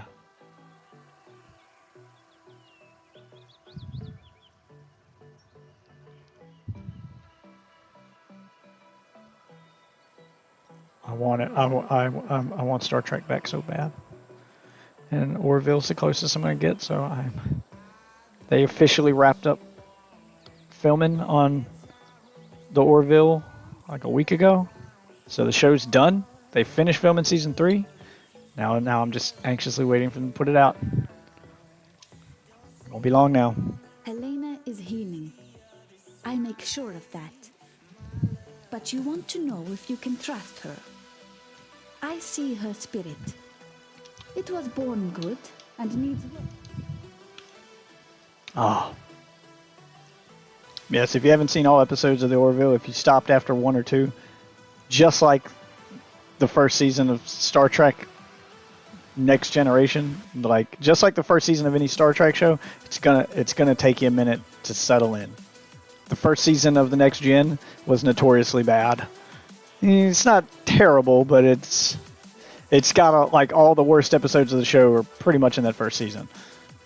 You power through the first season, it finds its footing in the second season, and it just gets better from there. The Orville following the same thing. It takes you a while to get used to all the characters and to get to know them,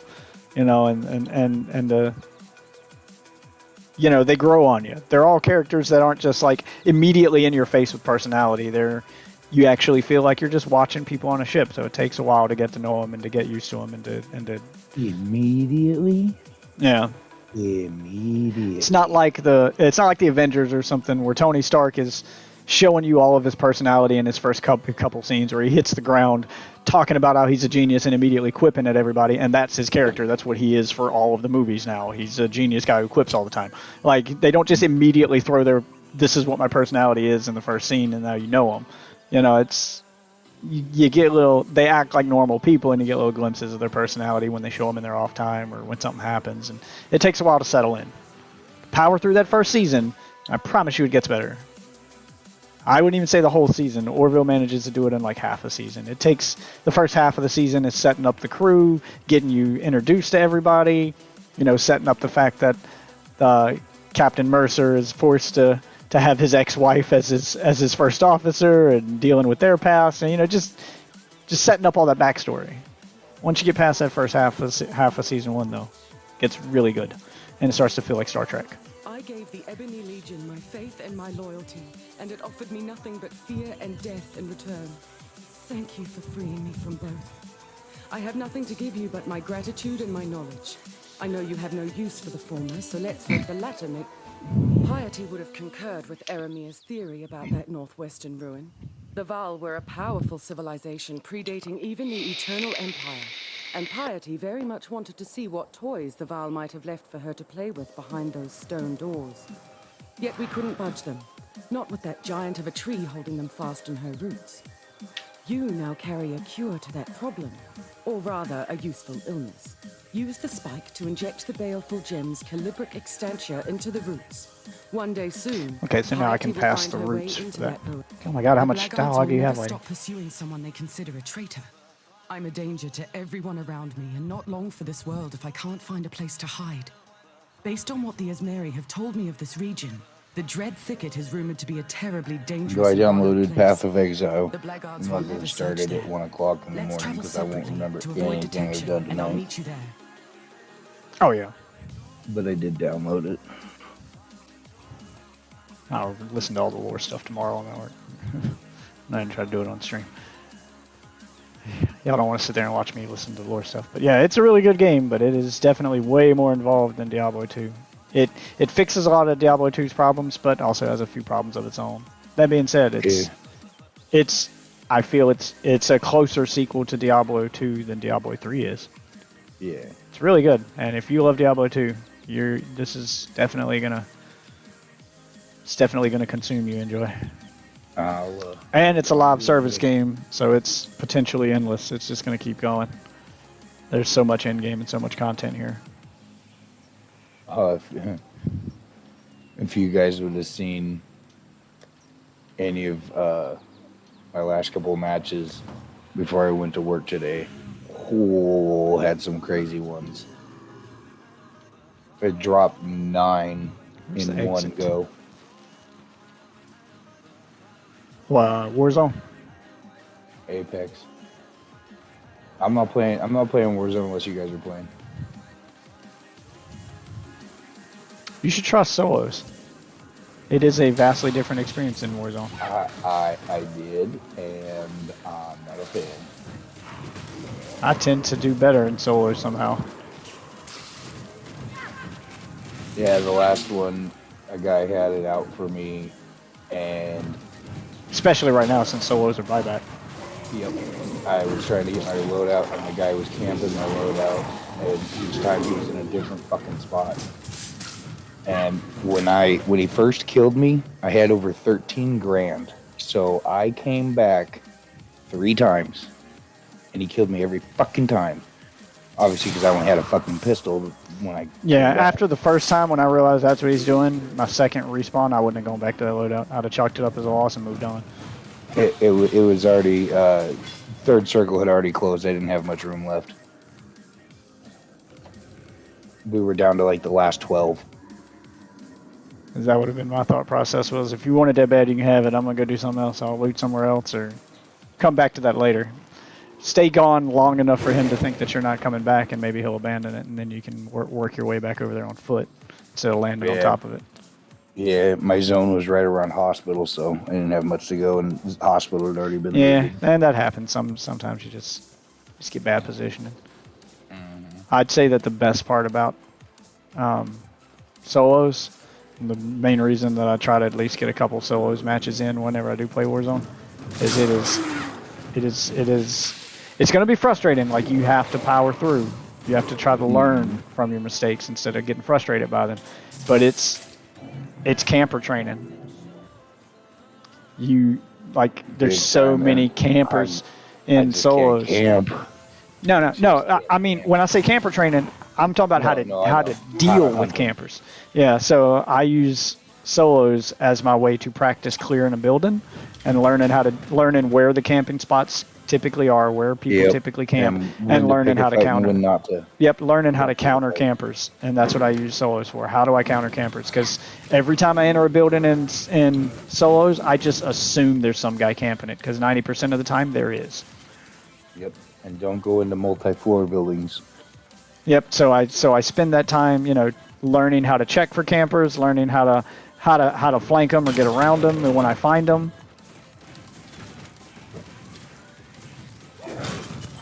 I think Warzone's in a pretty decent spot right now, balance-wise. Most guns feel pretty viable. It's just learning how to deal with those campers. And what I do is I use it because I also know that they're not going to try to push me or flank me in solos. If you find a camper there, he's not going to abandon his camping spot. He's going to wait for you to come to him.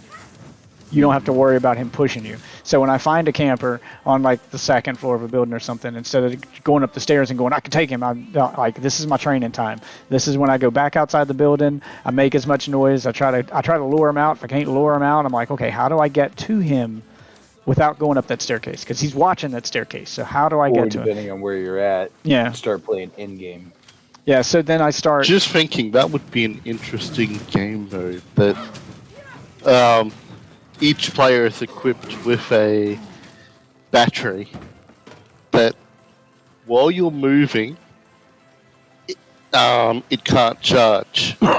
That's the moment you stop moving, it starts charging, and when it gets to full charge, it starts pinging your position on the entire map. I like that. That's the plot to Crank.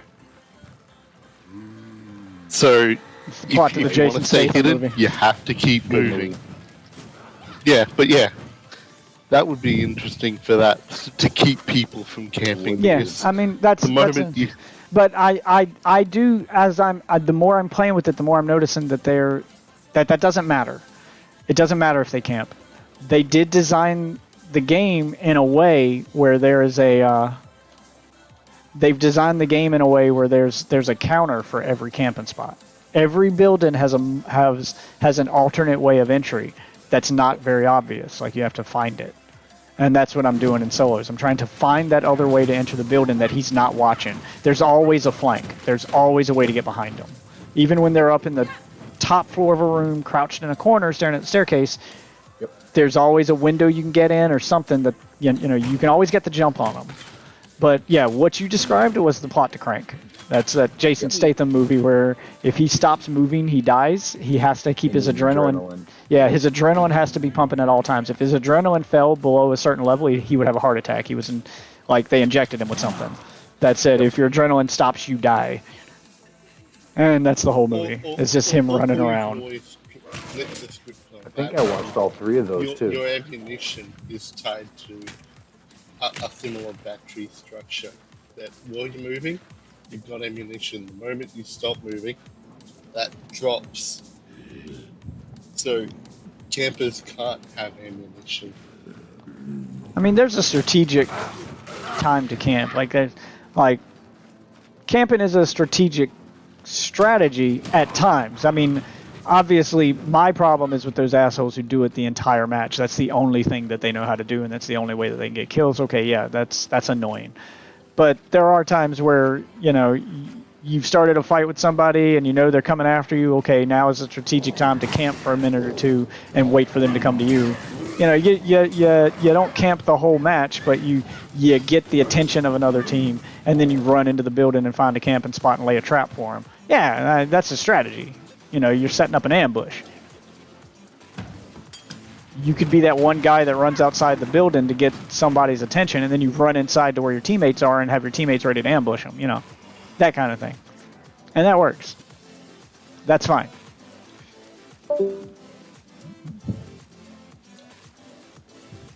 That being said, if you actually put in any of these camping solutions, you'd have people in uproar. Oh, we can't camp anymore.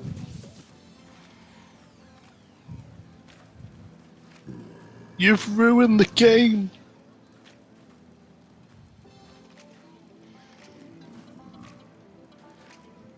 Okay, I'm trying to find the girl at the broken bridge here. It's the cheaters. Oh, they're doing something about that, though. Every day I see like a ton of videos on my rec. Yeah, but it's not as bad as those videos make it fucking seem. Like, that's what I hate about YouTube's recommendation of the videos. They make it seem like you can't play a single fucking match of Warzone without there being 100 cheaters. And honestly, I may encounter a cheater once every 20 matches. It's not that bad. It's not as bad as those.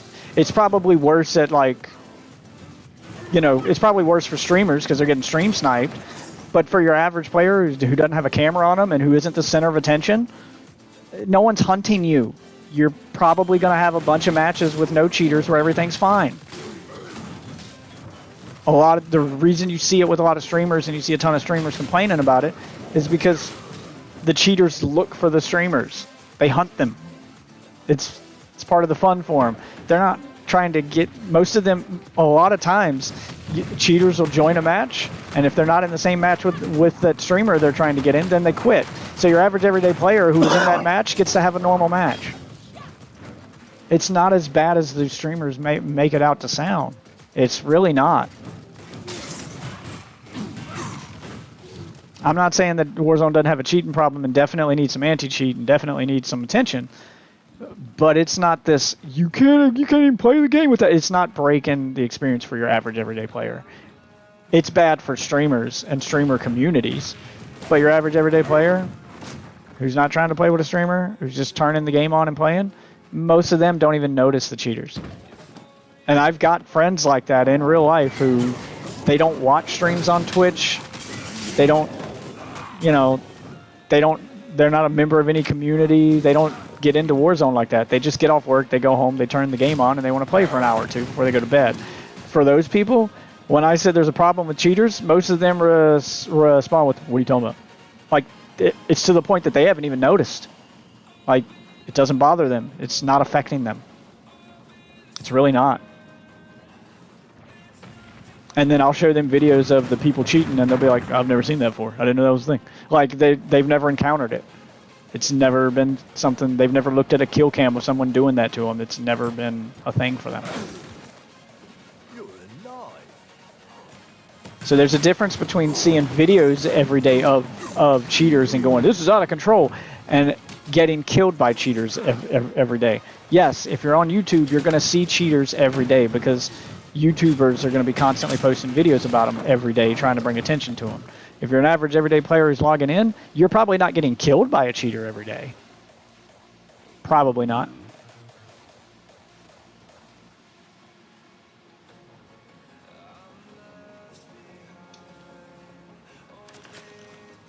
So that's not really a problem for me.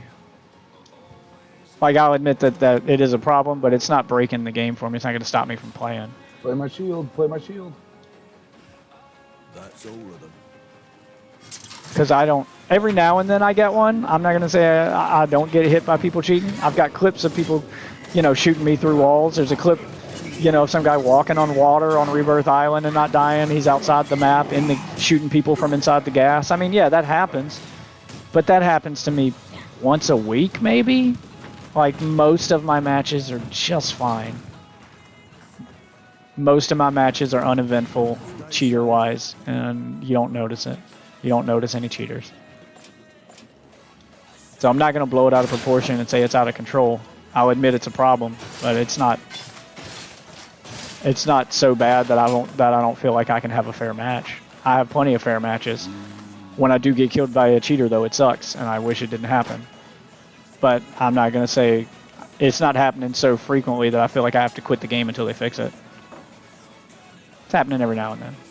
So I can still play. It hasn't broke the game for me yet. I mean, yeah, it's still a problem. Still fix it, guys. This isn't me giving you a pass. Still fix your shit. But it's not as bad as YouTube would make it out to be. Is that all the stuff from here? Yeah, okay, that's all his stuff. Goodbye.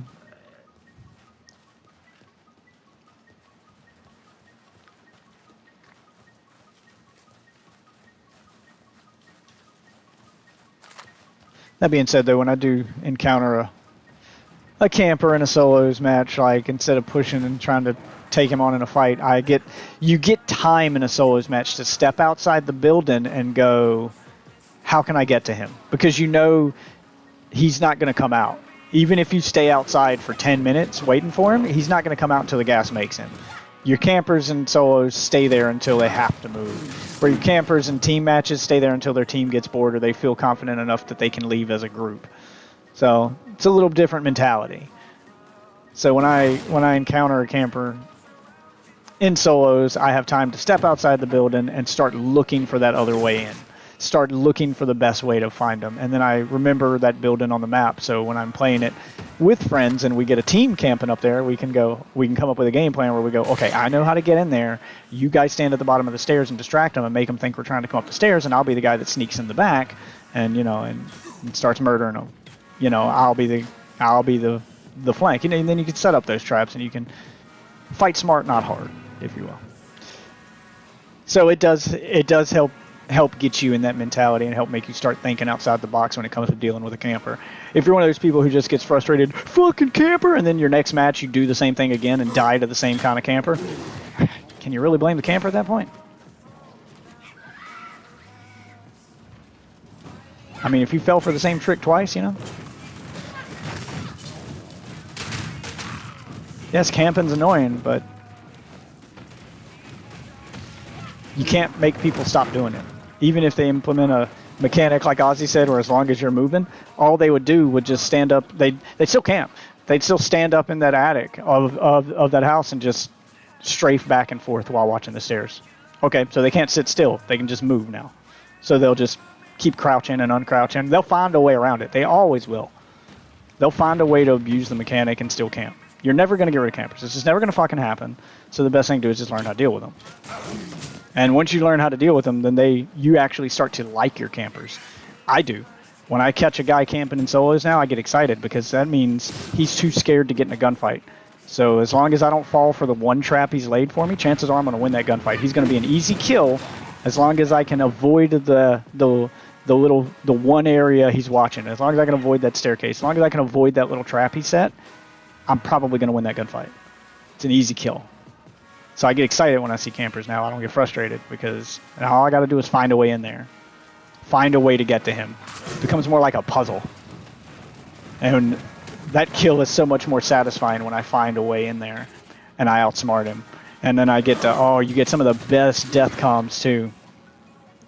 They get mad and scream into the mic, how the fuck, oh man, how did he get there? Oh, yeah, you get some of the best, like hearing a camper get frustrated because his very basic strategy of sit here and wait for a guy to shoot didn't work. It's the best. It's the best. I love it. Okay, I've been everywhere on this map and I can't find my objective here. Let me get back to this waypoint over here.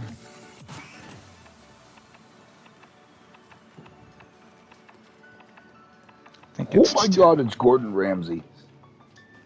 Even though it's telling me to go there, I've already been there. Wait a minute. Wait, where's that oak guy at?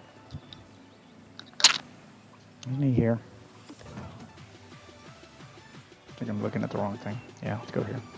Oh yeah, here it is. That's where I needed to go. Quest complete. There it is. Forgot now I have a way to clear the routes. Okay.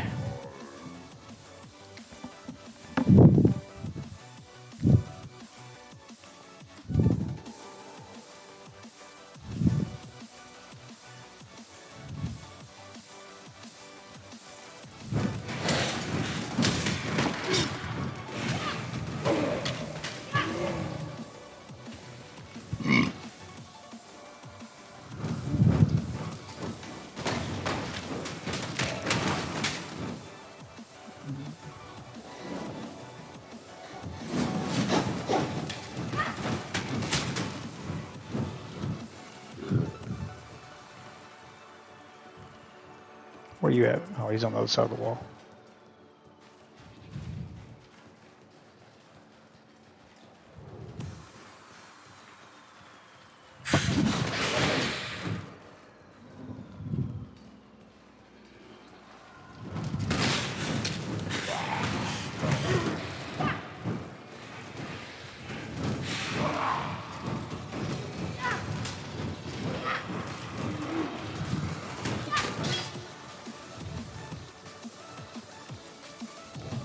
Too much clutter. Blue shit I can drop.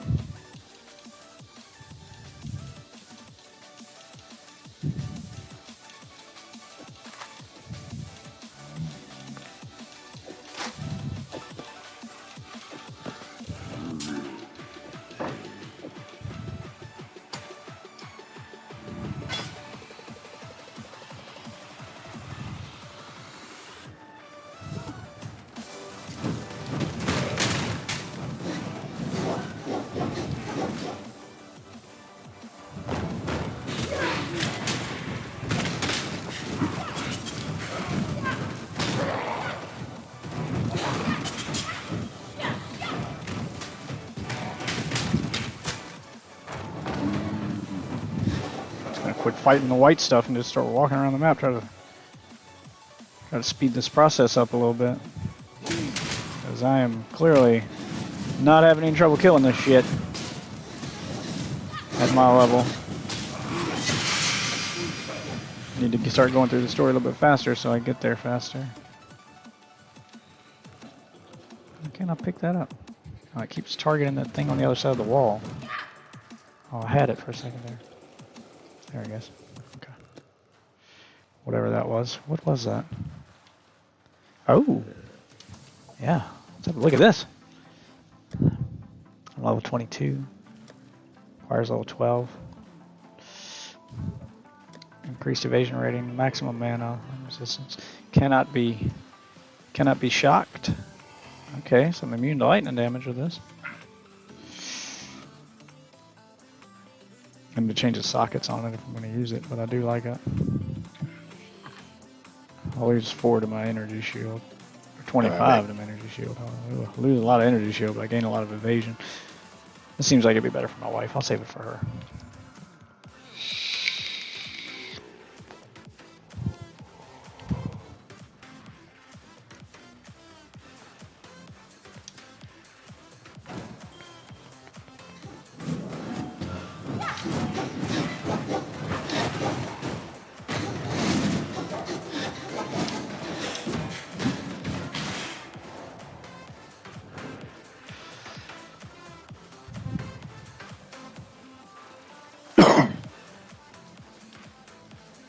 I keep forgetting I can control this light bulb with my phone. Oh, I got one of them smart light bulbs? Yeah. Yeah, I got one of them in the streaming room. It's been over at my mom's house, but when I went for my birthday, I made sure I grabbed it. Paid like $60 for it. Yeah, they're not cheap. No, I avoided them for a long time because I'm like, $60 for one light bulb? What the fuck? And I finally broke down what and that light bulb can do. yeah, I finally went down and bought one from the streaming lamp, so I can adjust, and it's dimmable, so I can adjust the brightness of the light, and that's the main reason I did it. So I can do it from my phone while I'm streaming. If playing a dark game or something, and my green screen stops working, I crank up the light a little bit. Yep. And kind of fine tune my stream with it. And the color combinations are. Oh yeah. I can hook it up to my computer if I weren't streaming with it, and sometimes I do that when I'm not streaming. I can hook up what you got, one of the Philips Hue lights. Yep. Yeah, that's what I got. I got the Hue, and there's a Hue app for PC that'll link it to your game. So sometimes when I'm not streaming, because I use the light for streaming, I'll be playing a game and I'll link it to the game. So when I start taking damage, it'll start flashing light red in Call of Duty or something. Yeah, it creates that atmosphere. It's one of those things that sounds stupid until you experience it, and you're like, oh, it does make a difference. It does really add to the atmosphere, and it does a really good job of making you feel like, I feel like it helps me, tell when I'm getting shot better in some games, or tell what's going on in the game better when the whole lighting in my room in real life starts changing and starts reacting to what's happening in the game. And it's really cool. It's really cool. Oh yeah. I'd say it's not worth $60 if you're just going to put it in a ceiling fan in a living room or something. But if you're going to actually use it for gaming and take advantage of all the features it has, actually use the app and stuff with it, yeah, definitely worth the $60.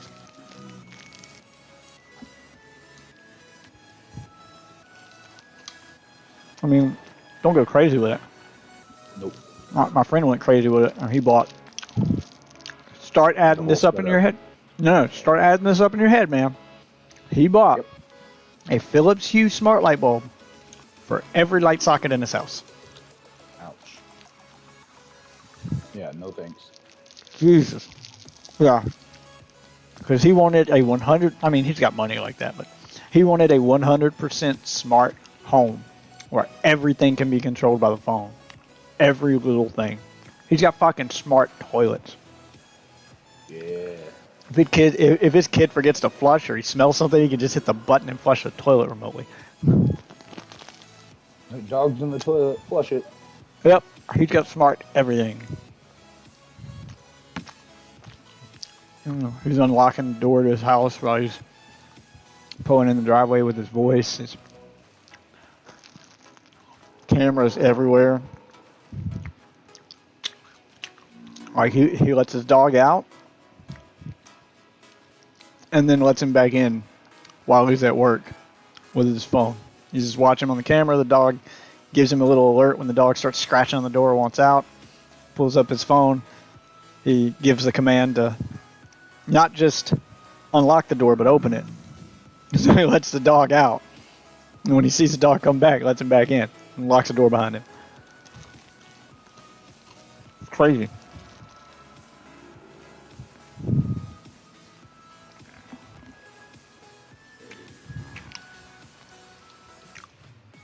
He's got the iRobot house. If you've ever seen that movie, that's all the shit that they do in that movie. The house from iRobot. The whole house is smart. I was like, one day your house is going to kill you. You've got the iRobot house. I was like, ain't you seen the movie?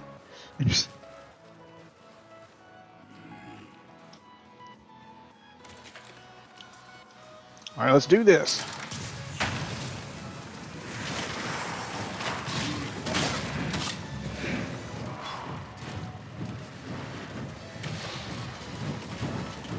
No, we'll just wait for my minions to kill everything. Oh, wipe them out. Fuck yeah.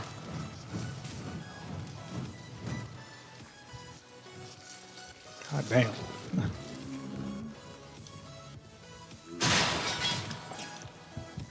The summoner build in this game is really fun. I feel like a god. I'm sure this is the part in chat where someone tells me, you're actually not that strong yet at in-game, you're going to get your ass... Yeah, or you tell me, shut up and let me just enjoy the fantasy, assholes. I know you're going to say something like, you're really not that strong, you know, if Summoner builds one of the weaker builds in the game, or some shit like that. There's going to be some god... Well, actually me. Don't care. I'm having fun. Let me enjoy my game. Yeah. He yells at the imaginary person in his chat. He knows we'll say something. Well, actually, the meta has it that if you go with this build, it'll be so much stronger. Yeah, that person. Actually, summoner builds aren't viable at endgame because that. Yeah.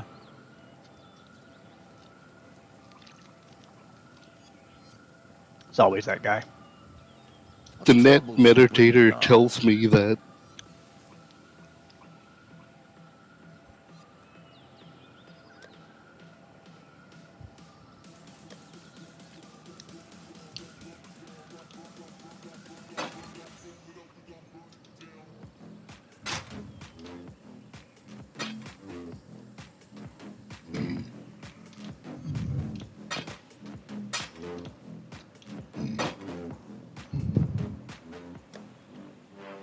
Actually, this might be better than what I'm wearing.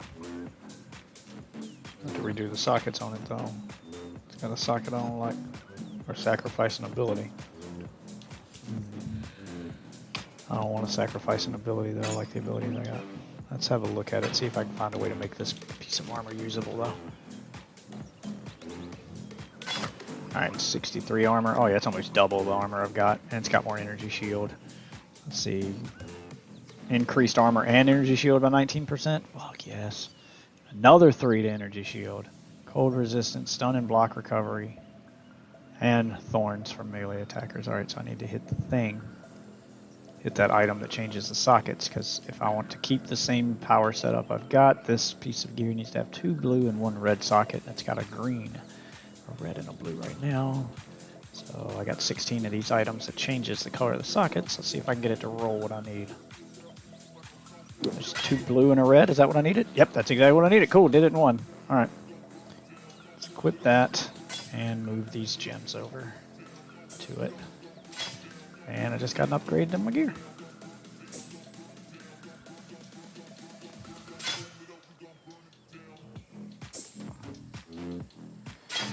Sweet. Okay, and I'll keep this for the wife. So let's throw that in there.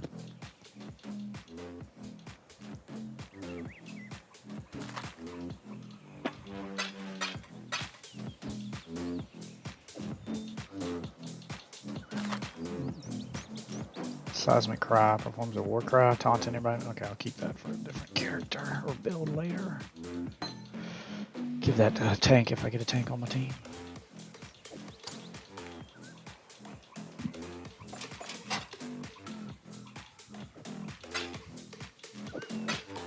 And a little Inventory management. Never hurt anybody. There we go. What troubles you bring now? Boom shakalaka. Yeah. Now my stats are even better. Nothing beats getting that sweet, sweet new piece of gear.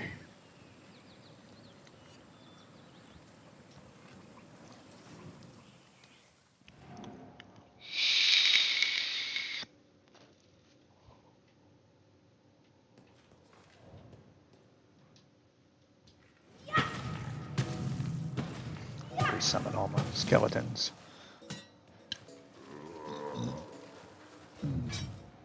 Okay, I don't need the rest of this shit. Alright. Back to exploring this cave. This little crypt here until I can find what I'm looking for.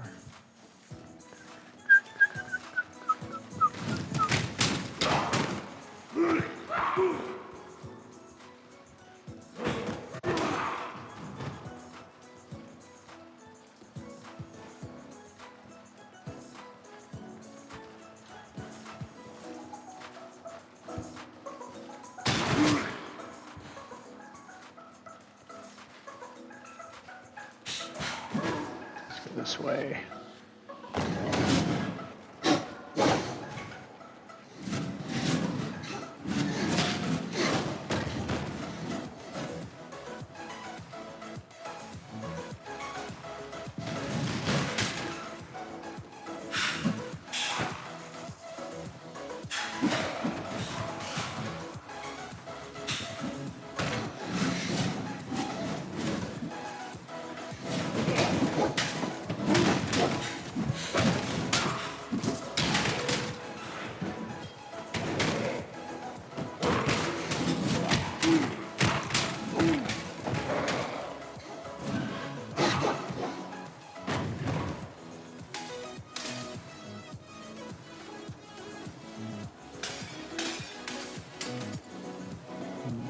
Up there.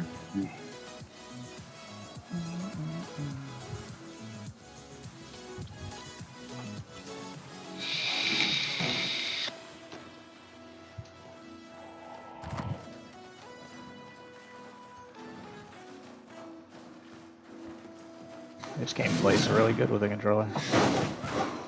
Kind of wish some of the controller setup from this game was in the remake of Diablo 2. Some of it's a little easier to do with this game. Very controller friendly. Shit, man. You couldn't have given me one. There it is. Find a way to lift the darkness. How fascinating. 100 more points. That's all I needed. No points for you. 2,900 and 30,000. And I finished all my flash events. And I'm 100 away. You know what that means?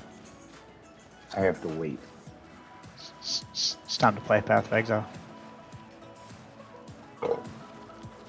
Time to go ahead and start this. I'm not going to remember any of that if I start it tonight. Well, we'll be playing tomorrow now. That's for sure. And it's Sunday, so I'm not there as low.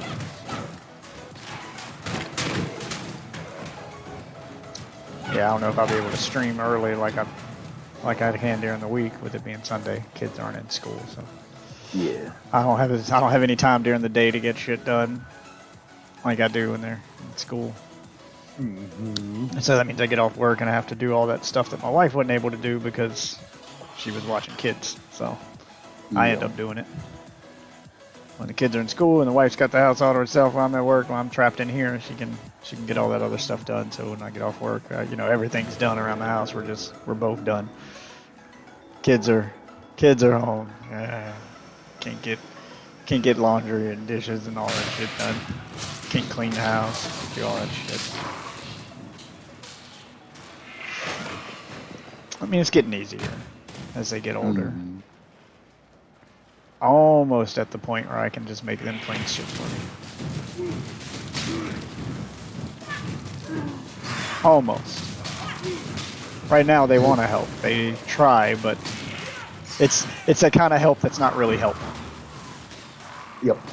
Where I tell them to do something and they'll start doing it and they'll get most of it done, but they gotta, or they can do it, but they got to come to you every 2 minutes to be like, do this, put this here, just yeah, like they gotta check that everything they're doing is right. You gotta hold their hands, so you might as well just done it anyways. Yeah. So we're almost at that point. Oh fuck! I wasn't paying attention. I was talking. I was right at the checkpoint. Once all my minions die, yes, I die. So I didn't notice my minions died. I wasn't paying attention. All right, bitch. Round 2. You got lucky. First death here in a long time.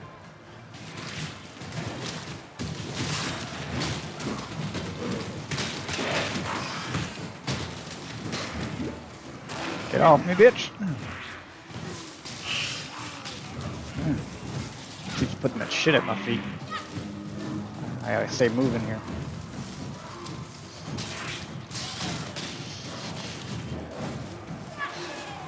Make sure my minions stay alive. There we go, summon some more. Desecrate some bodies. There we go, he's dead now.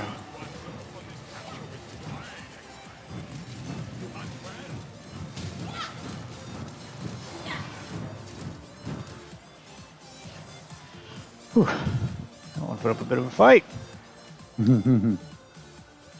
First time I've died with this build. And it was 100% my fault. I wasn't moving, I wasn't dodging, I was just standing still, throwing fireballs when my summons were trying to kill everything, and I didn't notice they all died. I was talking to you, not paying attention. So I can't even be mad at it. This is my fault. Oops. Too much clutter. Once I started paying attention, it was easy. Alright, let's go back to town and clean up the inventory a little bit. Now that I've unlocked a new waypoint.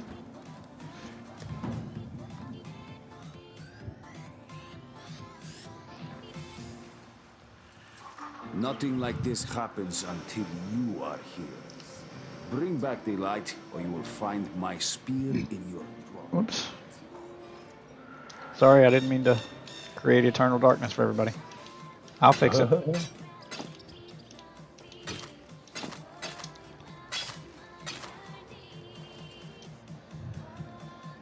You disappear into that foul ruin, and now the sky, the light, the very land limps as a leper. Somehow, whether through deliberate act or accident, you've caused this. Now we all suffer your consequences. Different good, different bad. We now know upon which side the coin has fallen.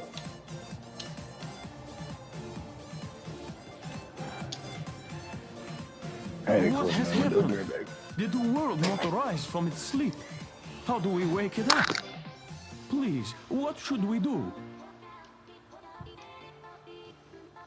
There's one bright spot in this darkness you've released. At least it was you who did it, and you can undo it, I know it. Had it been piety, we'd likely never see the sun again.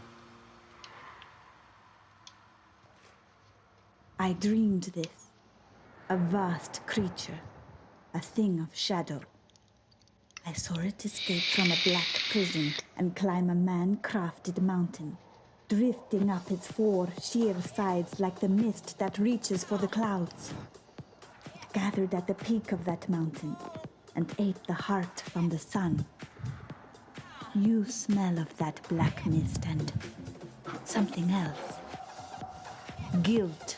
Yeah, I'm probably about to go to bed after I finish turning in these Guilt quests. is a strong So illness. just unlock new waypoints seems like It a good start gnaws point. at the spirit until there's nothing left. Until you are one of the walking corpses.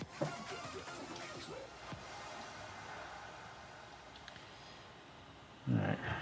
Stash all my shit.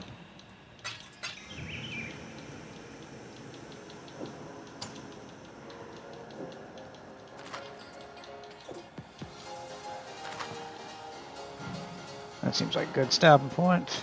I'll call it. Log out.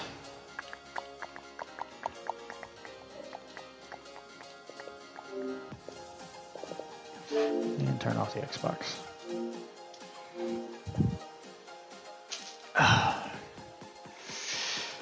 Alright guys. We'll do this tomorrow, so I'll be here. Let me know when you've gotten into Path of Exile and I can try to help. You know, help you steamroll everything to get caught up, and then we can kind of go from there. Right. And I'll Nope. show you the ropes. Yeah, you'll probably gather all the basics pretty well. It's all these new systems you might have questions about, but we'll figure it out. Figure it out together. Right. Yep. All right. See you tomorrow, guys. Later. And as for the rest of you wonderful witches, I want to thank you for watching again tonight. Now, as usual, we do this every single night, so if you're new to the stream, socials are up here. Follow me on those. Twitter will tell you when I'm live, and you can watch me post some highlight clips you may have missed. You can watch me get into random arguments with people because I get bored and tweet while I'm at work. The Instagrams where you can see all the cool behind-the-scenes pictures, and the Discord is where all the magic happens. That's where the community's at. That's where you're going to find like-minded people to game with. It's looking for group section. We post when we find free games, deals. It's a pretty active community, so, what are you waiting for? It's fucking free, so join. For now, though, I'm going to bed. So thanks for watching, and I will see you wonderful witches tomorrow night. Good night, everybody.